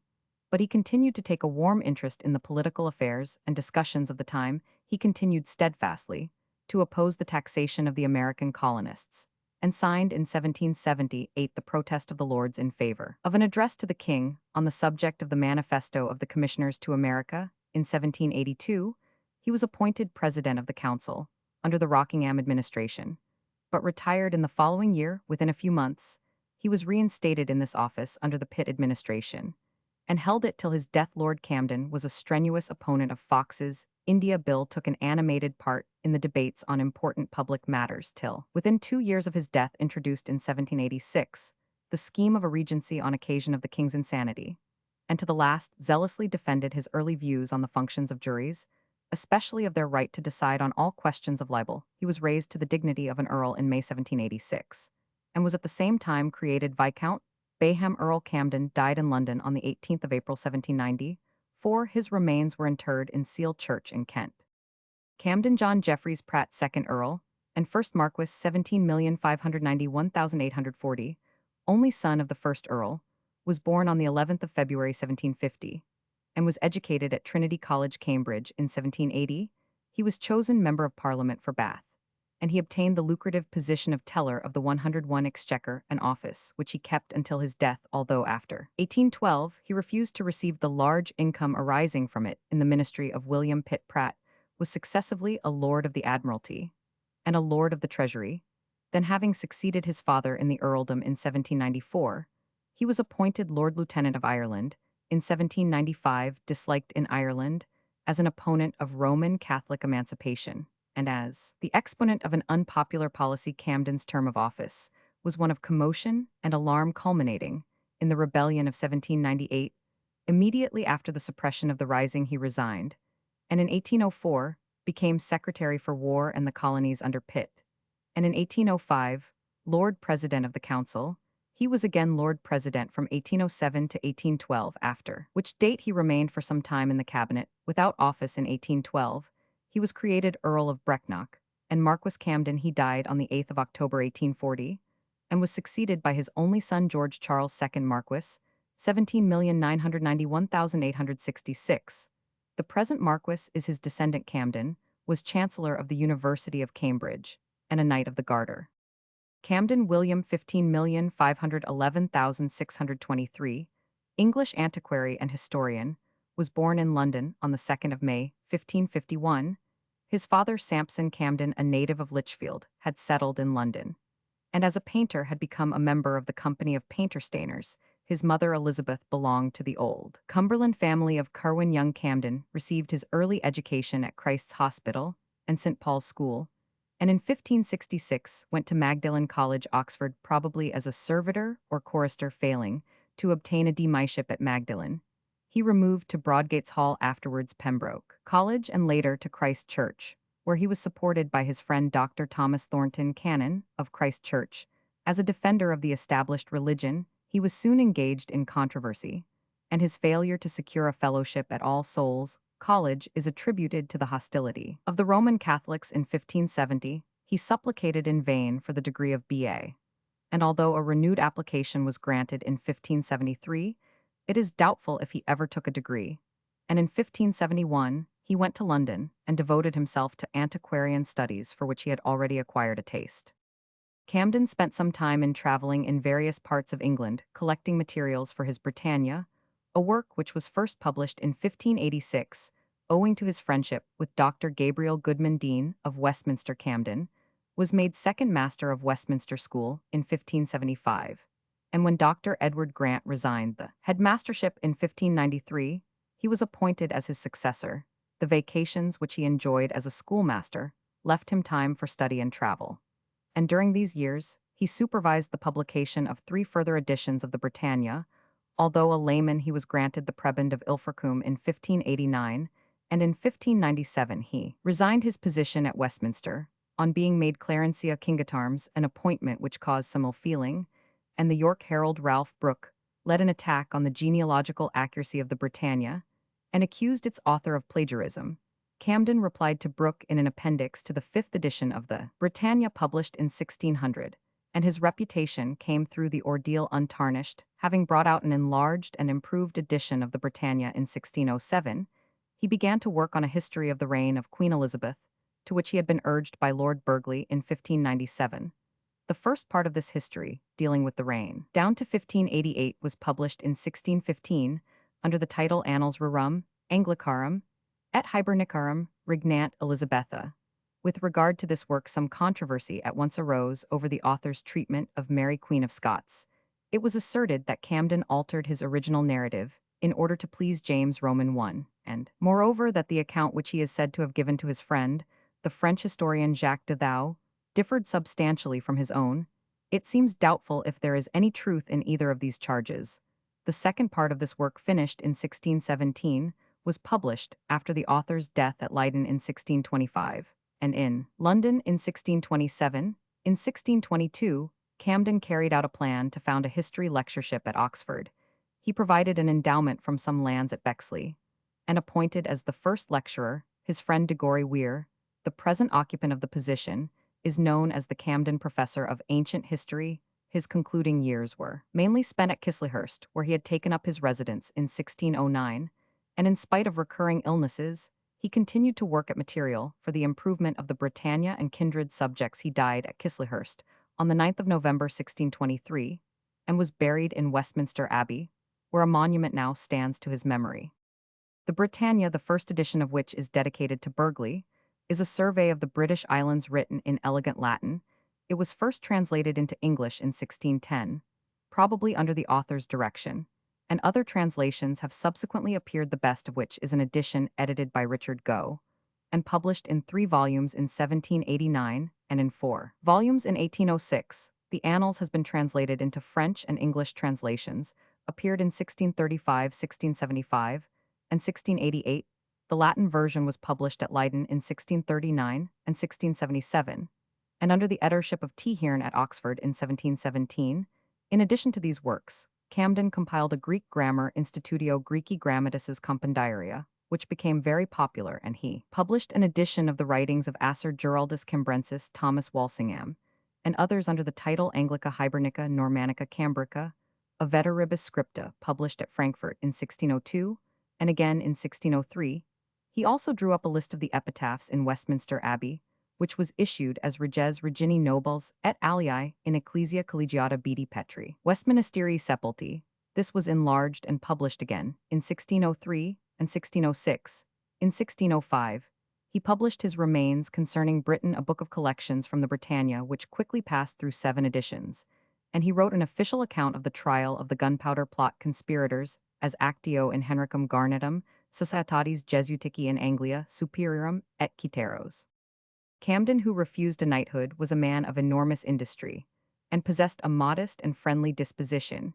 He had a large number of influential friends, among whom were Archbishop Usher Sir Robert Cotton John, Selden the French jurist Brisson, and Isaac Casaubon. His correspondence was published in London in 1691 by Dr. Thomas Smith under the title Vita Gulielmi Camdeni, et Illustrium Virorum, ad G. Camdenum, Epistoli Thisfolium, also contains his Memorabilia de Sapso, his notes of the reign of James Roman I, and other interesting matter. In 1830, the Camden Society was founded in his honor, and much valuable work has been done under its auspices.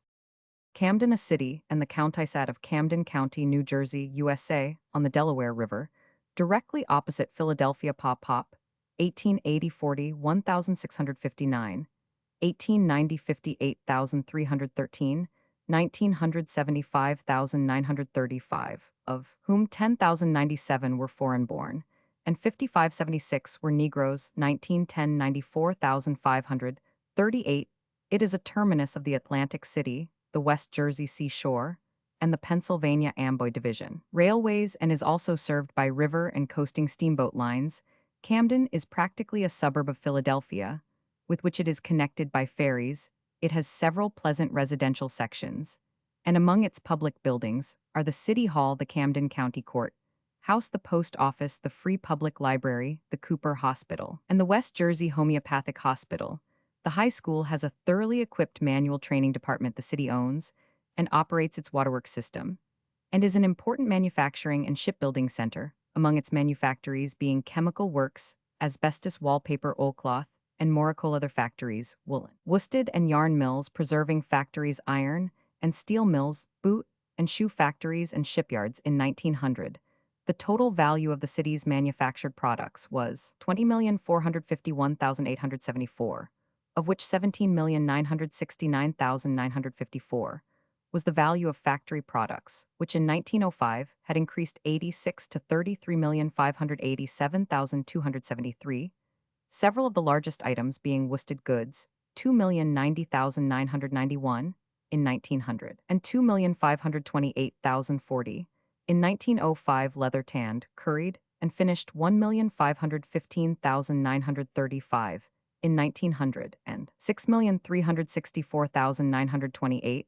in 1905. Oilcloth 1,638,556 in 1900. Pickles, preserves, and 102 sauces 685,358 in 1900, and wooden ships and boats 409,500 in 1900 and 361,089 in 1905, when the value of the iron and steel shipbuilding industry was 4,673,504. The first settlers on the site of Camden came in 1679, but for a century the settlement consisted of isolated farms and a small group of houses about the ferry, by which travelers from the east crossed to Philadelphia.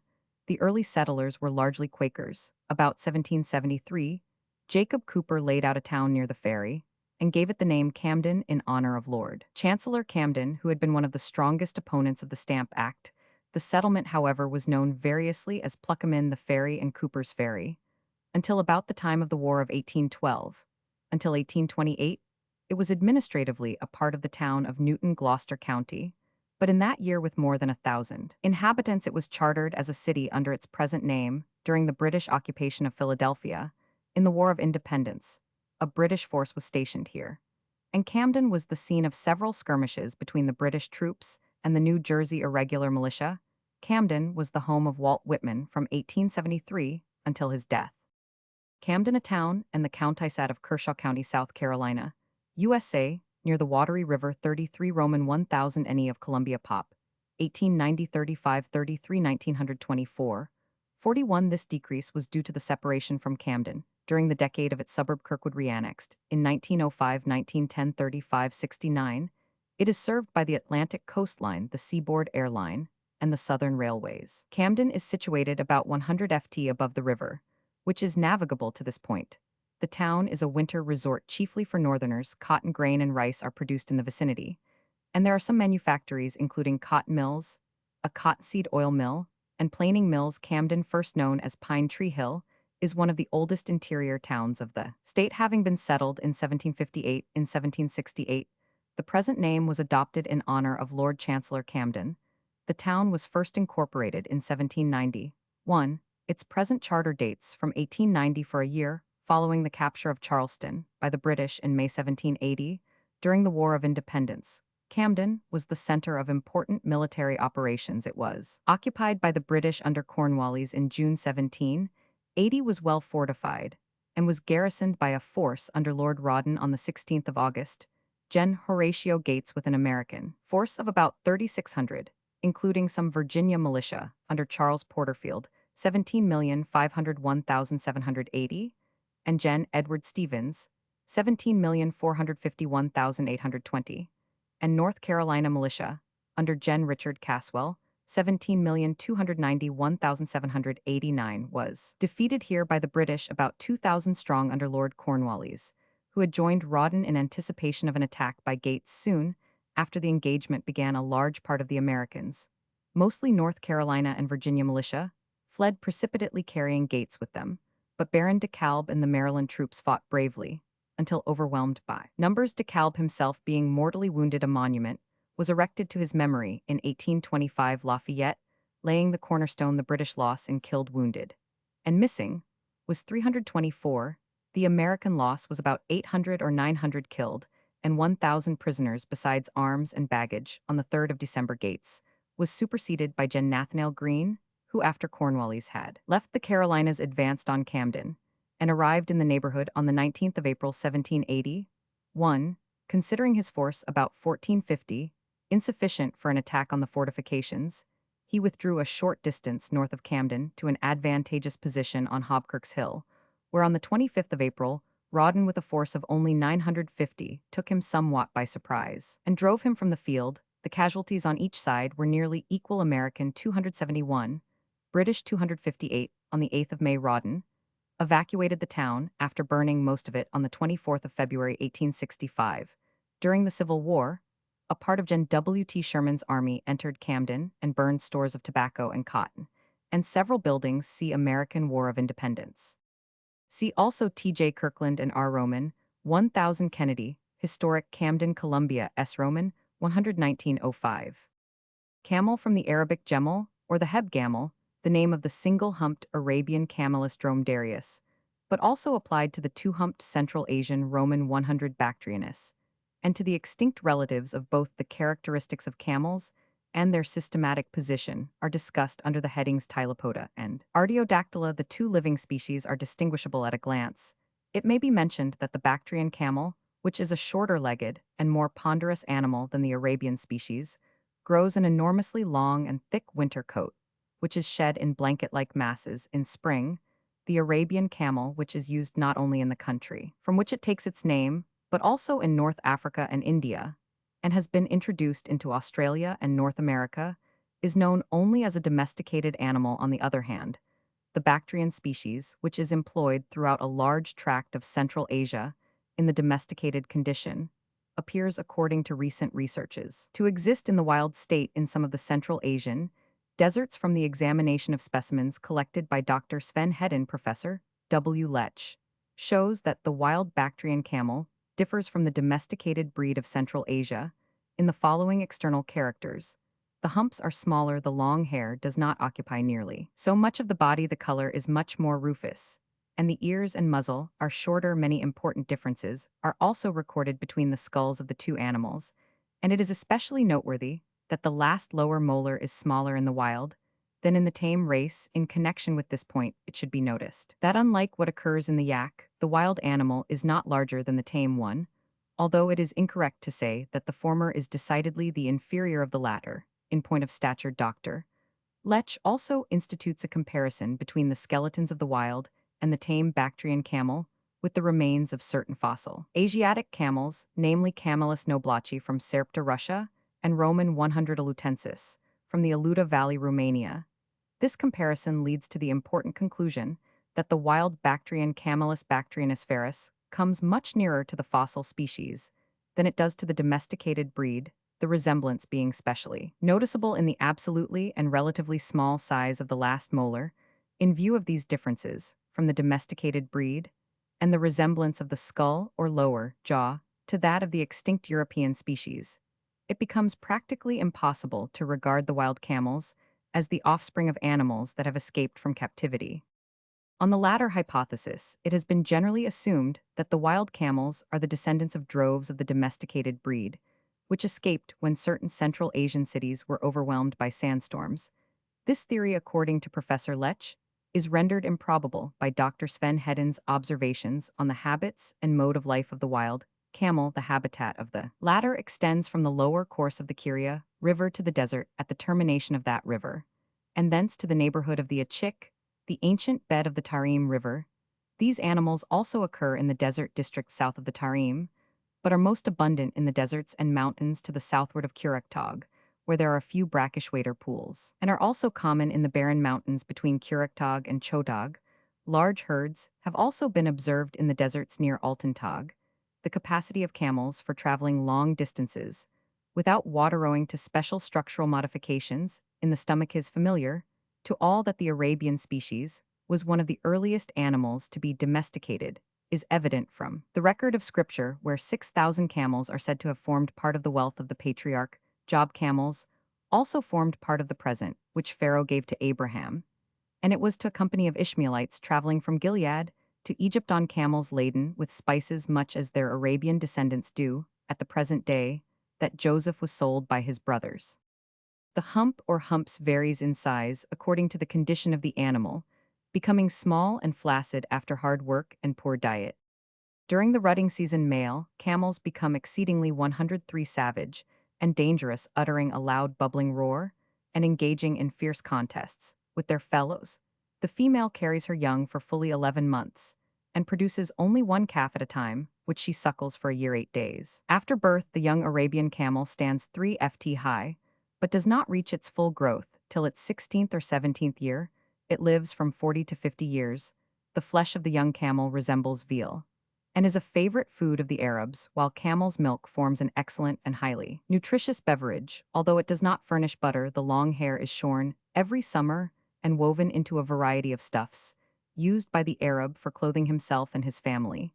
And covering his tent, it was in raiment of camel's hair that John the Baptist appeared as a preacher. The hair, imported into Europe, is chiefly used in the manufacture of small brushes used by painters, while the thick hide is formed into a very durable leather.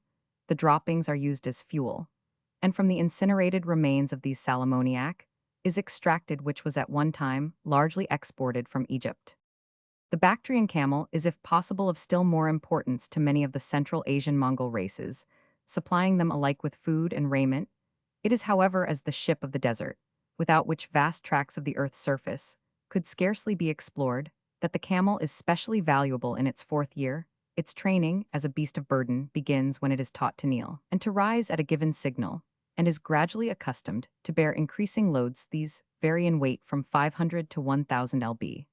According to the variety of camel employed for of the Arabian camel, there are almost as many breeds as there are of the horse. When crossing a desert, camels are expected to carry their loads 25 Roman 1,000 a day for 3 days without drink, getting a supply of water. However, on the 4th, but the fleeter breeds will carry their rider and a bag of water 50 Roman 1,000 a day for 5 days without drinking. When too heavily laden, the camel refuses to rise.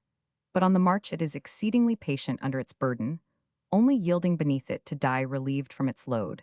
It does not, like other animals, seek the shade, even when that is to be found, but prefers to kneel beside its burden in the broad glare of the sun, seeming to luxuriate in the burning sand. When overtaken by a dust storm, it falls on its knees, and stretching its neck along the sand, closes its nostrils, and remains thus motionless till the atmosphere clears. And in this position it affords some shelter to its driver, who, wrapping his face in his mantle, crouches behind his beast. The food of the camel consists chiefly of the leaves of trees, shrubs, and dry hard vegetables, which it is enabled to tear down and masticate by means of its powerful front teeth. As regards temperament, if right Sir F. Palgrave docile means stupid, well and good in such a case, the camel is the very model of docility. But if the epithet is intended to designate an animal that takes an interest in its rider, so far as a beast can that in some way understands his intentions, or shares them in a subordinate fashion, that obeys from a sort of submissive or half-alo feeling with his master, like the horse or elephant, then I say that the camel is by no means docile, very much the contrary. He takes no heed of his rider, pays no attention, whether he be on his back or not, walks straight on, when once set a-going, merely because he is too stupid to turn aside, and then should some tempting thorn or green branch allure him out of the path, continues to walk on in the new direction, simply because he is too dull to turn back into the right road. In a word, he is from first to last an undomesticated and savage animal, rendered serviceable by stupidity alone, without much skill on his master's part, or any cooperation on his own, save that of an extreme passiveness. Neither attachment nor even habit impresses him, never tame, though not wide awake enough to be exactly wild. For extinct camels, see Tylopoda. R. Roman 50. The biblical expression, Matt Roman 19 Roman 100, it is easier for a camel to go through a needle's eye Roman 100, is sometimes explained by saying that the needle's eye means the small gate which is opened in the great gate of a city when the latter is closed. For the night, but recent criticism, for example, post in Hastings dict under camel, throws doubt on this explanation, and assumes that the more violent hyperbole is intended. There is a various reading cable for camel, but Chain in the Encyclopaedia Britannica rejects this C cable. Camelford Thomas Pitt, 1st Baron, 17,371,793, English politician and art patron, was a nephew of the 1st Earl of Chatham. He sat in Parliament from 1761 till 1784, siding against his uncle and following George Grenville, who was also a relative, and in 1784 he was raised to the peerage. He dabbled in architecture and the arts generally, and was a prominent figure in the artistic circles of his day.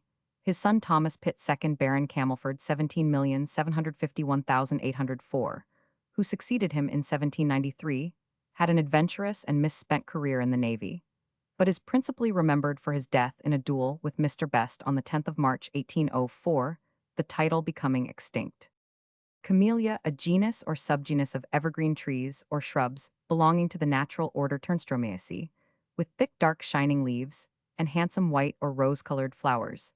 The name camellia was given by Linnaeus in honor of George Joseph Camillus or Camel, a Moravian Jesuit who traveled in Asia and wrote an account of the plants of the Philippine island Luzon, which is included in the third volume of John Ray's Historia Plantarum, 1704. Modern botanists are agreed that the tea plant placed by Linnaeus in a separate genus Thea is too nearly allied to Camellia to admit of the two being regarded as distinct genera. Thea and Camellia are therefore now considered to represent one genus, which has been generally called Camellia, but more correctly Thea, as this name was the earlier of the two. Under the latter view, Camellia is regarded as a subgenus or section of Thea. It contains about 8 species natives of India, China, and Japan. Most of the numerous cultivated forms are horticultural products of Roman 100 japonica, a native of China and Japan, which was introduced into Europe by Lord Petter in 1739. The wild plant has red flowers recalling those of the wild rose, but most of the cultivated forms are double in the variety anemone flora. Nearly all the stamens have become transformed into small petaloid structures, which give the flower the appearance of a double anemone. Another species, Roman 100 reticulata, a native of Hong Kong, is also prized for its handsome flowers, larger than those of Roman 100 japonica, which are of a bright rose color, and is known in cultivation semi-double or double. Both Roman 100 sasanqua and Roman 100 drupifera, the former inhabiting Japan and China, the latter Cochin China, and the mountains of India, are oil-yielding plants. The oil of Roman 100 sasanqua, of which sasanqua is the native Japanese name, has an agreeable odor and is used for many domestic purposes. It is obtained from the seeds by subjecting them to pressure sufficient to reduce them to a coarse powder, and then boiling and again pressing the crushed material. The leaves are also used in the form of a decoction by the Japanese women for washing their hair, and in a dried state, they are mixed with tea on account of their pleasant flavor. The oil of Roman 100 drupifera, which is closely allied to Roman 100 sasanqua, is used medicinally in Cochin China. The flowers of these two species, unlike those of Roman 100 japonica and Roman 100 reticulata, are odoriferous. Camellias, though generally grown in the cool greenhouse, are hardy in the south of England and the southwest of Scotland and Ireland. They grow best in a rich compost of sandy peat and loam, and should not be allowed to get too dry at the roots. A liberal supply of water is especially necessary during the flowering period. The best position when grown out of doors, one facing north or northwest, with a wall or hedge behind for protection from cold winds. July is the best time for planting. Care must be taken that the roots are evenly spread, not matted into a ball. The plants are propagated by layers or cuttings, and the single-flowered ones also by seeds. Cuttings are taken in August and placed in sandy peat or loam in a cold shaded frame. In the following spring, those which have struck are placed in a gentle heat, and in September or October, the rooted plants are potted off. Camellias are also propagated by grafting or enarching in early spring on stalks of the common variety of Roman 100 japonica. The scale insect sometimes attacks the camellia. To remove 100 for the white scale, the plants are washed with a sponge and solution of soft soap as soon as their growth is completed, and again, before the buds begin to swell. The brown scale may be got rid of by repeated washings with one of the many insecticides, but it should be applied at a temperature of 90. Cameo, a term of doubtful origin, applied in the first instance to engraved work executed in relief on hard or precious stones. It is also applied to imitations of such stones in glass called pastes, or on the shells of molluscous animals.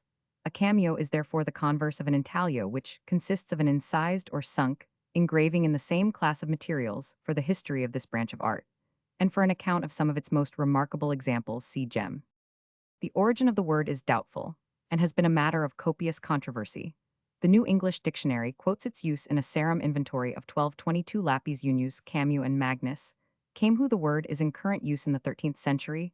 Thus Matthew Paris, in his life of Abbot Leofric of St. Albans, in the Abbatum S. Albani Viti, says retentis quibustum nobilibus lapidibus in sculptis, quos cameos vulgariter appellamus. In variant forms the word has found its way into most languages, for example Latin camehudus, camehellus, caminus, Italian chameo, chameo, French camahu, camahu, camout, cameo. The following may be mentioned among the derivations that have been proposed: van hammer, camout, the hump of a camel litter, and others cametium, an assumed Low Latin form from enchabuillet and Babylon treasures, connecting the word in particular with the dispersion of treasures from Constantinople in 1204, King Arabic camia, an amulet. For a bibliography of the question, see Babylon Cat, Des Cames, de la Bibliothèque Nationale p. Roman 4 Camera, a Latin adaptation of gr and archchamber in law, a word applied at one time to the English judges' chambers, insurgentes, in as distinct from their bench in Westminster Hall. It was afterwards applied to the judge's private room behind the court and hence in the phrase in camera, to cases heard in private Roman 1e, in chambers. So far as criminal cases are concerned, the courts have no power to hear them in private, nor have they any power to order adults, men or women, out of court during the hearing in civil proceedings at common law. It may also be laid down that the public cannot be excluded from the court in Malin Roman 5 Young 1889 6 T Roman 50 R 68. Mr. Justice Denman held that he had power to hear the case in camera, but he afterwards stated that there was considerable doubt among the judges as to the power to hear cases in camera, even by consent, and the case was by consent of the parties finally proceeded with before the judge as arbitrator in the Court of Chancery. It is the practice to hear in private cases affecting wards of the court and lunatics family disputes by consent, and cases where a public trial would defeat the object of the action. Andrew Roman 5 Reburn 1874, Roman 50 R9 ch 522. In an action for infringement of a patent for a chemical process, the defendant was allowed to state a secret process. In camera Badish aniline, unsoda fabric Roman 5 Gilman 1880, 324 ch Roman 500. The Court of Appeal has decided that it has power to sit in private in Meller Roman 5 Thompson 1880, 531 ch Roman 500. It was stated that a public hearing would defeat the object of the action and render the respondent's success in the appeal useless in matrimonial causes. The divorce court, following the practice of the ecclesiastical courts, under the provisions of the Matrimonial Causes Act, 1857, S. 22, hears suits for nullity of marriage on physical grounds in camera, but not petitions for dissolution of marriage, which must be heard in open court. It was also decided in Druce Roman 5 Druce 1903, 19 T Roman 50 R 387, that in cases for judicial separation, the court has jurisdiction to hear the case in camera, where it is satisfied that justice cannot be done by hearing the case in public. Camera lucida, an optical instrument invented by Dr. William Hyde Wollaston, for drawing in perspective, closing one eye and looking vertically downwards with the other, through a slip of plain glass, for example, a microscope cover glass held close to the eye and inclined at an angle of 45 to the horizon. One can see the images of objects in front formed by reflection from the surface of the glass, and at the same time, one can also see through the transparent glass.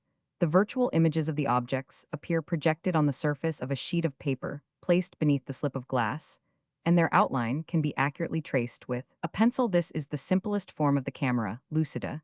The image see Fig 1 is however inverted and perverted, and it is not very bright owing to the poor reflecting power of unsilvered glass.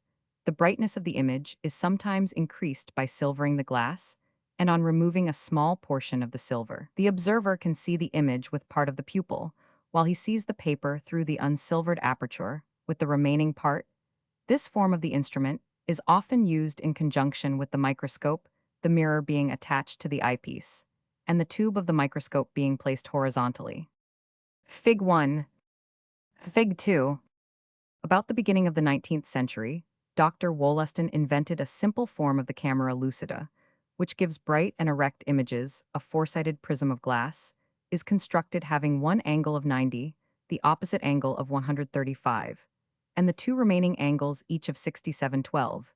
This is represented in cross-section and in position in Fig 2. When the pupil of the eye is held half over the edge of the prism, one sees the image of the object with one half of the pupil, and the paper with the other half. The image is formed by successive total reflection at the surfaces BC and a B. In the first place, an inverted image first image is formed in the face BC, and then an image of this image is formed in a B, and it is the outline of this second image seen, projected on the paper that is traced by the pencil. It is desirable for two reasons that the image should lie in the plane of the paper, and this can be secured by placing a suitable lens between the object and the prism. If the image does not lie in the plane of the paper, it is impossible to see it, and the pencil point clearly at the same time.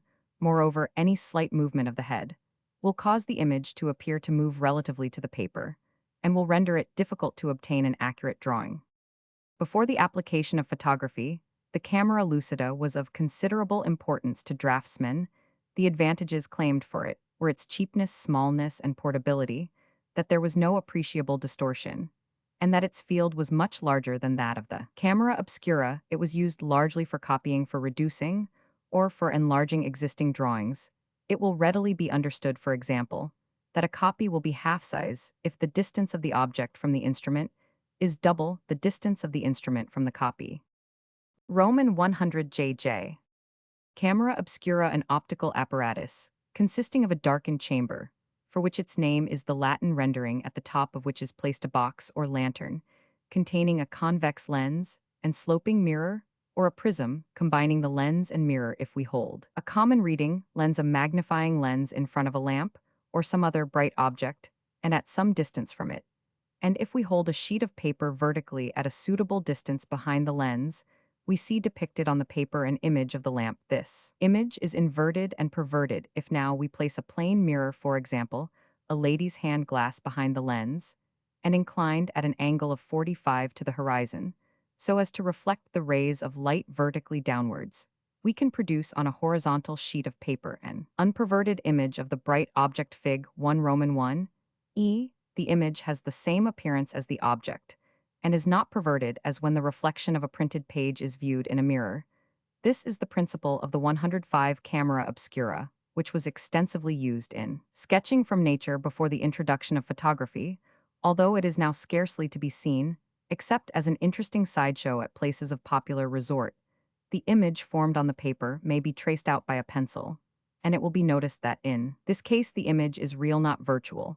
As in the case of the camera lucida, generally, the mirror and lens are combined into a single piece of worked glass, represented in section. In Fig. 2 rays from external objects are first refracted at the convex surface, B then totally reflected at the plane surface, a C, and finally refracted at the concave surface, BC. Fig. 2, so as to form an image on the sheet of paper, DE.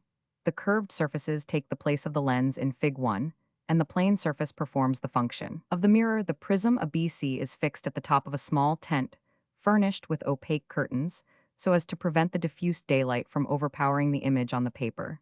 And in the darkened tent, the images of external objects are seen very distinctly. Fig. 1. Fig. 2.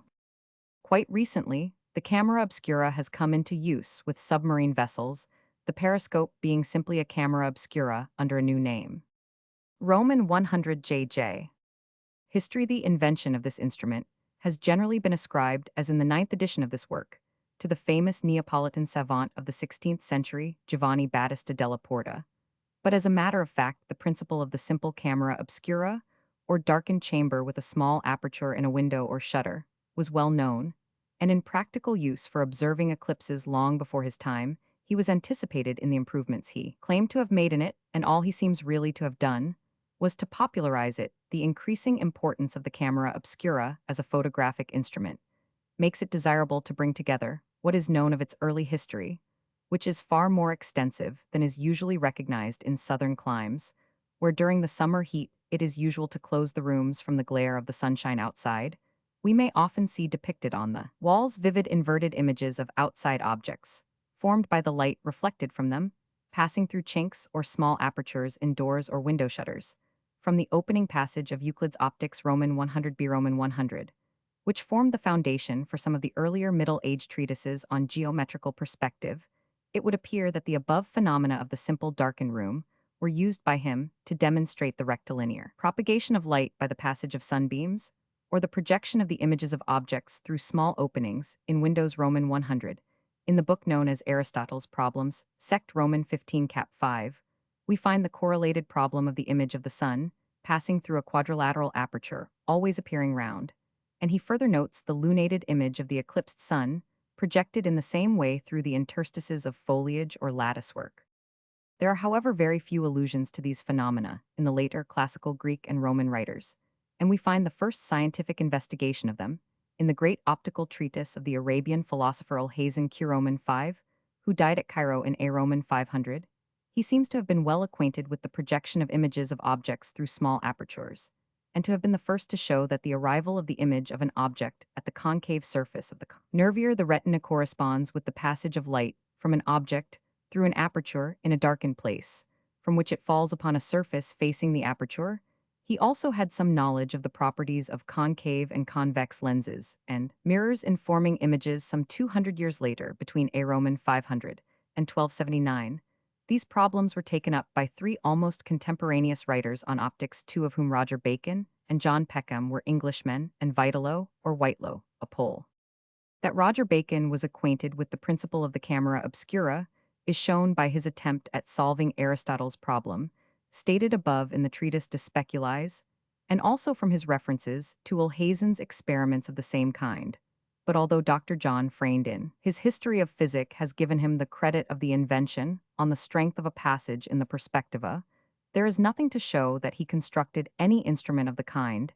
His arrangement of concave and plane mirrors, by which the realistic images of objects inside the house or in the street could be rendered visible, though intangible there alluded to, may apply to camera on Cardan's principle, or to a method of aerial projection by means of concave mirrors, which Bacon was quite familiar with, and indeed was known long before his time. On the strength of similar arrangements of lenses and mirrors, the invention of the camera obscura has also been claimed for Leonard Digges, the author of Pantometria, 1571, who is said to have constructed a telescope from information given in a book of Bacon's experiments.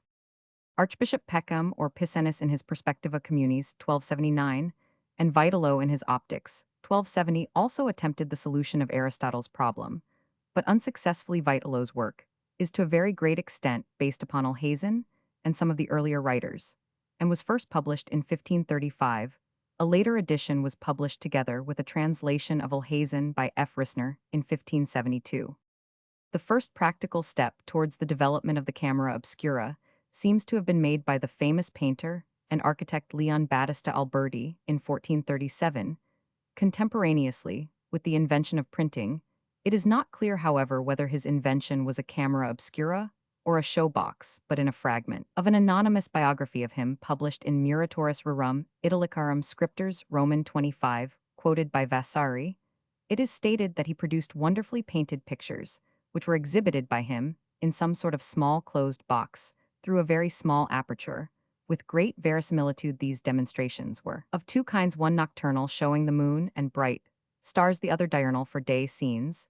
This description seems to refer to an arrangement of a transparent painting, illuminated either from the back or the front, and the image projected through a hole on to a white screen in a darkened room as described by Porta Mag Nat Roman 17 Cap 7, and figured by a Kircher Ars Magna Lucis, et Umbri, who notes elsewhere that Porta had taken some arrangement of projecting images from an Albertus whom he distinguished from Albertus Magnus, and who was probably Roman 50b Alberti, to whom Porta also refers, but not in this connection. GB Roman 1t, Libri Carucci dalla Samaja, 18,031,869.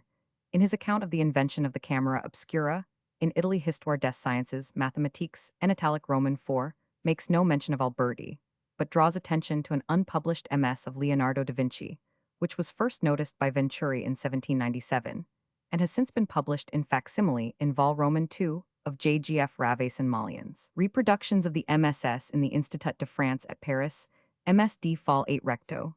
After discussing the structure of the eye, he gives an experiment in which the appearance of the reversed images of outside objects on a piece of paper held in front of a small hole in a darkened room with their forms and colors is quite clearly described and explained with a diagram as an illustration of the phenomena of vision. Another similar passage is quoted by Richter from Folio 404b of the reproduction of the Codice Atlantico in Milan, published by the Italian government.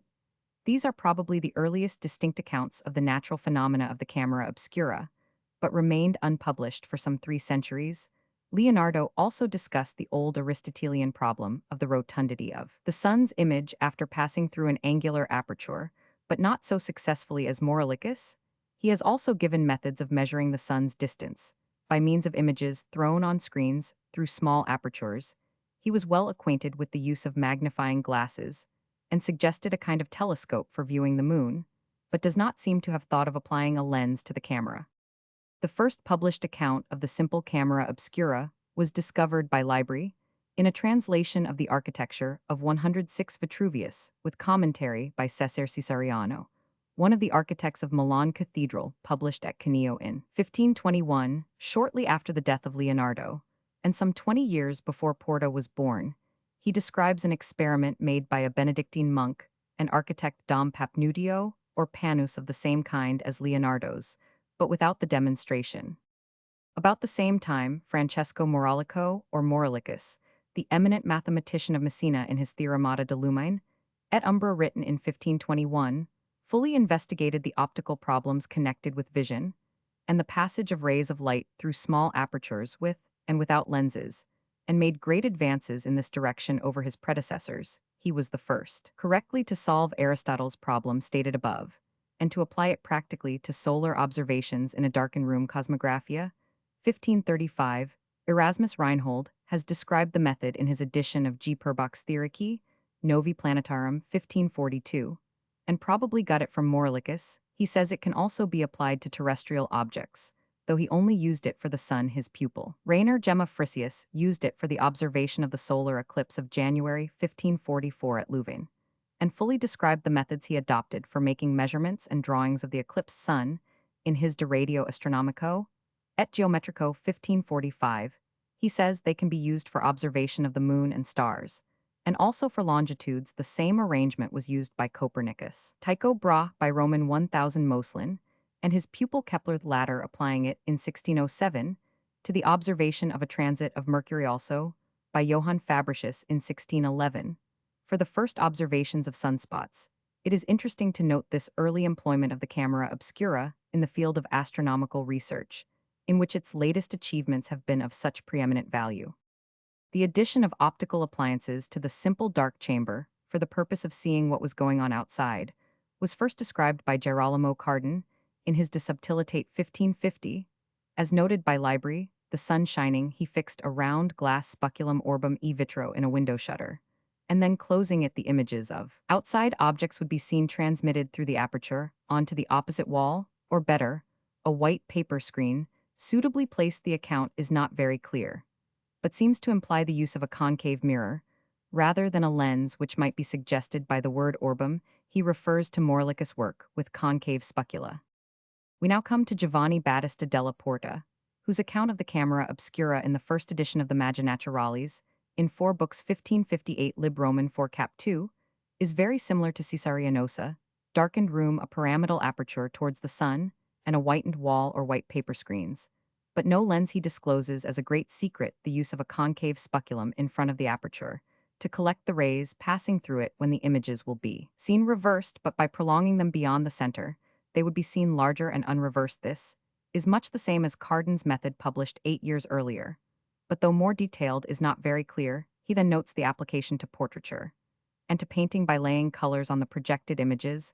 Nothing is said about the use of a lens or of solar observations. The second edition, in which he in the same words discloses the use of a convex lens in the aperture as a secret he had intended to keep, was not published till 1589, 31 years after the first. In this interval, the use of the lens was discovered and clearly described by Daniele Barbaro, Venetian noble patriarch of Aquileia, in his work La Pratica della Perspettiva, p.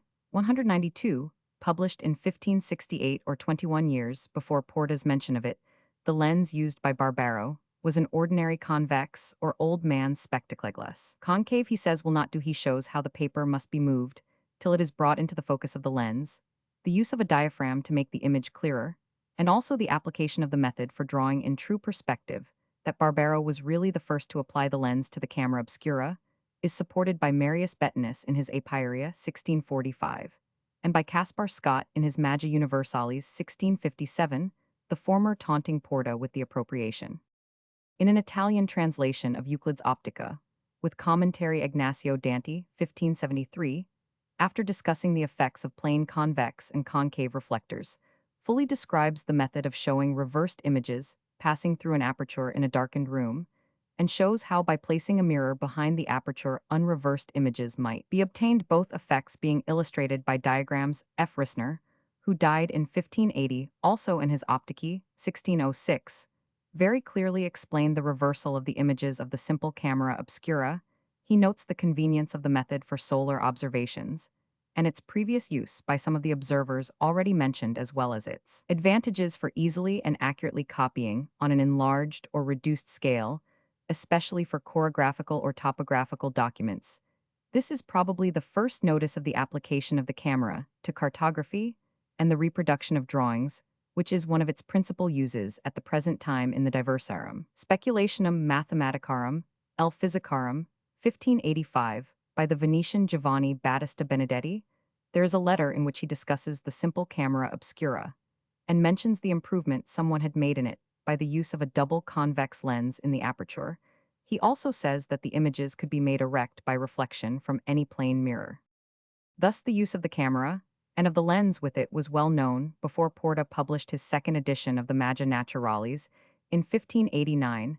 In this, the description of the camera obscura is in Lib Roman 17 cap. 6, the use of the convex lens, which is given as a great secret in place of the concave speculum of. The first edition is not so clearly described, as by Barbero, the addition of the concave speculum is proposed for making the images larger and clearer, and also for making them erect, but no details are given. He describes some entertaining peep show arrangements, possibly similar to Alberti's, and indicates how the dark chamber with a concave speculum can be used for observing eclipses. There is no mention whatever of a portable box or construction beyond the darkened room, nor is there, in his later work De Refraction Optics, part 1593, in which he discusses the analogy between vision and the simple dark room with an aperture. But incorrectly, though Porta's merits were undoubtedly great, he did not invent or improve the camera obscura.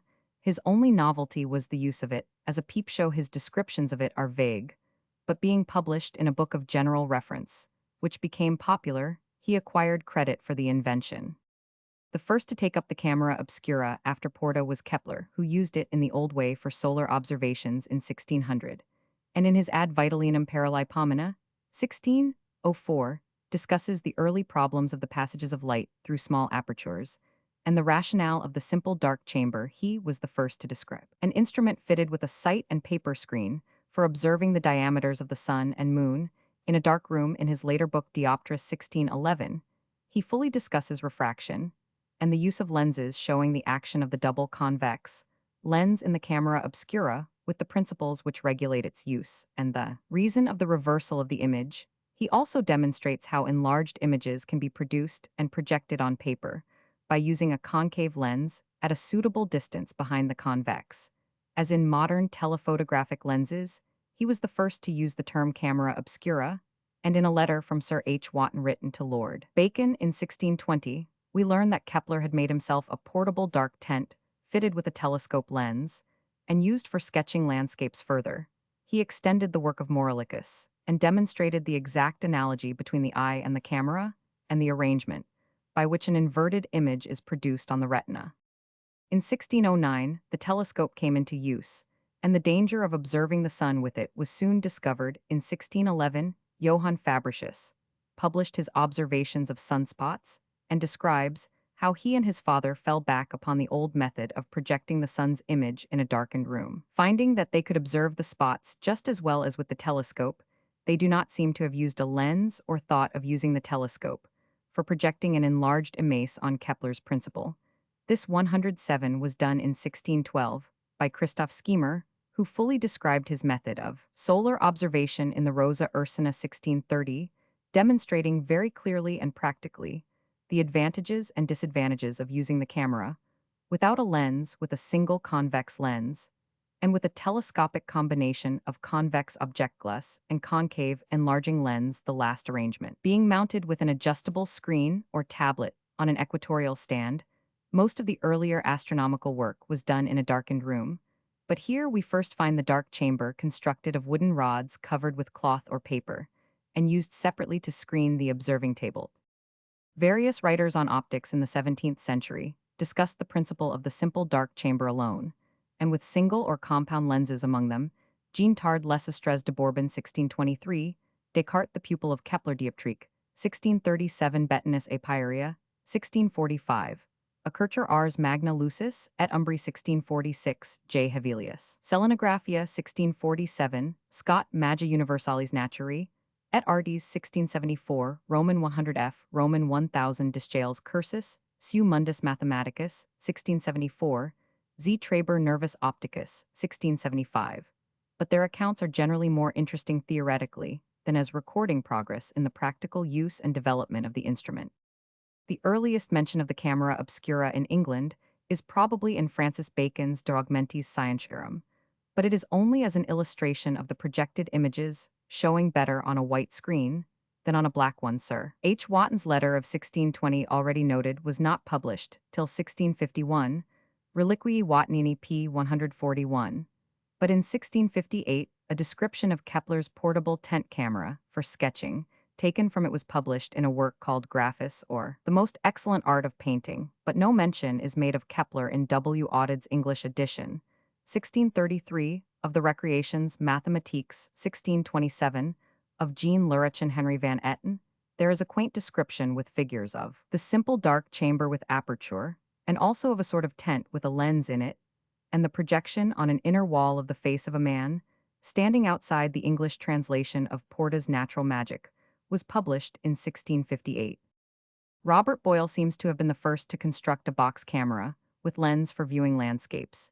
It is mentioned in his essay on the systematic or cosmical qualities of things, ch. Roman 6 written, about 1570, as having been made several years before, and since imitated and improved it could be extended or shortened like a telescope at one end of it. Paper was stretched, and at the other a convex lens was fitted in a hole, the image being viewed through an aperture at the top of the box. Robert Hooke, who was sometime Boyle's assistant, described Phil Tran's 1668 3p 741, a camera lucida on the principle of the magic lantern, in which the images of illuminated and inverted objects were projected on any desired scale by means of a broad convex lens through an aperture into a room where they were viewed by the spectators.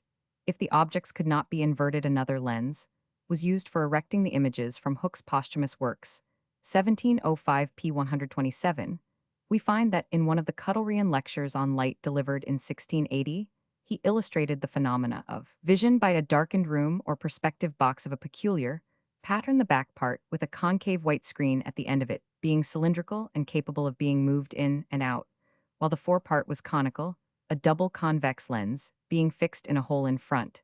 The image was viewed through a large hole in the side. It was between 4 and 5 ft long. Johann Zahn, in his Oculus Artificialis Teledioptricus, 16,851,686, described and figured two forms of portable box cameras with lenses.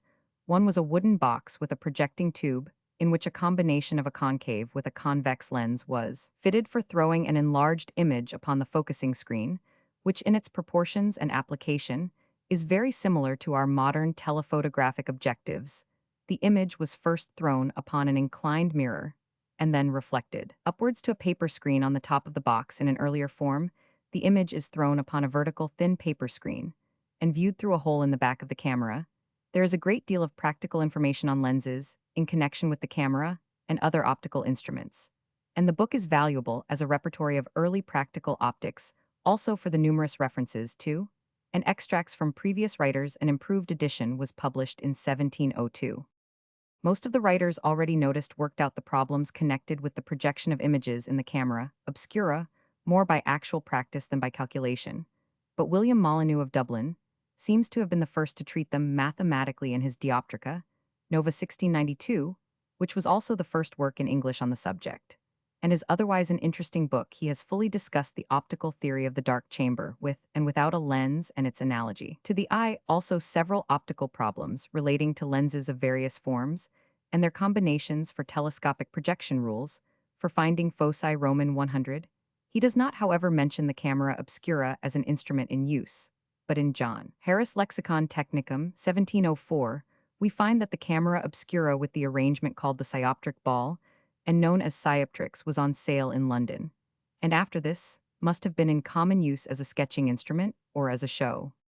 Sir Isaac Newton in his Optics 1704 explains the principle of the camera obscura with single convex lens and its analogy with vision in illustration of his seventh axiom, which aptly embodies the correct solution of Aristotle's old problem.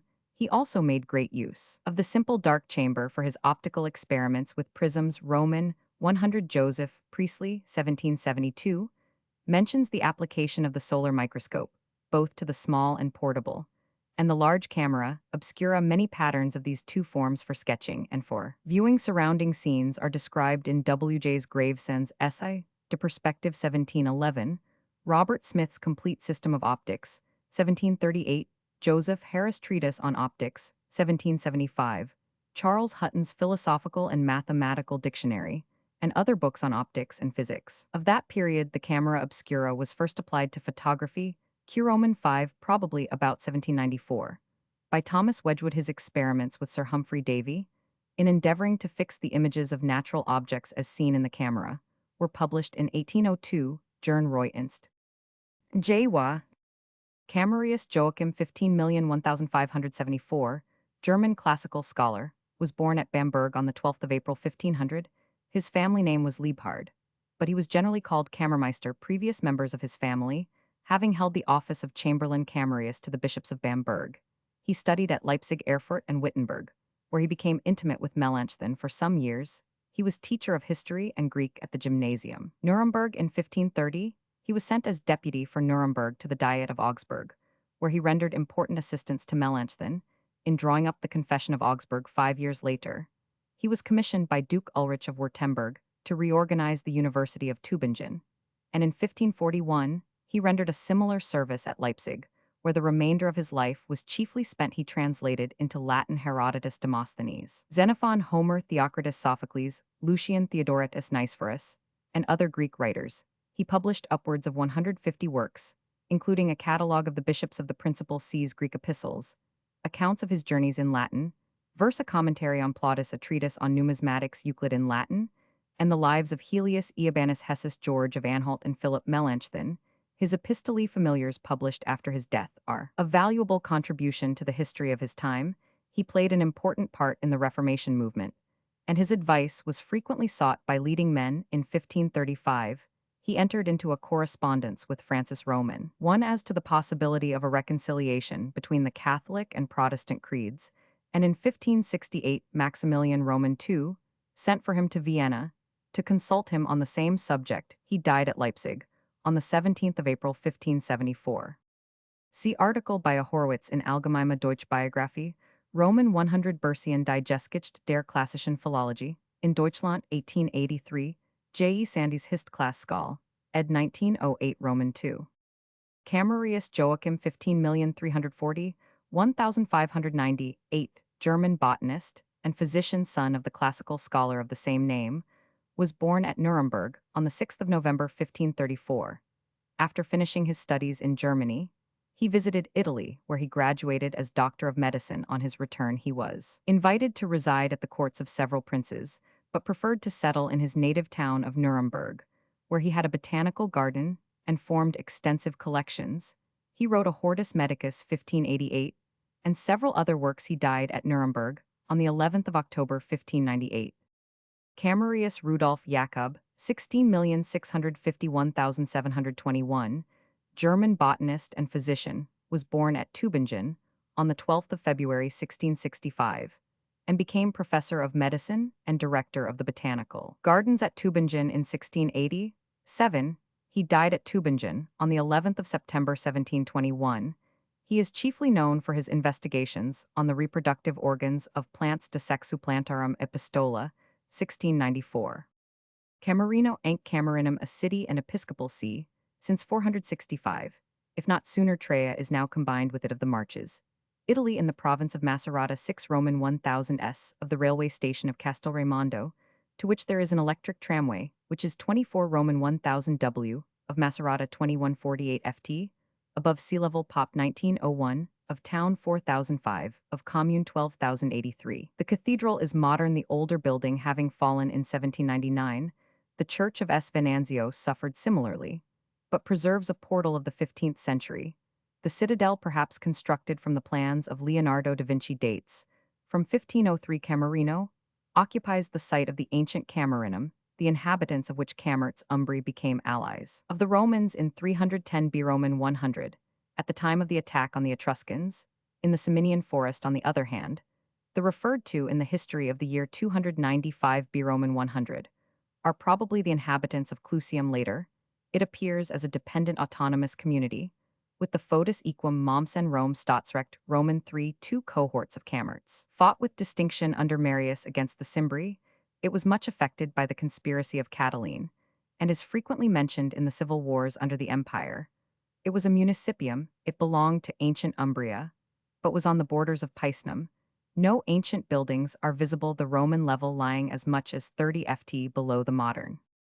See Pisa Vini Storia Delta Città di Camerino, 2nd ed. Camerino, 1895 Roman 1000 Mariani, Intorno, Uglianticae Camerdi Umbri Camerino, 1900. T. as Cameron John 15,791,623, Scottish theologian, was born at Glasgow about 1579, and received his early education in his native city. After having taught Greek in the university for 12 months, he removed to Bordeaux, where he was soon appointed a regent in the College of Bergerac. He did not remain long at Bordeaux, but accepted the offer of a chair of philosophy at Sedan, where he passed 2 years. He then returned to Bordeaux, and in the beginning of 1604, he was nominated one of the students of divinity who were maintained at the expense of the church, and who, for the period of 4 years, were at liberty to prosecute their studies in any Protestant seminary during this period. He acted as tutor to the 2 sons of Calignan, Chancellor of Navarre. They spent 1 year at Paris and 2 at Geneva, whence they removed to Heidelberg in this university. On the 4th of April 1608, he gave a public proof of his ability by maintaining a series of theses de Triplici de cum homine fodier, which were printed among his works. The same year, he was recalled to Bordeaux, where he was appointed the colleague of Dr. Primrose, and when Francis Gomarus was removed to Leyden, Cameron, in 1618, was appointed professor of divinity at Saumur, the principal seminary of the French Protestants. In 1620, the progress of the civil troubles in France obliged Cameron to seek refuge for himself and family in England. For a short time, he read private lectures on divinity in London, and in 1622, the king appointed him principal of the University of Glasgow in the room of Robert Boyd, who had been removed from his office in consequence of his adherence to Presbyterianism. Cameron was prepared to accept episcopacy and was cordially disliked for his adherence to the doctrine of passive obedience. He resigned his office in less than a year. He returned to France and lived at Saumur. After an interval of a year, he was appointed professor of divinity at Montauban. The country was still torn by civil and religious dissensions, and Cameron excited the indignation of the more strenuous adherents of his own party. He withdrew to the neighboring town of Moissac, but he soon returned to Montauban, and a few days afterwards he died at the age of about 46. Cameron left by his first wife several children, whose maintenance was undertaken by the Protestant churches in France. All his works were published after his death. His name has a distinct place in the development of Calvinistic theology in Europe. He and his followers maintained that the will of man is determined by the practical judgment of the mind, that the cause of men's doing good or evil proceeds from the knowledge which God infuses into them, and that God does not move the will physically, but only morally by virtue of its dependence on the judgment of the mind. This peculiar doctrine of grace and free will was adopted by Amiraut Capel Bochart Dale and others of the more learned among the Reformed ministers who dissented from Calvin's, the Cameronites. Not to be confused with the Scottish sect called Cameronians, are moderate Calvinists, an approach to the opinion of the Arminians. They are also called Universalists, as holding the universal reference of Christ's death, and sometimes Amiraldists, the rigid adherents to the Synod of Dort, accused them of Pelagianism and even of Manichaeism, and the controversy between the parties was carried on with great zeal. Yet the whole question between them was only whether the will of man is determined by the immediate action of God upon it, or by the intervention of a knowledge which God impresses on the mind. Cameron Richard 16,480, 1680, founder of a Scottish religious sect of Cameronians, which formed the nucleus of the regiment of this name in the British Army, was born at Falkland in the county of Fife. He was educated at the village school, and his success was so great that while still a youth he was appointed schoolmaster in this situation. He became acquainted with some of the more enthusiastic field preachers. Persuaded by them, he resigned his post and entered the family of Sir Walter Scott of Harden as chaplain and tutor. Refusing to acknowledge the indulgence, he joined the ranks of the nonconforming ministers and incited the inhabitants of the southern counties of Scotland to protest openly against the new edict. So formidable was the agitation that the government pronounced illegal all armed assemblages for religious purposes, Cameron took refuge in Holland, where he resided for some time. But in the autumn of 1679, probably he returned to Scotland, and once more made himself formidable to the government, shortly after the defeat of the Covenanters at Bothwell Bridge in. That year Cameron was slain in a skirmish at the Airds, or Ayers Moss, fighting bravely at the head of the few troops which he had been able to collect. His prayer, before going into battle, became a tradition: Lord spare the green, and take the ripe. After the accession of William Roman III, the survivors were amnestied, and the Cameronian regiment was formed from them. See Andrew Lang, History of Scotland, Vol. Roman 30, 1907, Herzog Hoch, Real Encyclopaedia, 1897, S. Roman 5. Cameronianer, a smelly men of the Covenant, Hercules Richard Cameron P. Walker, 6 Saints of the Covenant. Cameron Simon, 17,990, 1889, American politician, was born in Lancaster County, Pennsylvania, on the 8th of March 1799. Left an orphan at the age of 9, he early entered journalism, and in banking and railway enterprises accumulated a considerable fortune. He became influential in Pennsylvania politics, and in 18,451,849 served in the United States Senate, being elected by a combination of Democratic, Whig, and American votes to succeed James Buchanan in 1854, having failed to secure the nomination. For senator from the Know Nothing Party, which he had recently joined, he became a leader of the People's Party. As the Republican 109 Party was at first called in Pennsylvania, in 1857, he was elected to the United States Senate as a Republican, despite a Democratic majority in the state legislature, a fact that gave rise to charges of bribery. His prominence as a candidate, first for the presidential, and then for the vice presidential nomination, in the Republican National Convention of 1860, led to his being selected by President Lincoln as Secretary of War. His administration of this office at a critical time was marked by his accustomed energy, but unfortunately also by partiality in the letting of government contracts, which brought about his resignation at Lincoln's request in January 1862, and his subsequent censure by the House of Representatives. Lincoln sent him as minister to Russia, but he returned in November 1862.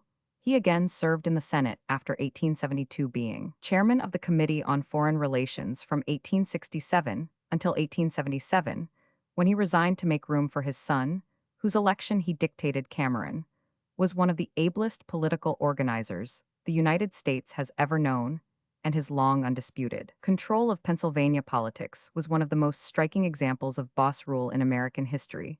The definition of an honest politician as one who, when he is bought, will stay bought, has been attributed to him. He died on the 26th of June, 1889.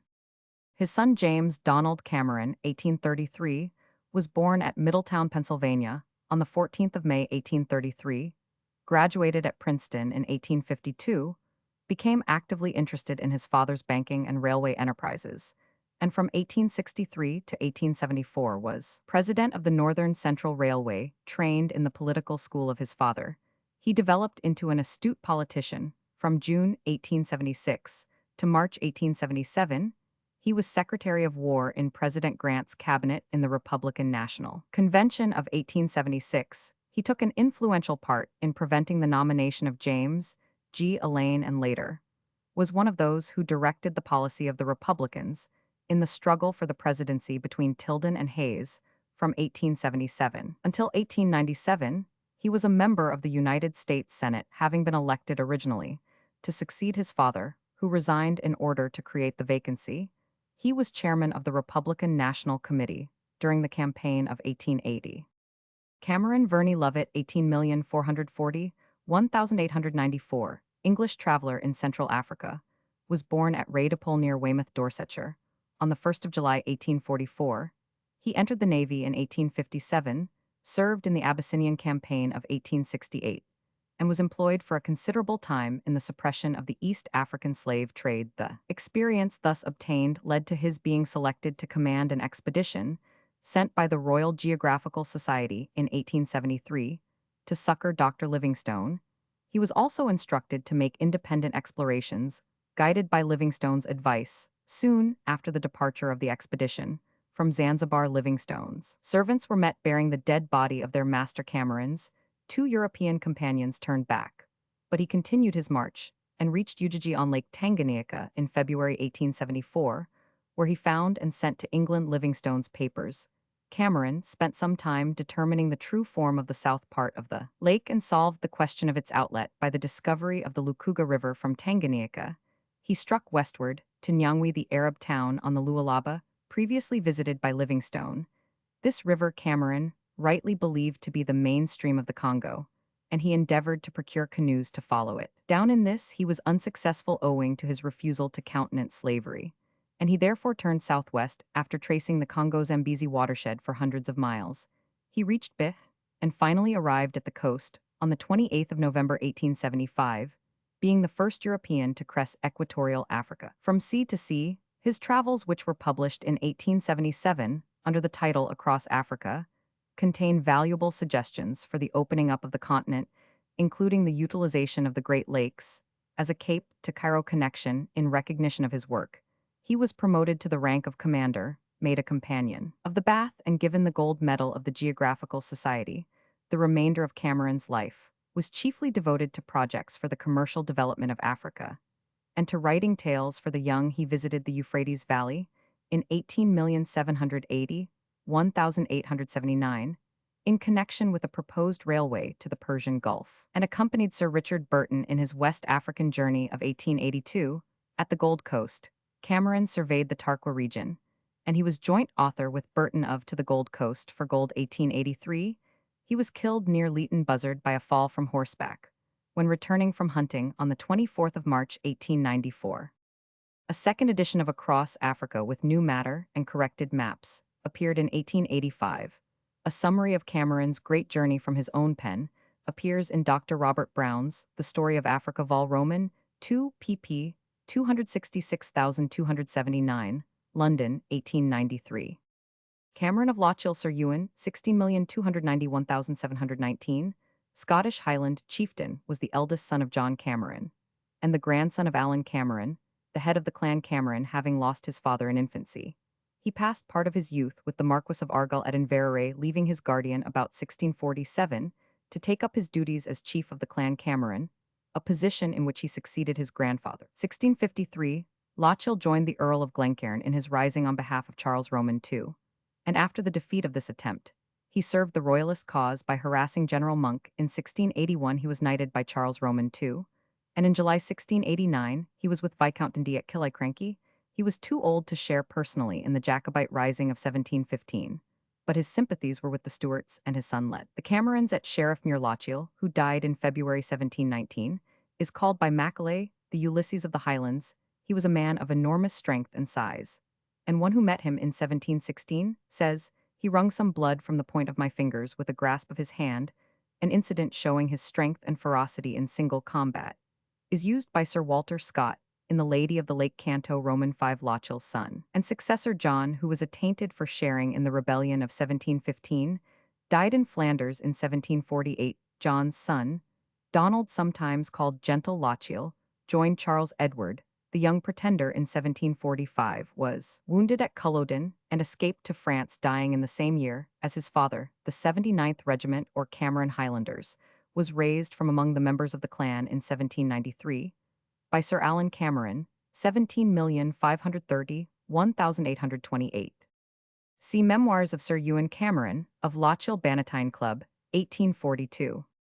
Cameronians, the name given to that section of the Scottish Covenanters Curoman 5, who followed Richard Cameron Curoman 5, and who were chiefly found among those who signed the Sanquhar Declaration in 1680, known also as Society Men Sanquharians and Hillmen.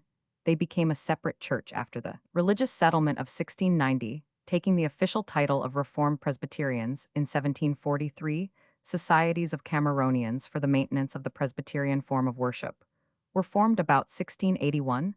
Their testimony, the Informatory Vindication, is dated 1687, and they quickly became the most pronounced and active adherents of the covenanting faith, holding fast to the two covenants, the National Covenant of 1580 and the Solemn League and Covenant of 1643. They wished to restore the ecclesiastical order which had existed between 1638 and 1649, and were dissatisfied with the moderate character of the religious settlement of 1690, refusing to take the oaths of allegiance to an uncovenanted ruler or to exercise any civil function. They passed through a period of trial and found some difficulty in maintaining a regular ministry. But in 1706, they were reinforced by some converts from the established church. They objected strongly to the proposal for the union of England and Scotland and were suspected of abetting a rising, which took place in the west of Scotland in 1706. But there appears to be no foundation for the statement that they intrigued with the Jacobites, and they gave no trouble to the government either in 1715 or in 1745. In 1712, they publicly renewed the covenants at Auchensauch Hill in Lanarkshire. And in 1743, their first presbytery was constituted at Brehead, while a presbytery was formed in North America in 1774. In 1863, the Cameronians or Reformed Presbyterians decided to inflict no penalties upon those members who had taken the oaths or had exercised civil functions, and 110, consequently a few congregations, seceded in 1876. The general body of the Reformed Presbyterians united with the Free Church of Scotland, leaving the few seceding congregations as the representatives of the principles of the Cameronians in the British Army. The 1st Battalion of the Cameronians Scottish Rifles is directly descended from the Cameronian Guard, which composed of Cameronians was embodied by the Convention Parliament in 1689 and was afterwards employed to restore order in the Highlands. See J. H. Burton History of Scotland Vols, Roman 7, and Roman 8 Edinburgh 1905, and a Lang History of Scotland Vol Roman 4 Edinburgh 1907. Cameroon 1 Jur Cameroon, a German protectorate in West Africa, bounded W by the Atlantic and W by British Nigeria, N by Lake Chad, E and S by French Congo, save for a short distance on the south, where it is conterminous with the Spanish Muni River settlement. Boundaries and area. The sea frontier extends from the Rio del Rey, just where the great bend of the coastline east to south begins forming the Bight of Biafra, to the Campo River, a distance of 200 Roman 1,000. The northwestern boundary laid down in an agreement between Germany and Great Britain on the 15th of November 1893 runs from the mouth of the Rio del Rey to the rapids of the Cross River in 848 E. Thence it is continued in a northeast line towards Yola as far as the confines of that town. The boundary is then deflected south so as to leave Yola in British territory, turning north again, to cross the Benue River at a spot 3 Roman 1,000 west of where the Faro joins the Benue from this point. The frontier goes northeast to the border of Lake Chad 35 Roman 1,000 east of the meridian of the town of Cuca, the southern shores of Lake Chad for a distance of some 40 Roman 1,000 belong to the Protectorate. The south and east boundaries were laid down by agreements between Germany and France on the 24th of December 1880, 5 the 15th of March 1894, and the 18th of April 1908.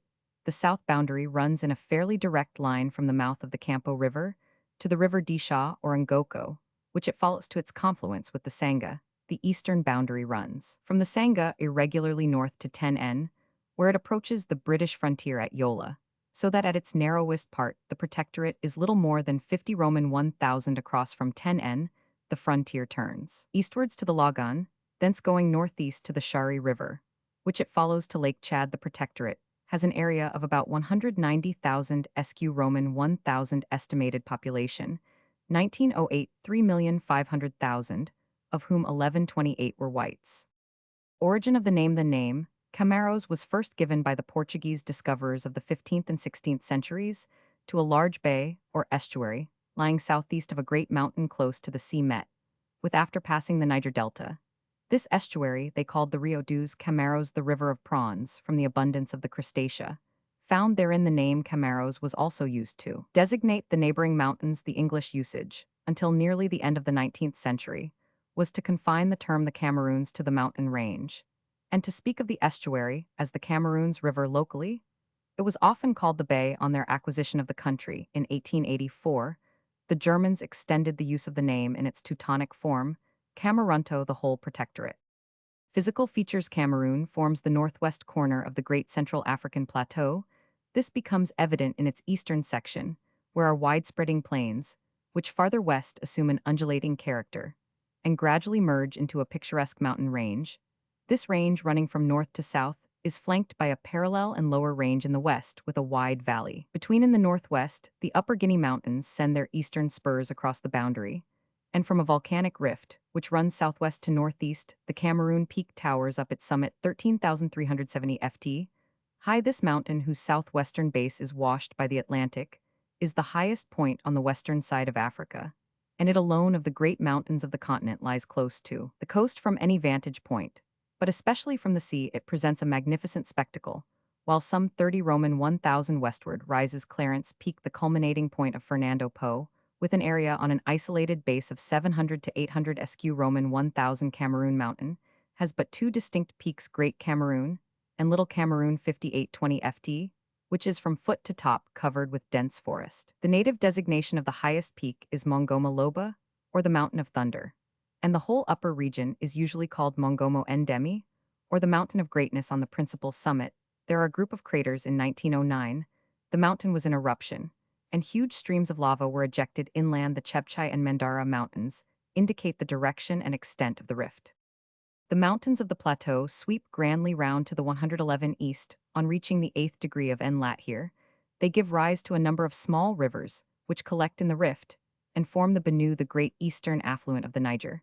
This part of the protectorate is known as Adamawa Kiroman 5 farther north, beyond the Mandara Mountains. The country here, part of the ancient Sultanate of Bornu, slopes to the shores of Lake Chad, and has a general level of 800 to 1,000 ft. The greater part of Cameroon is thus a mountainous country.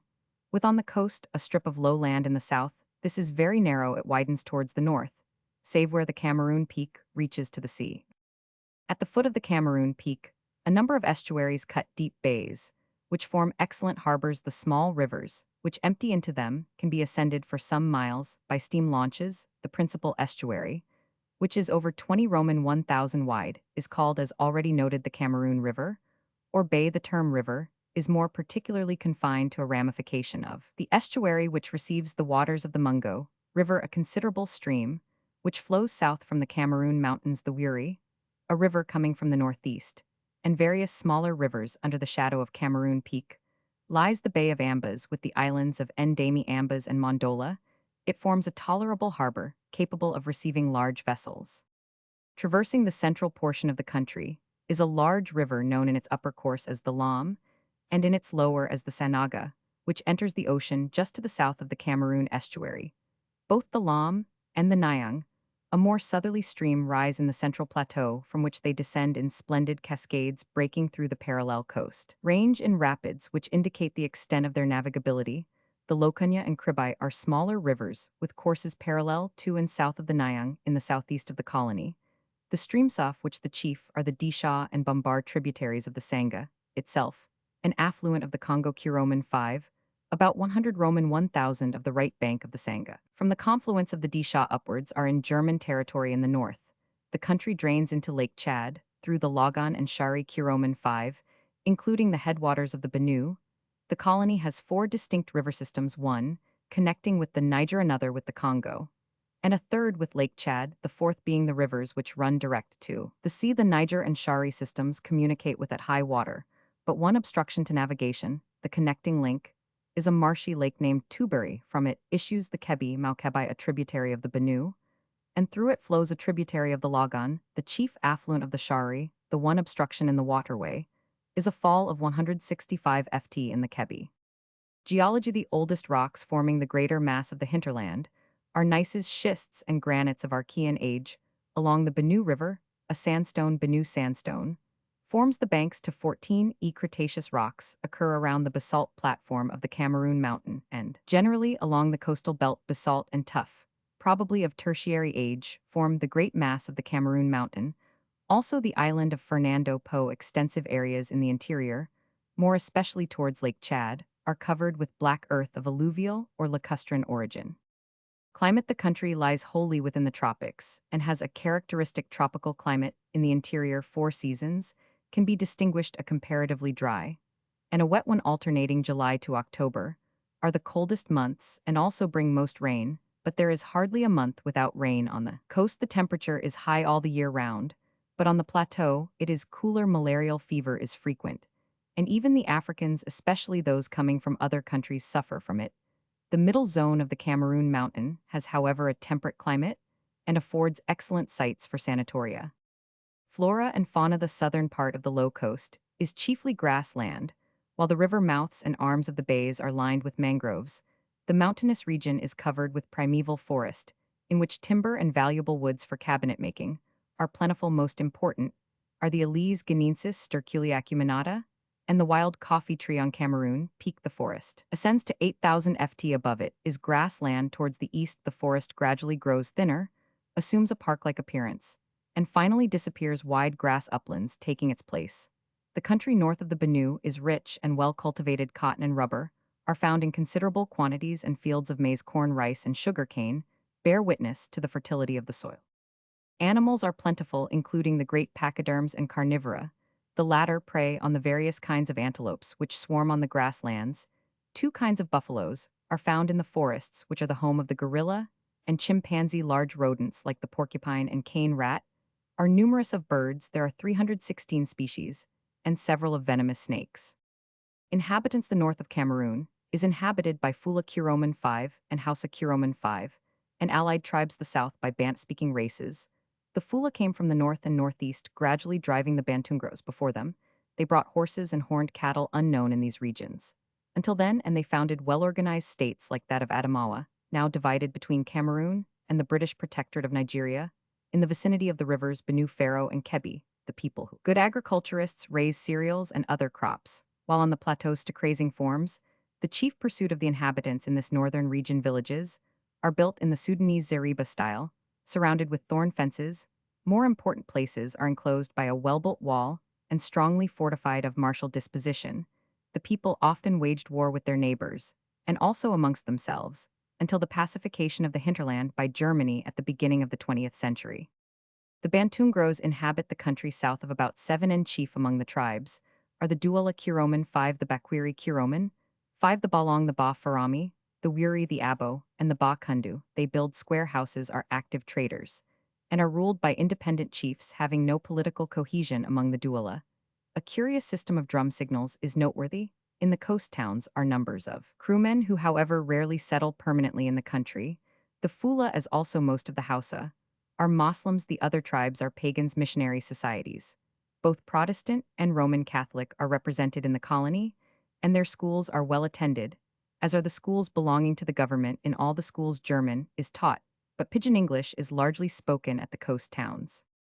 Chief towns. Douala, the chief town in the Protectorate, is situated on the Cameroon estuary, at the mouth of the Wiri River in 42 and 942 E. It consists of various trading stations and native towns close to one another on the south bank of the river, and known before the German occupation as Cameroon Belltown, Aqua Town, Roman 100 Hickory on the north side of the stream, and the starting point of the railway to the interior. Is also part of Douala, which has a total population of 22,000, including about 170 Europeans. Douala is the headquarters of the merchants and missionaries.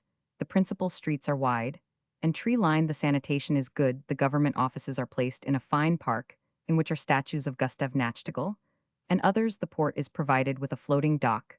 The seat of government is Bua Post. 3,000 ft. Above the sea, on the slopes of the Cameroon Mountain Victoria, is a flourishing town in Ambas Bay, founded by the British Baptist missionaries, expelled from Fernando Po in 1858. C.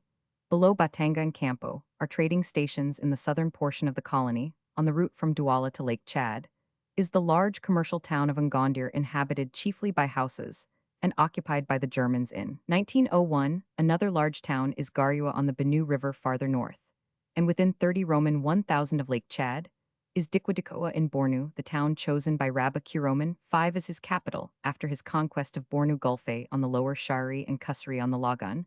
Are also towns of some note. Ngoko is a trading station on the Disha in the southeast of the Protectorate, near the confluence of that river with the Sanga.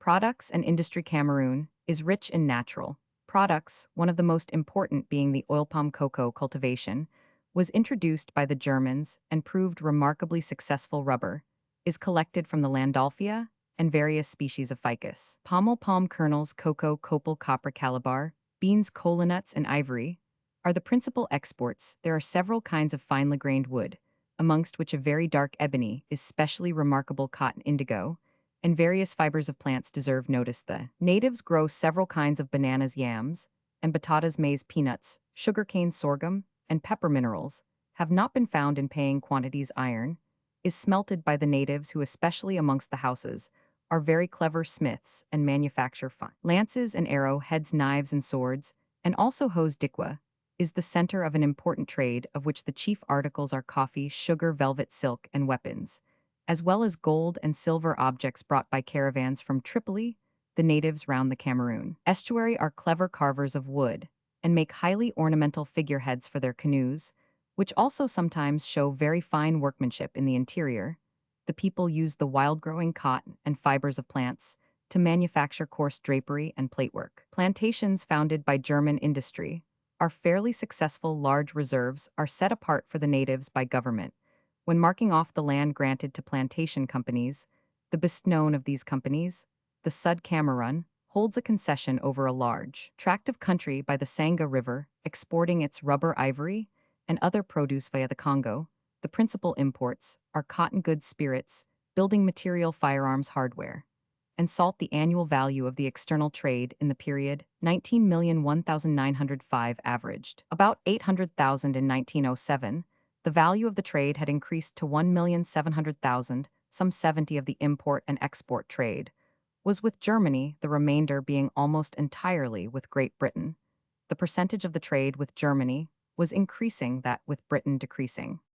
Communications: there is regular steamship communication with Europe by German and British boats on the rivers, which run into the Cameroon estuary. Small steam launches ply. The protectorate belongs to the Postal Union and is connected by cable with the British Telegraph Station at Boni in the Niger Delta. An imperial guarantee of interest was obtained in 1905 for the construction of a railway from Hickory to Bayong, a place 100 Roman 1000 to the north. The district traversed being fertile and populous from Victoria.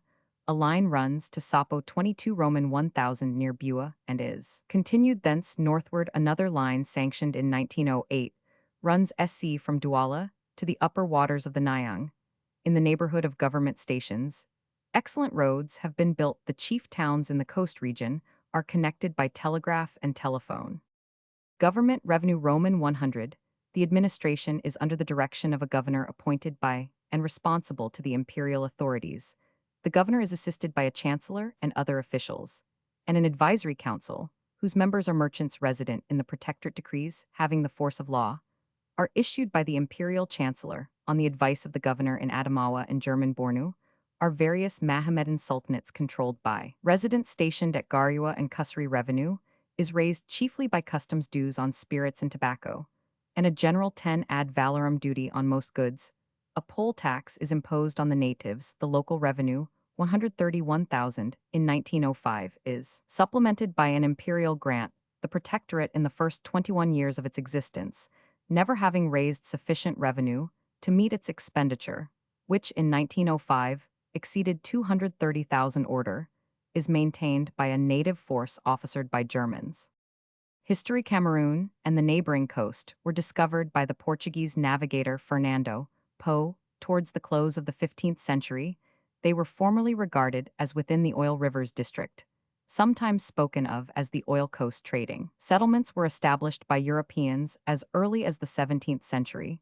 The trade was confined to the coast, the Douala and other tribes being recognized intermediaries between the coast factories and the tribes in the interior, whither they allowed no strange trader to proceed. They took a quantity of goods on trust, visited the tribes in the forest, and bartered for ivory, rubber, and other produce. This method of trade, called the trust system, worked well. But when the country came under the administration of Germany, the system broke down as inland traders were allowed to visit the coast. Before this happened, the kings of the chief trading stations, Aqua and Bel, were wealthy merchant princes from the beginning. Until near the end of the 19th century, they were very largely under British influence. In 1837, the King of Bimbia, a district on the mainland, on the north of the estuary, made over a large part of the country, round the bay, to Great Britain in 1845, at which time there was a flourishing trade in slaves between Cameroon and America. The Baptist Missionary Society made its first settlement on the mainland of Africa. Alfred Saker, 18,141,880, obtaining from the Aqua family the site for a mission station in 1848.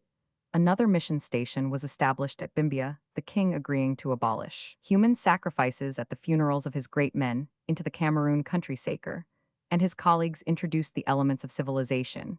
And with the help of British Menafor, the overseas slave trade was finally stopped. Roman 100. The struggles between the Bell Emboli and Aqua families were also largely composed in 1858 on the expulsion of the Baptists from Fernando Po Curoman 5 Saker, founded at Ambas, Bay, a colony of the freed Negroes, who then left the island, the settlement being known as Victoria 2 years. After this event, the first German factory was established in the estuary by Messrs. Warman of Hamburg in 1870. The station at Bimbia was given up by the missionaries, but that at Aqua Town continued to flourish, the Douala showing themselves eager to acquire education, while Saker reduced their language to writing. He left Cameroon in 1876, the year before George Grenfell, afterwards famous for his work on the Congo, came to the country, where he remained 3 years. Like the earlier missionaries, he explored the adjacent districts, discovering the Sanaga in its lower course, although British influence was powerful, and the British consul for the oil rivers during this period exercised considerable authority over the native chiefs. Requests made by them in particular by the Douala chiefs in 1882 for annexation by Great Britain were refused or neglected, with the result that, when Germany started on her quest to pick up unappropriated parts of the African coast, she was enabled to secure Cameroon. A treaty with King Bell was negotiated by Dr. Gustave Nachtigal, the signature of the king, and the other chiefs being obtained at midnight on the 15th of July, 1884. 5 days later, Mr. A. Hewitt, British consul, arrived with a mission to annex the country to Great Britain, though too late to secure King Bell's territory. Mr. Hewitt concluded treaties with all the neighboring chiefs, but the British government decided to recognize the German claim not only to Bell Town, but to the whole Cameroon region. Some of the tribes, disappointed at not being taken over by Great Britain, refused to acknowledge German sovereignty.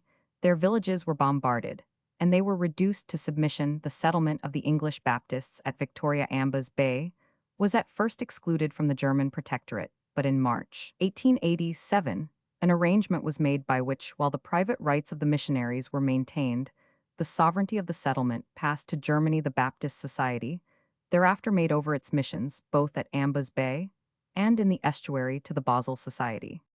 The extension of German influence in the interior was gradually accomplished, though not without considerable bloodshed. That part of Adamawa, recognized as outside the British frontier, was occupied in 1901. After somewhat severe fighting in 1902, the imperial troops first penetrated into that part of Bornu, reserved to Germany by agreements with Great Britain and France. They found the country in the military occupation of France. The French officers, who stated that their presence was due to 113, the measures rendered necessary by the ravages of Rabat and his sons, withdrew their troops into French territory. The shores of Lake Chad were first reached by a German military force on the 2nd of May 1902, in 1904, and again in 1905. There were native risings in various parts of the protectorate. These disturbances were followed early in 1906 by the recall of the governor Herr von Puttkamer, who was called upon to answer charges of maladministration. He was succeeded in 1907 by Dr. T. Sates. Collisions on the southern border of the protectorate between French and German troops led in 19,051,906 to an accurate survey of the south and east frontier regions, and to a new convention 1908, whereby, for the straight lines marking the frontier in former agreements, natural features were largely substituted. Germany gained a better outlet to the Sanga River. The ascent of the Cameroon Mountain was first attempted by Joseph Merrick of the Baptist Missionary Society in 1847, but it was not till 1861 that the summit was gained, when the ascent was made by Sir Richard Burton Gustav Mann, a noted botanist and Senor Calvo. The starting point was Babundia Place on the seashore west of the mountain. From the southeast, the summit was reached by Mary Kingsley in 1895.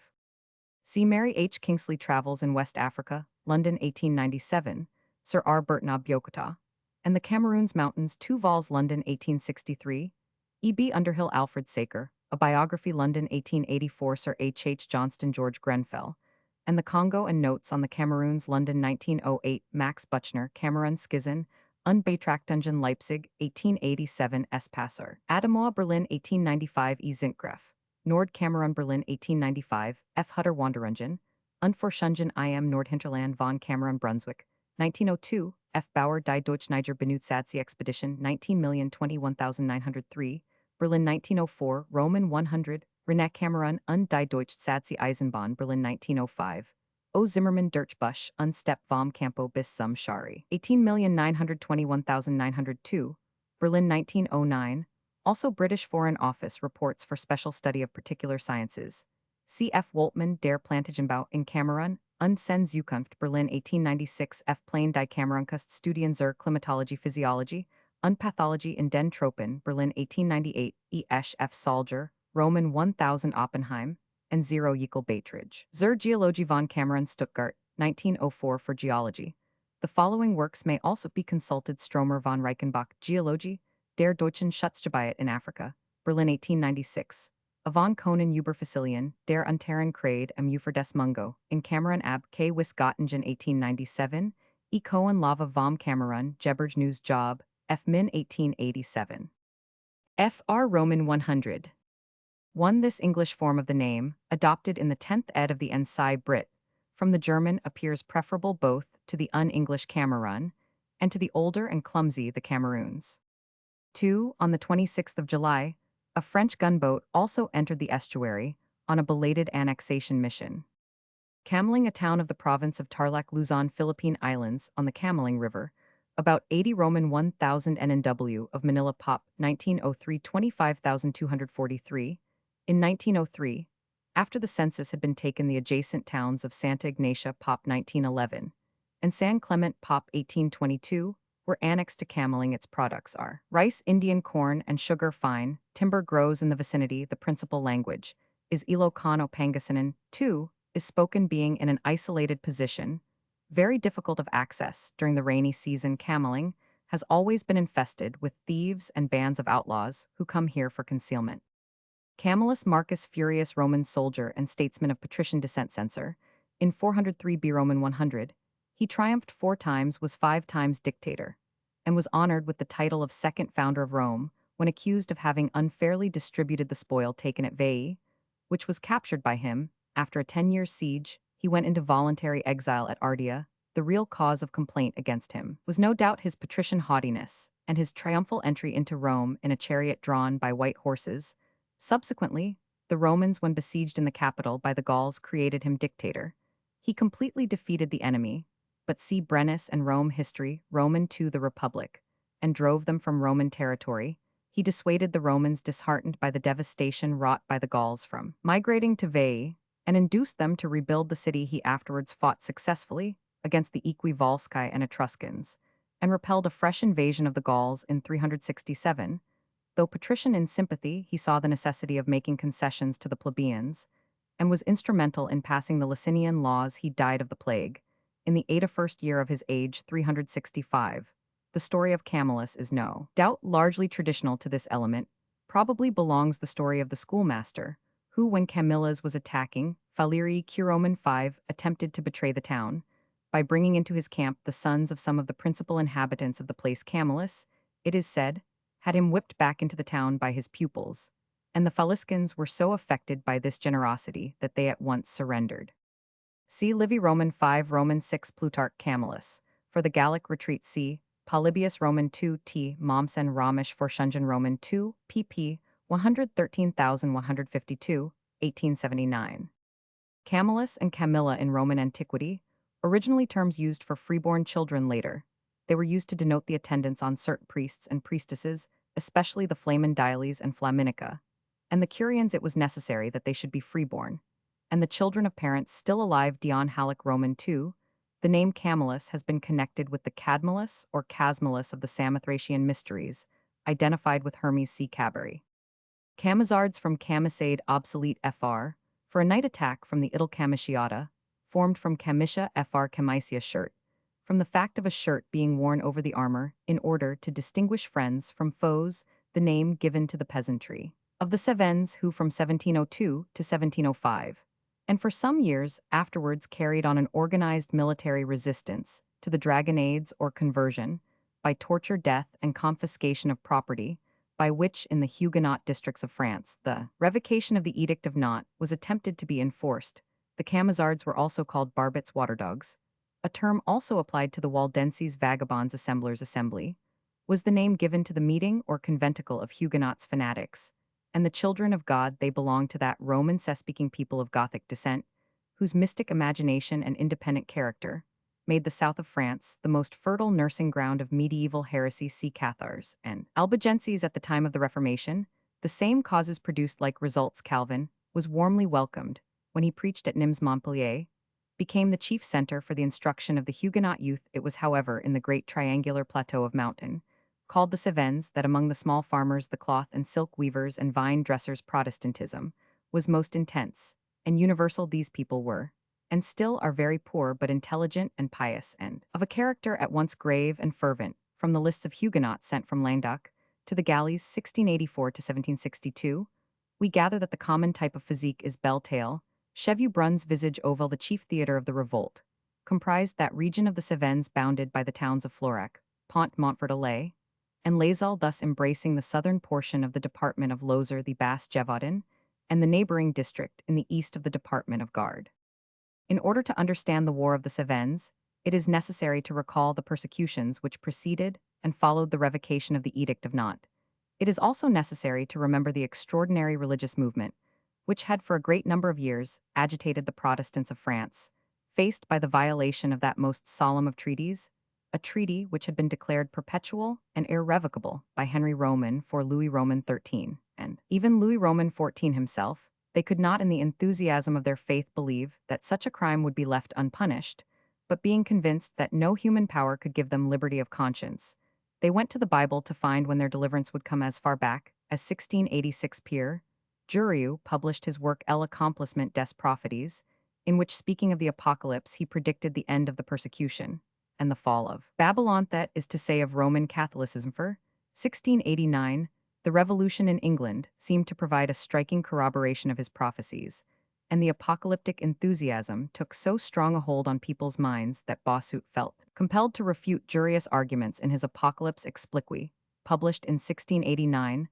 the Letters Pastorales of Jurieu Rotterdam, 16,861,687, a series of brief tracts which were secretly circulated in France. 114, continued to narrate events and prodigies in which the author saw the intervention of God, and thus strengthened the courage of his adherents. This religious enthusiasm, under the influence of Dussert, was manifested for the first time in the Dauphin. Dussert, who was a pupil of Jurieu, communicated his mystic faith to young children who were called the Petits Prophets, the most famous of whom was a girl named La Belle Isabelle, brought up on the study of the prophets and the apocalypse. These children went from village to village quoting and requoting the most obscure and terrible passages from these ancient prophecies. See Antichrist. It is necessary to remember that at this time, the Protestants were without ministers, all being in exile, and were thus deprived of all real religious instruction.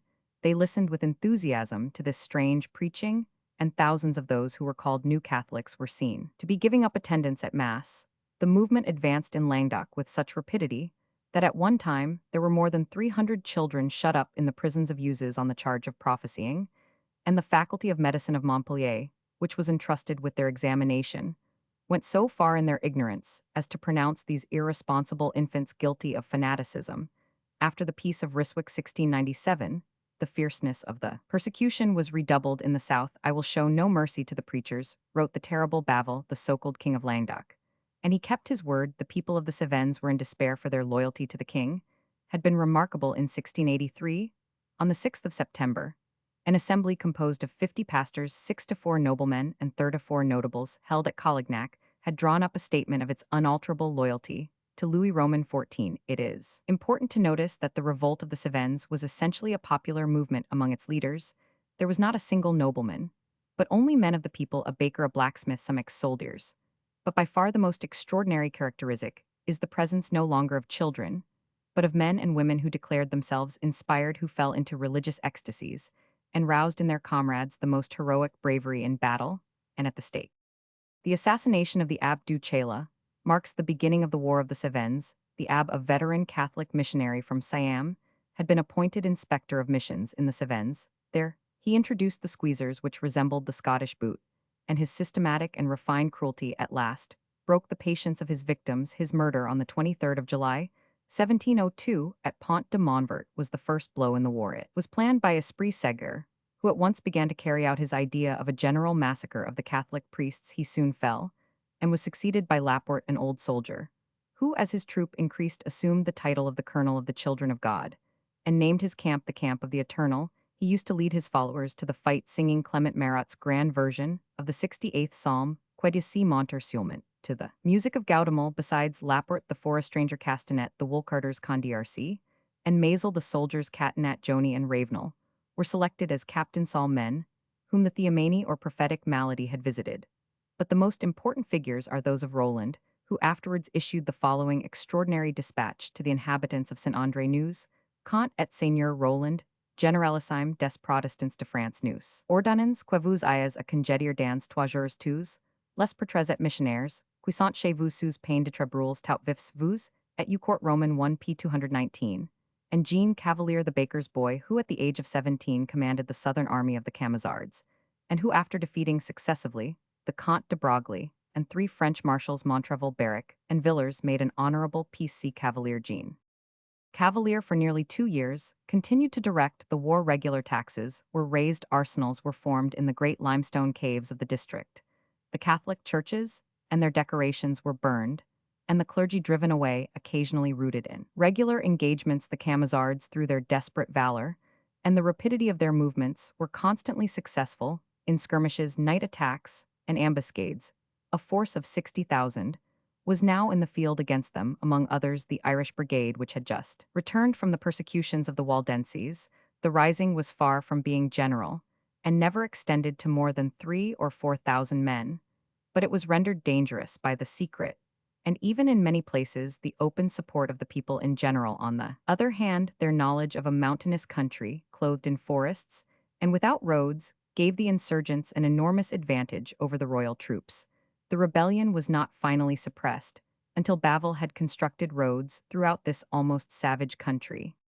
Montrevel adopted a policy of extermination, and 466 villages were burned in the Upper Cevennes, alone the population being for the most part put to the sword. Pope Clement Roman XI assisted in this work by issuing a bull against the execrable race of the ancient Albigenses and promising remission of sins to the holy militia, which was now formed among the Catholic population, and was called the Florentines Cadets of the Cross or White Camisards. Villars, the victor of Hochstadt and Friedlingen, saw that conciliation was necessary.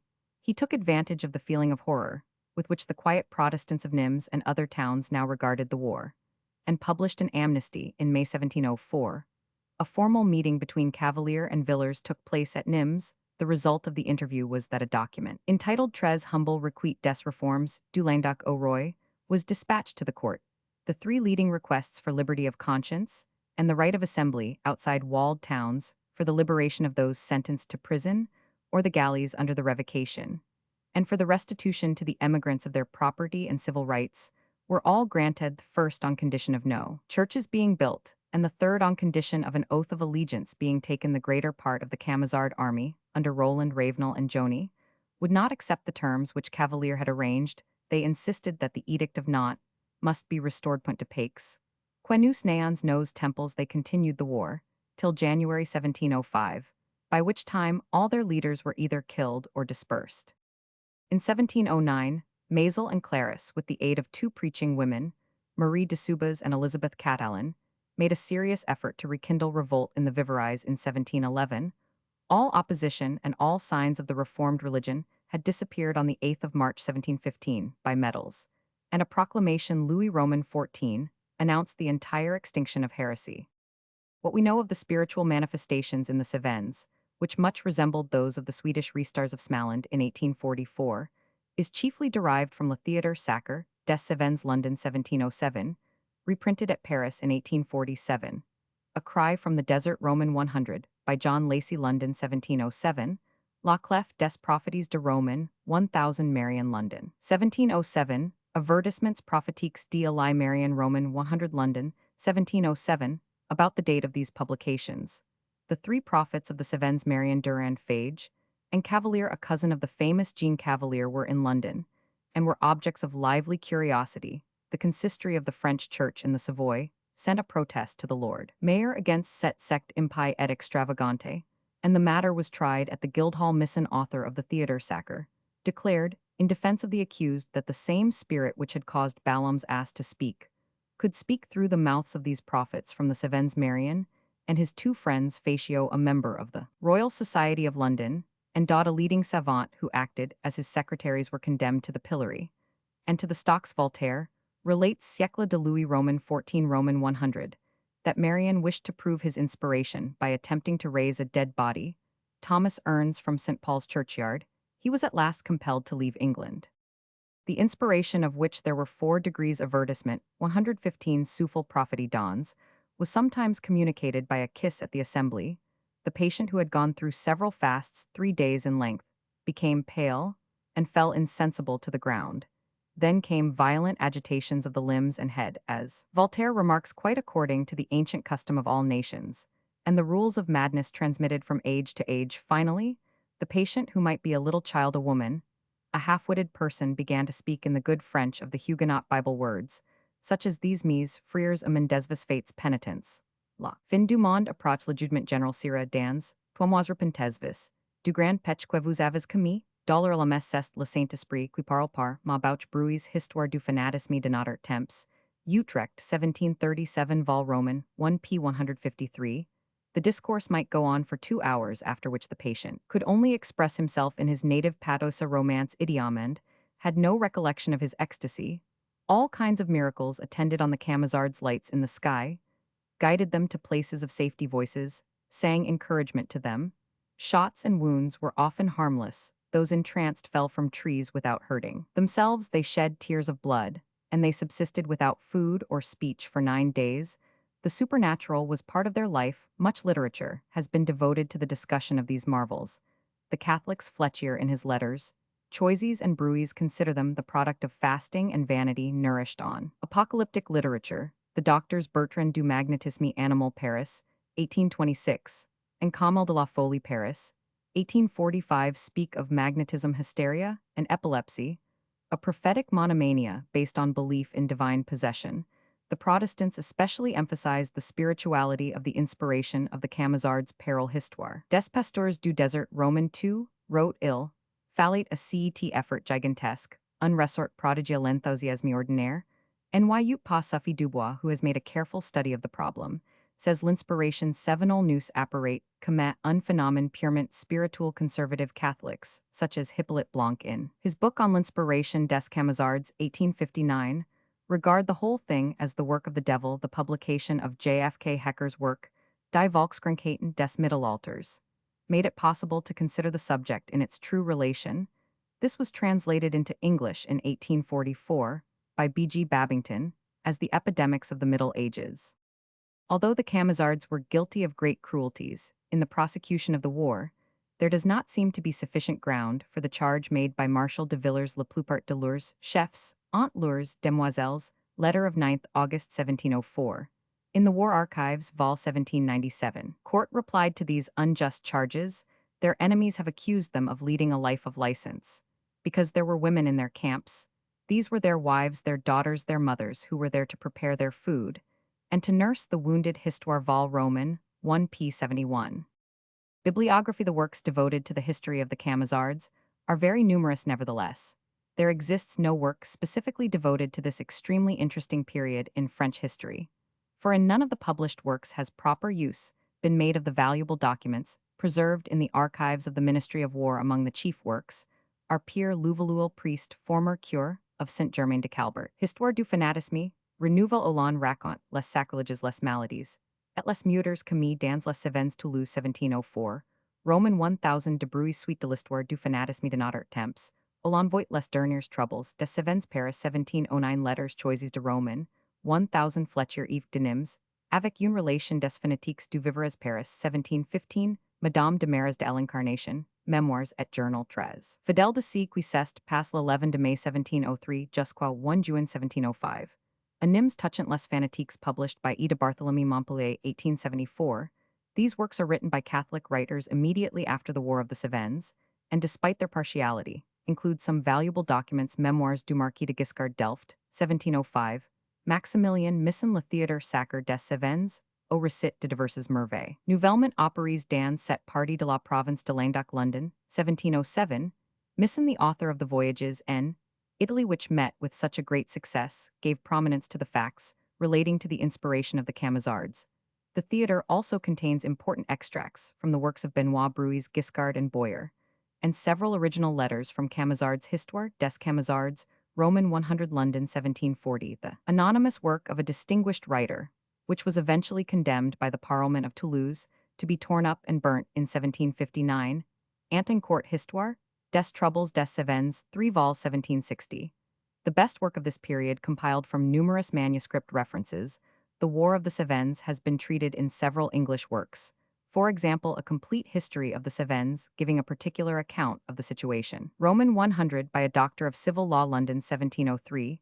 This work includes a dedication to the Queen and historical account of the people of the Cévennes, the bull of Pope Clement against the Camisards, and the Bishop of Nimes' mandate publishing the bull, and a discourse on the obligations of the English to help the Camisards, and a form of prayer used in the Camisard Assembly, printed in London in 1703 under the title Formulaire. De Prieurs des Cévennois, dans Lours assembles the history of the rise and downfall of the Camisards, Roman 100, London, 1709, dealt with the prophets of the Cévennes in London, and is only an abridged translation of Pierre Louveloul's work. Among modern works are Ernest Mortquin's Ans du Regnet de Louis, Roman 14, 3 vols, 1859, a work which gives a remarkable history of the War of the Cévennes, Les Insurges Protestants sous Louis. Roman 14 Studies and Unedited Documents, published by G. Frosterus, 1868, Memoirs de Bonbonu, Chief Camisard, and Pastor of the Desert, published by Vielles, 1883, Bonamir, Histoire de la Guerre des Camisards, 1859. 2 popular works are F. Puoch's Histoire populaire de la Guerre des Camisards, 1875, Anna E. Bray, The Revolt of the Protestants of the Cévennes, with some account of the Huguenots of the 17th century, London, 1870. Neuf Pièges. 1. This curious affair provoked a lengthy controversy, which is described in La Relation historique de C. Quicest, Passalanders au sujet des prophètes Camisards, République des Lettres, 1708, in the study of Roman 1000 Vesson, Les Prophets Camisards Alanders, 1893, and also in the book Les Prophets Cévennes ch. Roman 30, 1861, by Alfred Dubois. Camoens Cam owes Luís Vaz de 15,240,1580. The Prince of Portuguese poets sprang from an illustrious and wealthy family of Galician origin, whose seat, called the Castle of Camoens, lay near Cape Finisterre. His ancestor, the poet Vasco Pires de Camoens, followed the party of Peter, the Cruel of Castile, against Henry Roman II, and on the defeat of the former had to take refuge, along with other Galician nobles, in Portugal, where he founded the Portuguese family of his name.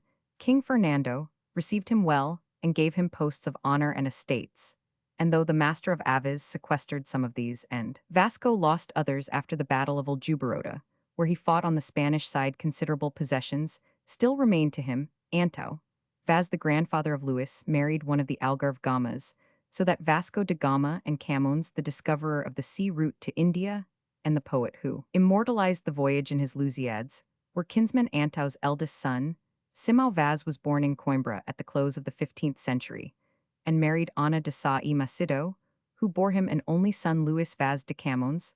Thus the poet, like his father and grandfather, was a cavaleiro fidalgo, that is, an untitled noble. 4 cities dispute the honor of being his birthplace, though Lisbon has the better title, and there is a like dispute about the year, which however was almost certainly 1524.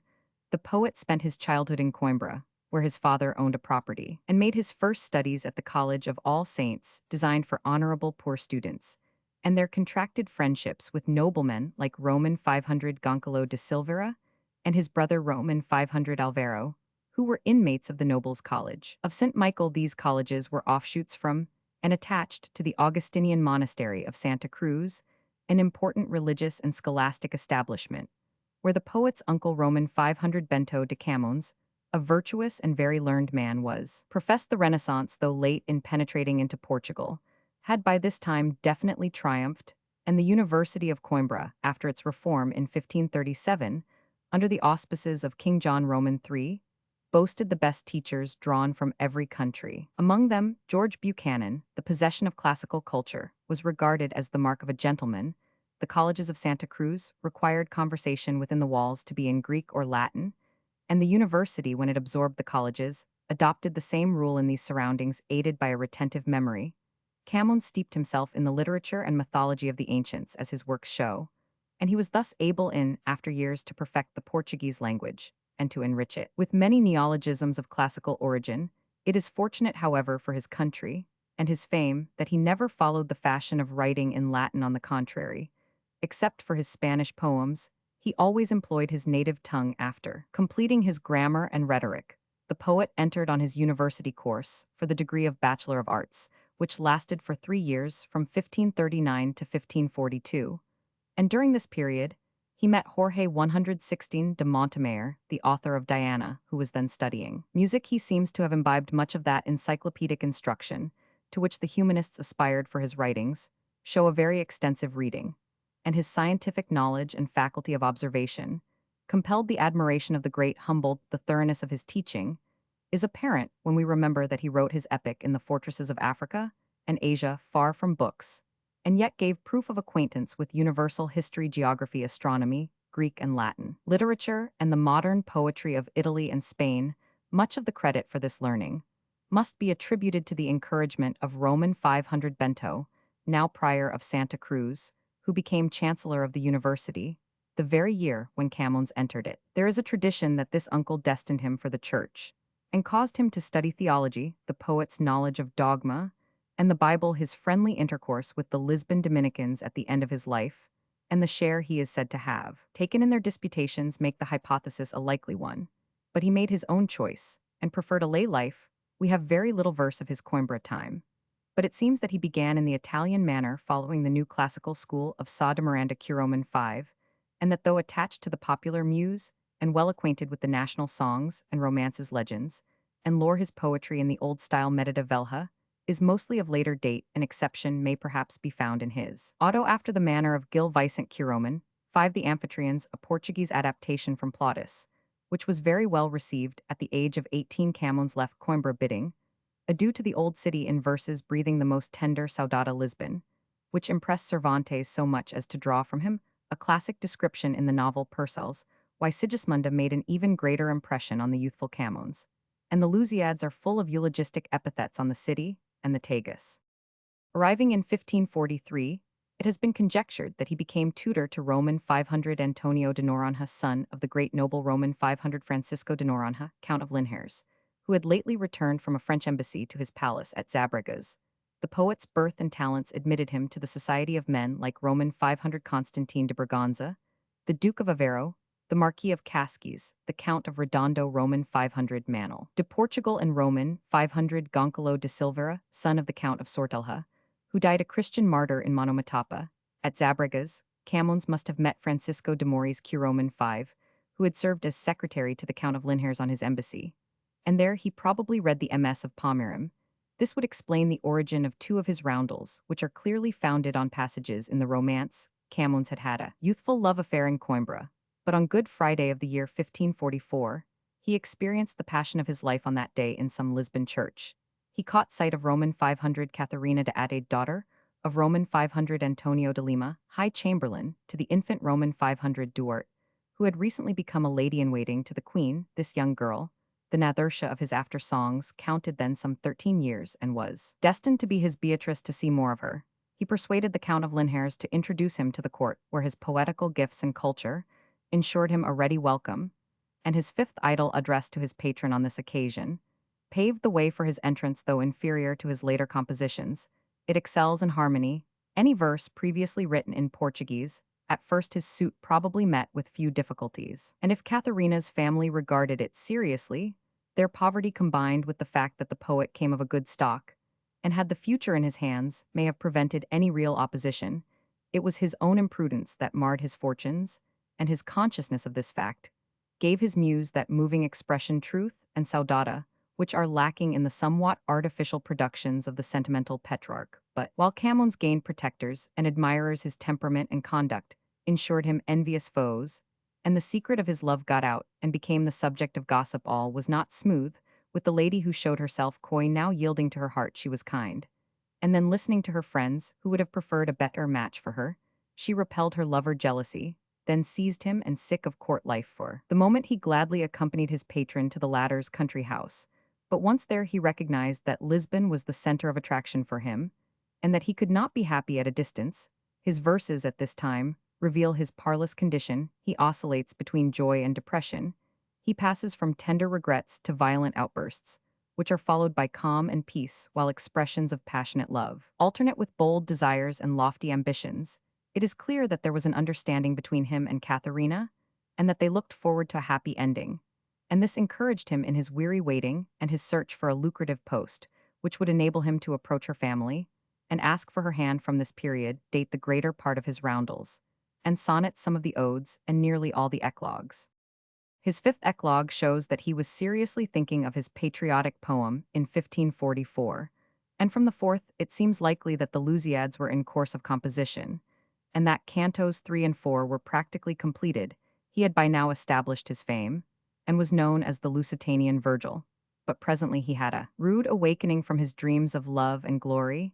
He had shown his affection too openly, and some infraction of court etiquette, about which the queen was strict, caused the tongue of scandal to wag. Perhaps it was an affair with one of Katharina's brothers, even a duel that led to the decree which exiled him from Lisbon.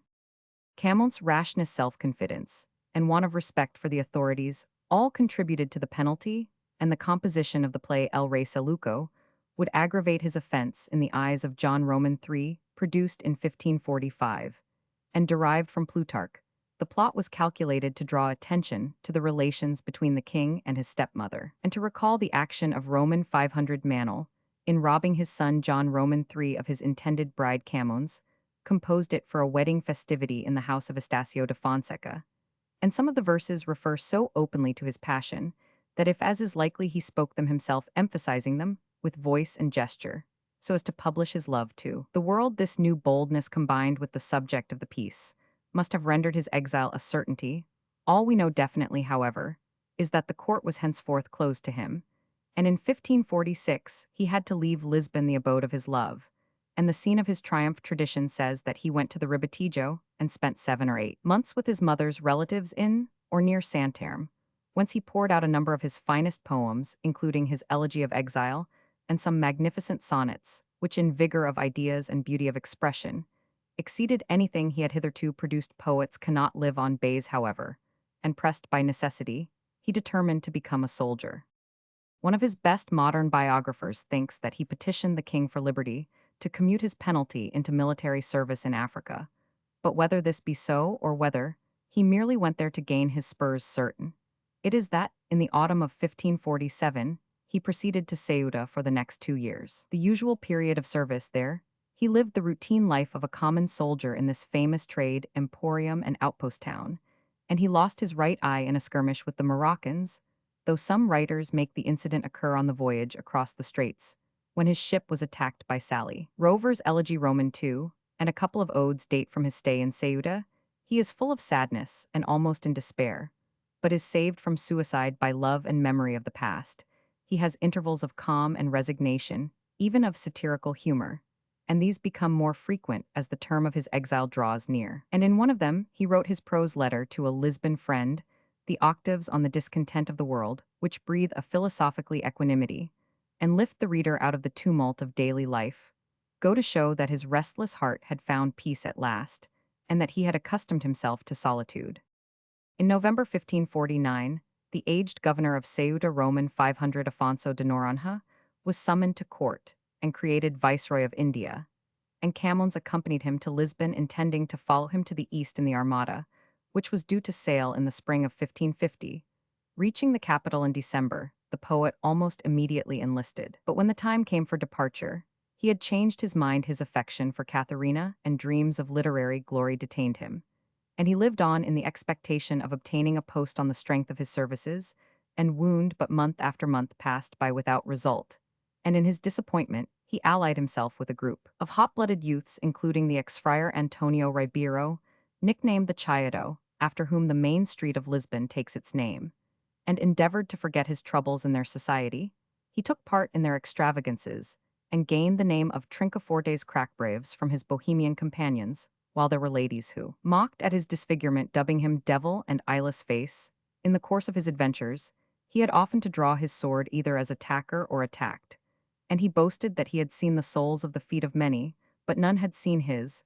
When the reply to his application came from the palace, it was a negative one, and he had now nothing further to expect. His stock of money brought from Ceuta was certainly exhausted, and misery stared him in the face, making him desperate. On the feast of Corpus Christi, the 16th of June, 1552, he found two masked friends of his engaged in a street fight near St. Dominic's convent, and joining in the fray, he wounded one. Goncalo Borges, a palace servant, with the result that he was apprehended and lodged in jail. This unprovoked attack upon a royal servant on so holy a day constituted a serious offense, and cost him 8 months' imprisonment. In a pathetic sonnet, he describes his terrible experiences, which made such an impression on him that years afterwards he recurred to them in his great autobiographical Canzon 10. When Borges' wound was completely healed, the poet's friends intervened to assist him, and it was arranged that on his formally imploring pardon, Borges should grant it and desist from proceeding with the case. This was effected on the 13th of February, 1553, and on the 7th of March, the king, taking into consideration that Camoens was a youth and poor, and decided to serve this year in India, confirmed the pardon. He had been obliged to humble his pride and enlist again. But while he complained of his troubles, he recognized in his frank, honest way that his own mistakes were in part the causes of them. After bidding goodbye to Katharina for the last time, Camoens set sail on Palm Sunday, the 24th of March, 1553, in the S. Bento, the flagship of a fleet of 4 vessels under Fernão Alvares. Cabral, his last words, he says in a letter, were those of Scipio Africanus: ingrata patria, non posseid bis ossa me.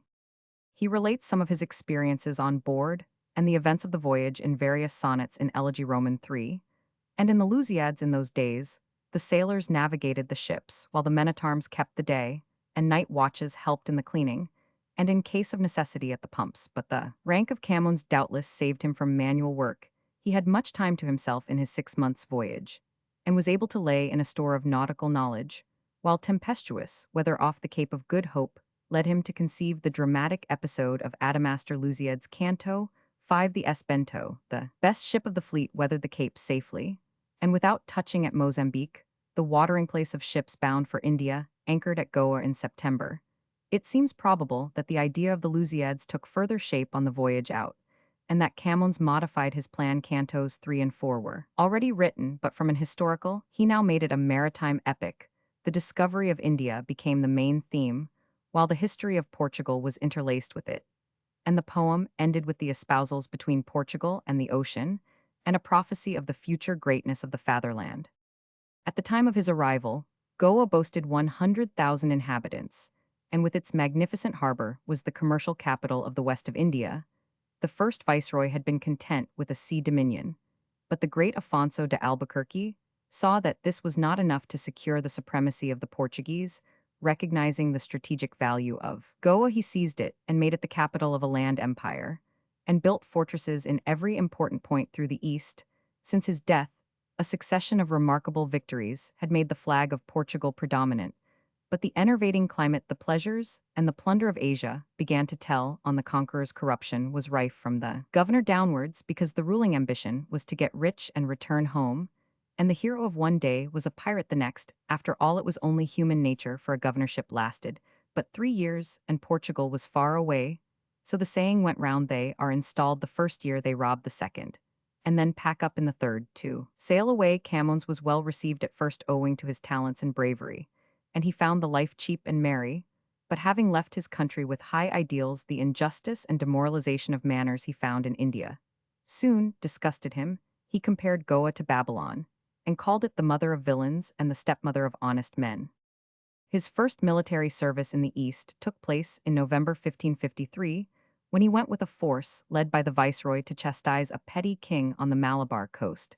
The expedition only lasted 2 or 3 months, and after some trivial combats, it returned to Goa in February of the following year. Camoens accompanied the viceroy's son, Roman 500 Fernando de Menezes, who led an armada to the mouth of the Red Sea, and thence up the Arabian coast to snap up hostile merchantmen and suppress piracy.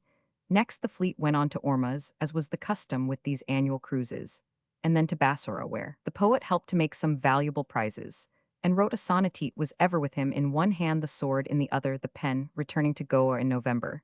He learnt of the deaths of Prince John, and of his friend and pupil, the young Roman 500 Antonio de Noronha, and paid his tribute in a feeling sonnet and eclogue. In February 1555, he sailed on another pirate hunt, and spent 6 weary months off Cape Guardafui, varied by a visit to Mombasa, and by further work on his epic, and only got back to Goa in the following September. His experiences are recorded in the profound and sad 10th Canzon.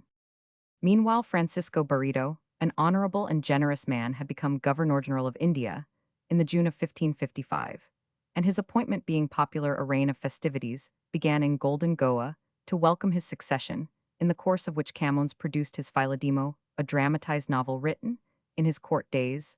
The same occasion probably gave birth to the disparates Na India Follies of India, and certainly to the Satira du Tornio satire of the tourney, which confirmed the poet's reputation as a sayer of sharp things, and gave considerable umbrage to those whom the cap fitted. However, it was not the enmities thus aroused but military duty, which compelled him to quit Goa once more in the spring of 1556. He had enlisted in Lisbon for 5 years, the usual term, and in compliance with the orders of the governor, he sailed for the Moluccas in April and there fought and versified for 2 years, though nearly all is guesswork at this period of his life. He appears to have spent the time between September 1556 and February 1557 in the island of Ternate, where he wrote Canzon 6, revealing a state of moral depression, similar to that of Canzon 10, and he perhaps visited Banda and Amboina in the following year. He took part in the military occupation of Macau, which the Emperor of China had presented to the Portuguese in return for their destruction of a pirate fleet which had besieged Canton. The poet's 5 years' term of service was now over, and he remained at Macau many months waiting for a ship to carry him back to India. He had made some profit out of the merci de viagem granted by the Governor Barreto to free him from the poverty in which he habitually lived, and he spent his money royally at the same time. He continued his epic working in the grotto, which still bears his name. All seemed to be going smoothly with him, until suddenly his fortunes took a serious turn for the worse, as the result of an intrigue. The captain of the yearly ship from China to India, who acted as governor of Macau during his stay in port, imprisoned 118 Camoens, and took him on board with a view of bringing him to trial in India. The ship, however, was wrecked in October 1559 at the mouth of the Mekong River, and the poet had to save his life and his Lusiads by swimming to shore, and though he preserved the 6 or 7 finished cantos of the poem, he lost everything else, while wandering about on the Cambodian coast, awaiting the monsoon and a vessel to take him to Malacca. He composed those magnificent stanzas, By the Waters of Babylon, called by Lope de Vega the pearl of all poetry, in which he recalls the happy days of his youth, sighs for Lisbon Sion, and his love, and mourns his long exile from home. He got somehow to Malacca, and after a short stay there reached Goa still as prisoner. In June 1561, he was straightway lodged in jail, where he heard for the first time of the death of Katharina, and he poured out his grief in the great sonnet Alma Minha Gentle. The Viceroy Roman 500 Constantius de Braganca had recently returned from Jaffanapatam, bringing as prize a tooth of Buddha, and Camoens approached him with a splendid epistle in 20 octaves, after the manner of Horace's Ode to Augustus. It failed, however, to hasten the consideration of his case, but in September, the Conde de Redondo, a good friend, came into office, and immediately ordered his release from prison. His troubles were not yet at an end, however, for one Miguel Rodriguez Coutinho, a well-known soldier and citizen of Goa, who lent money at usurious rates, thought the opportunity a good one to obtain repayment of a debt, and had Camoens lodged once more in jail. As soon as he came out, the poet composed a burlesque roundel, satirizing his persecutor under the nickname of Fio Secco's Dry Threads. Though very poor, he now led an easier, even a pleasant life for a time. He was able to see his friends Roman 500 Vasco de Atade, Roman 500 Francisco de Almeida Heiter de Silveira, Joe Lopes Leitao, and Francisco de Mello, all men of family, and note one day, he invited them to a banquet at which, instead of the usual dishes, each guest was served with a set of witty verses, and after these had been read out and chaff had gone round, the food came, and they formed a merry party. The poet used his interest with the viceroy to recommend to him the naturalist Garcia de Orta, whose Colloquies on the Simples and Drugs of the East, the first product of the press in India, appeared in April 1563, with an ode by Camoens. His life for the next 3 years is almost a blank. but we know that he was hard at work finishing his epic, assisted by the advice of the historian Diogo do Couto, who became its commentator, and further that the new viceroy, his friend Roman 500 Antão de Noronha, nominated him to a reversion of the factory of Chal, which however never fell into possession.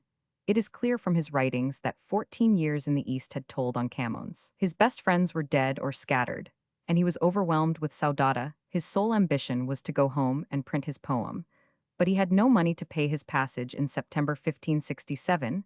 However, Pedro Barreto was named captain of Mozambique and insisted on the poet accompanying him to Sofala at the same time, lending him 200 crusades. It was part of the way home, so Camoens accepted.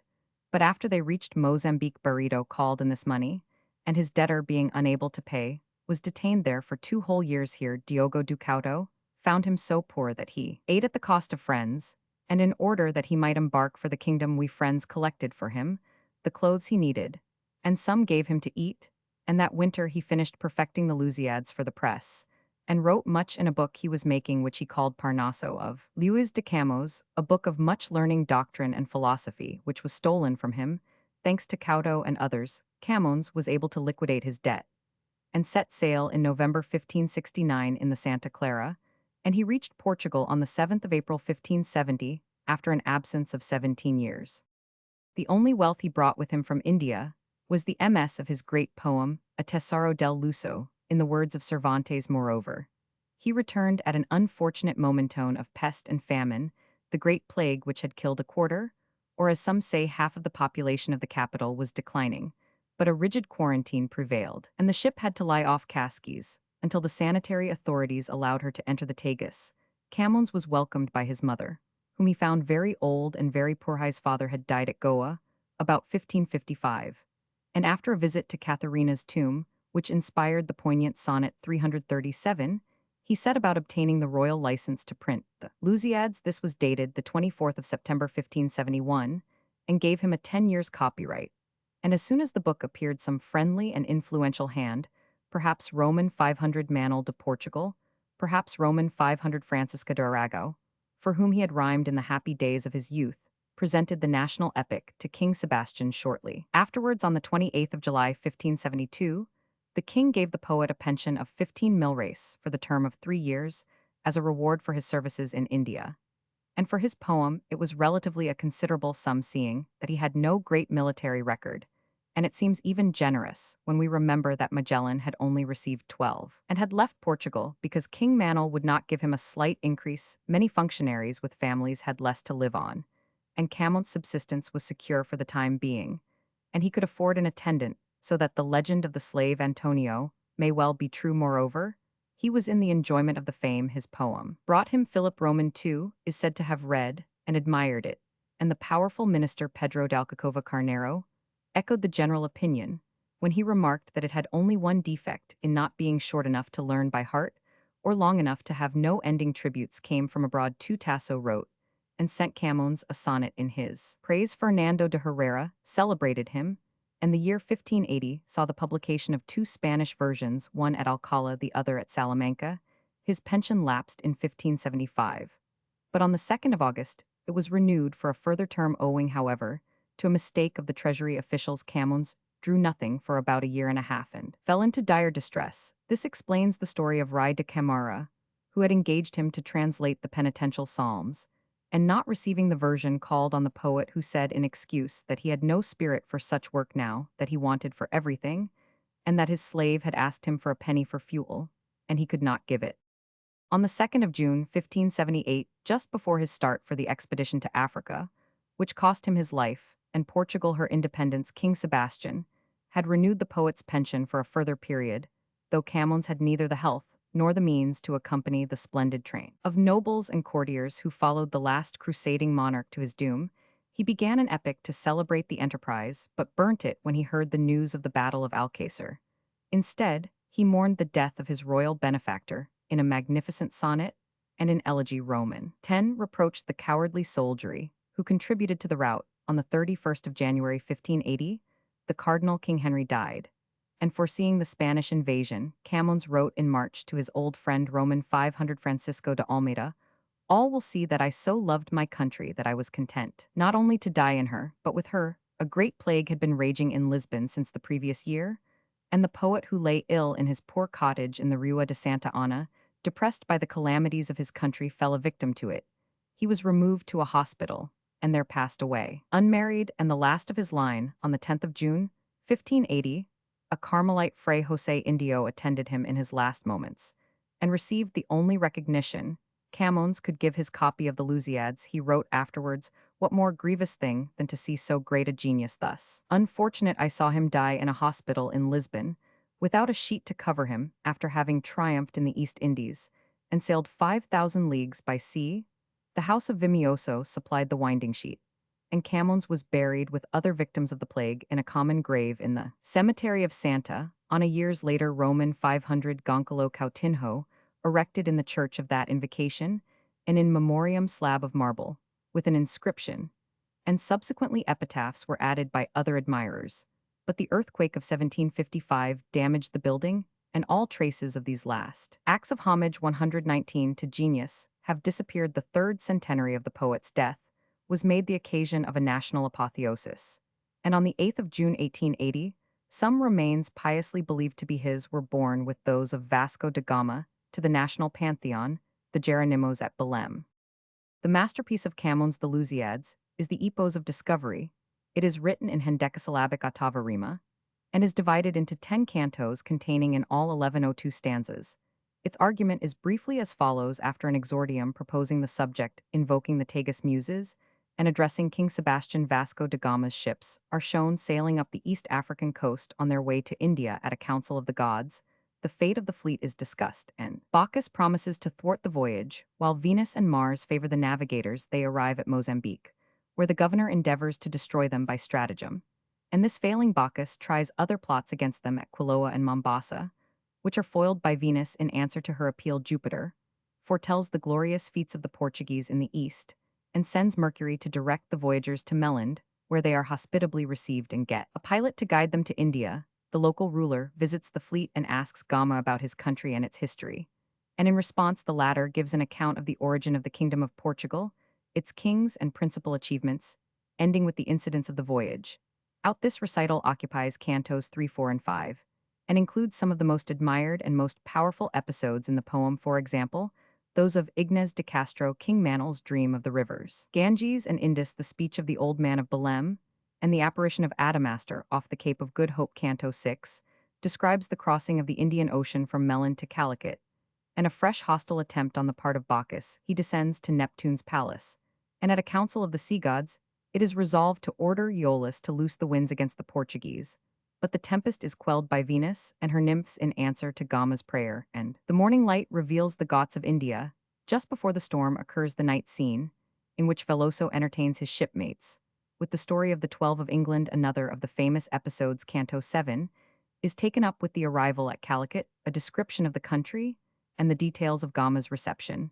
By the Raja, the governor of the city visits the fleet, and inquires about the pictures on their banners, whereupon Paulo de Gama, Vasco's brother, tells him of the deeds of the early Portuguese kings. Meanwhile, Bacchus, not to be balked, appears to a priest in the guise of Mahomet, and stirs up the Moslems against the Christian adventurers, with the result that the Raja charges Gama with being a leader of convicts and pirates. To this, the captain makes a spirited reply, and gets his dispatch, but he has new snares to avoid and further difficulties to overcome before he is finally able to set sail on the return voyage. Pitying their toils, Venus determines to give the voyagers repose and pleasure on their way home, and directs their course to an enchanted island, which is described in Canto 9 in the longest, and perhaps the most beautiful episode in the poem. On landing, they are received by the goddess and her nymphs, and general joy ensues, heightened by banquets and amorous play. In a prophetic song, the siren tells of the exploits of the Portuguese viceroys, governors, and captains in India, until the time of D. John de Castro, after which Tethys ascends a mountain with Gama, shows him the spheres after the system of Ptolemy, and the globe of Asia and Africa, and describes the Indian life of St. Thomas the Apostle. Finally, the navigators quit the island and reach Lisbon, and an epilogue contains a patriotic exhortation to King Sebastian and visions of glory, which ended so disastrously at the Battle of Alcácer. Though the influence of Camoens on Portuguese has been exaggerated, it was very considerable, and he so far fixed the written language that at the present day, It is commonly, and not inaccurately called the language of Camoens, the Lusiads, is the most successful modern epic cast in the ancient mold, and it has done much to preserve the corporate life of the Portuguese people and to keep alive the spirit of nationality. In times of adversity like the Spanish captivity and the Napoleonic invasion, even now, it forms a powerful bond between the mother country and her potentially mighty daughter nation, across the Atlantic, the United States of Brazil. The men of the Renaissance saw nothing incongruous in that mixture of paganism and Christianity, which is found in the Lusiads, as in Ariosto, though some modern critics like Voltaire consider it a grave artistic defect in the poem, the fact that the Lusiads is written in a little-known language, and its intensely national and almost exclusively historical character undoubtedly militate against a right estimate of its value, now that Portugal, once a world power, has long ceased to hold the East in fee or to guide the destinies of Europe. But though political changes may and do react on literary appreciations, the Lusiads remains none the less a great poem, breathing the purest religious fervor, love of country, and spirit of chivalry, with splendid imaginative and descriptive passages, full of the truest and deepest poetry. The structure is Virgilian, but the whole conception is the author's own, while the style is natural, and noble, the diction nearly always correct and elegant, and the verse as a rule sonorous and full of harmony. In addition to his epic, Camoens wrote sonnets, canzons, odes, sextines, eclogues, elegies, octaves, roundels, letters, and comedies. The roundels include cartas, motes, voltas, cantigas, trovas, pastorals, and endechas.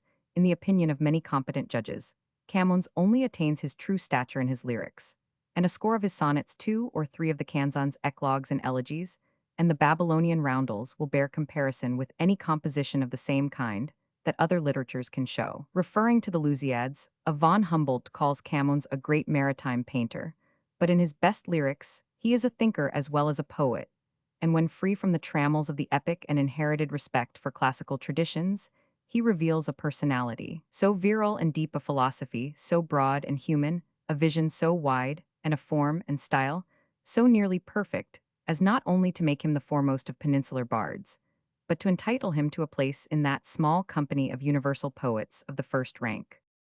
The oldest and most authentic portrait of Camoens appeared in 1624 with his life by Manuel Severum de Faria. It is a Kit-Kat, and shows the poet in armor wearing a laurel crown. His right hand holds a pen, his left rests on a copy of the Lusiads, while a shield above shows the family arms, a dragon rising from between rocks. The likeness exhibits a Gothic or Northern type, and the tradition of his red beard and blue eyes confirms it, except for an ode, sonnet, and elegy. All Camoens' lyrics were published posthumously. Authorities: the most modern and most critical biographies are those of Dr. Theophilo Braga Camoens, Epoca e Vida a Porto 1907, and of Dr. Wilhelm Stork Luís de Camões, Leben Paderborn 1890, while the most satisfactory edition of the complete works is due to the Visconde de Juramenha, 6 vols, Lisbon 18,601,869, though it contains some spurious matter, while rejecting without good reason many of the traditions accepted by Juramenha in his life of the poet. Stork embroiders on his own account, and Braga must be preferred to him. 2 volumes of Inocencio de Silva's Diccionario Bibliográfico Portuguese 14 and 15 are entirely devoted to Camoens and Camoniana, the second of them dealing fully with the tercentenary celebrations among modern Portuguese studies of the national epic. The most important are perhaps Camoens e a Renascença M. Portugal by Oliveira Martins, and Camoens e o Sentimento Nacional by Dr. T. Braga, Oporto 1891. The latter volume contains useful information on the various editions of Camoens, with an account of the texts and remarks on his plagiarists. Very few poets have been so often translated, and a list and estimate of the English translations of the Lusiads from the time of Sir Richard Fanshawe 1655 downwards will be found in Sir Richard Burton's Camoens, His Life, and his Lusiads, which, notwithstanding some errors, is a most informing book, and the result of a curious similarity of temperament and experience between master and disciple. Burton translated the Lusiads, 2 vols, London 1880, and the lyric sonnets, canzons, odes, and sextines, 2 vols, London 1884, and left a version of all the minor works in MS, the accurate and readable version of the epic by Mr. J.J. Auberton, with the Portuguese text opposite, has gone through 2 editions, 2nd ed., 2 vols, London 1884, and there is a version of 70 of the sonnets accompanied by the Portuguese text by the same author, London 1881.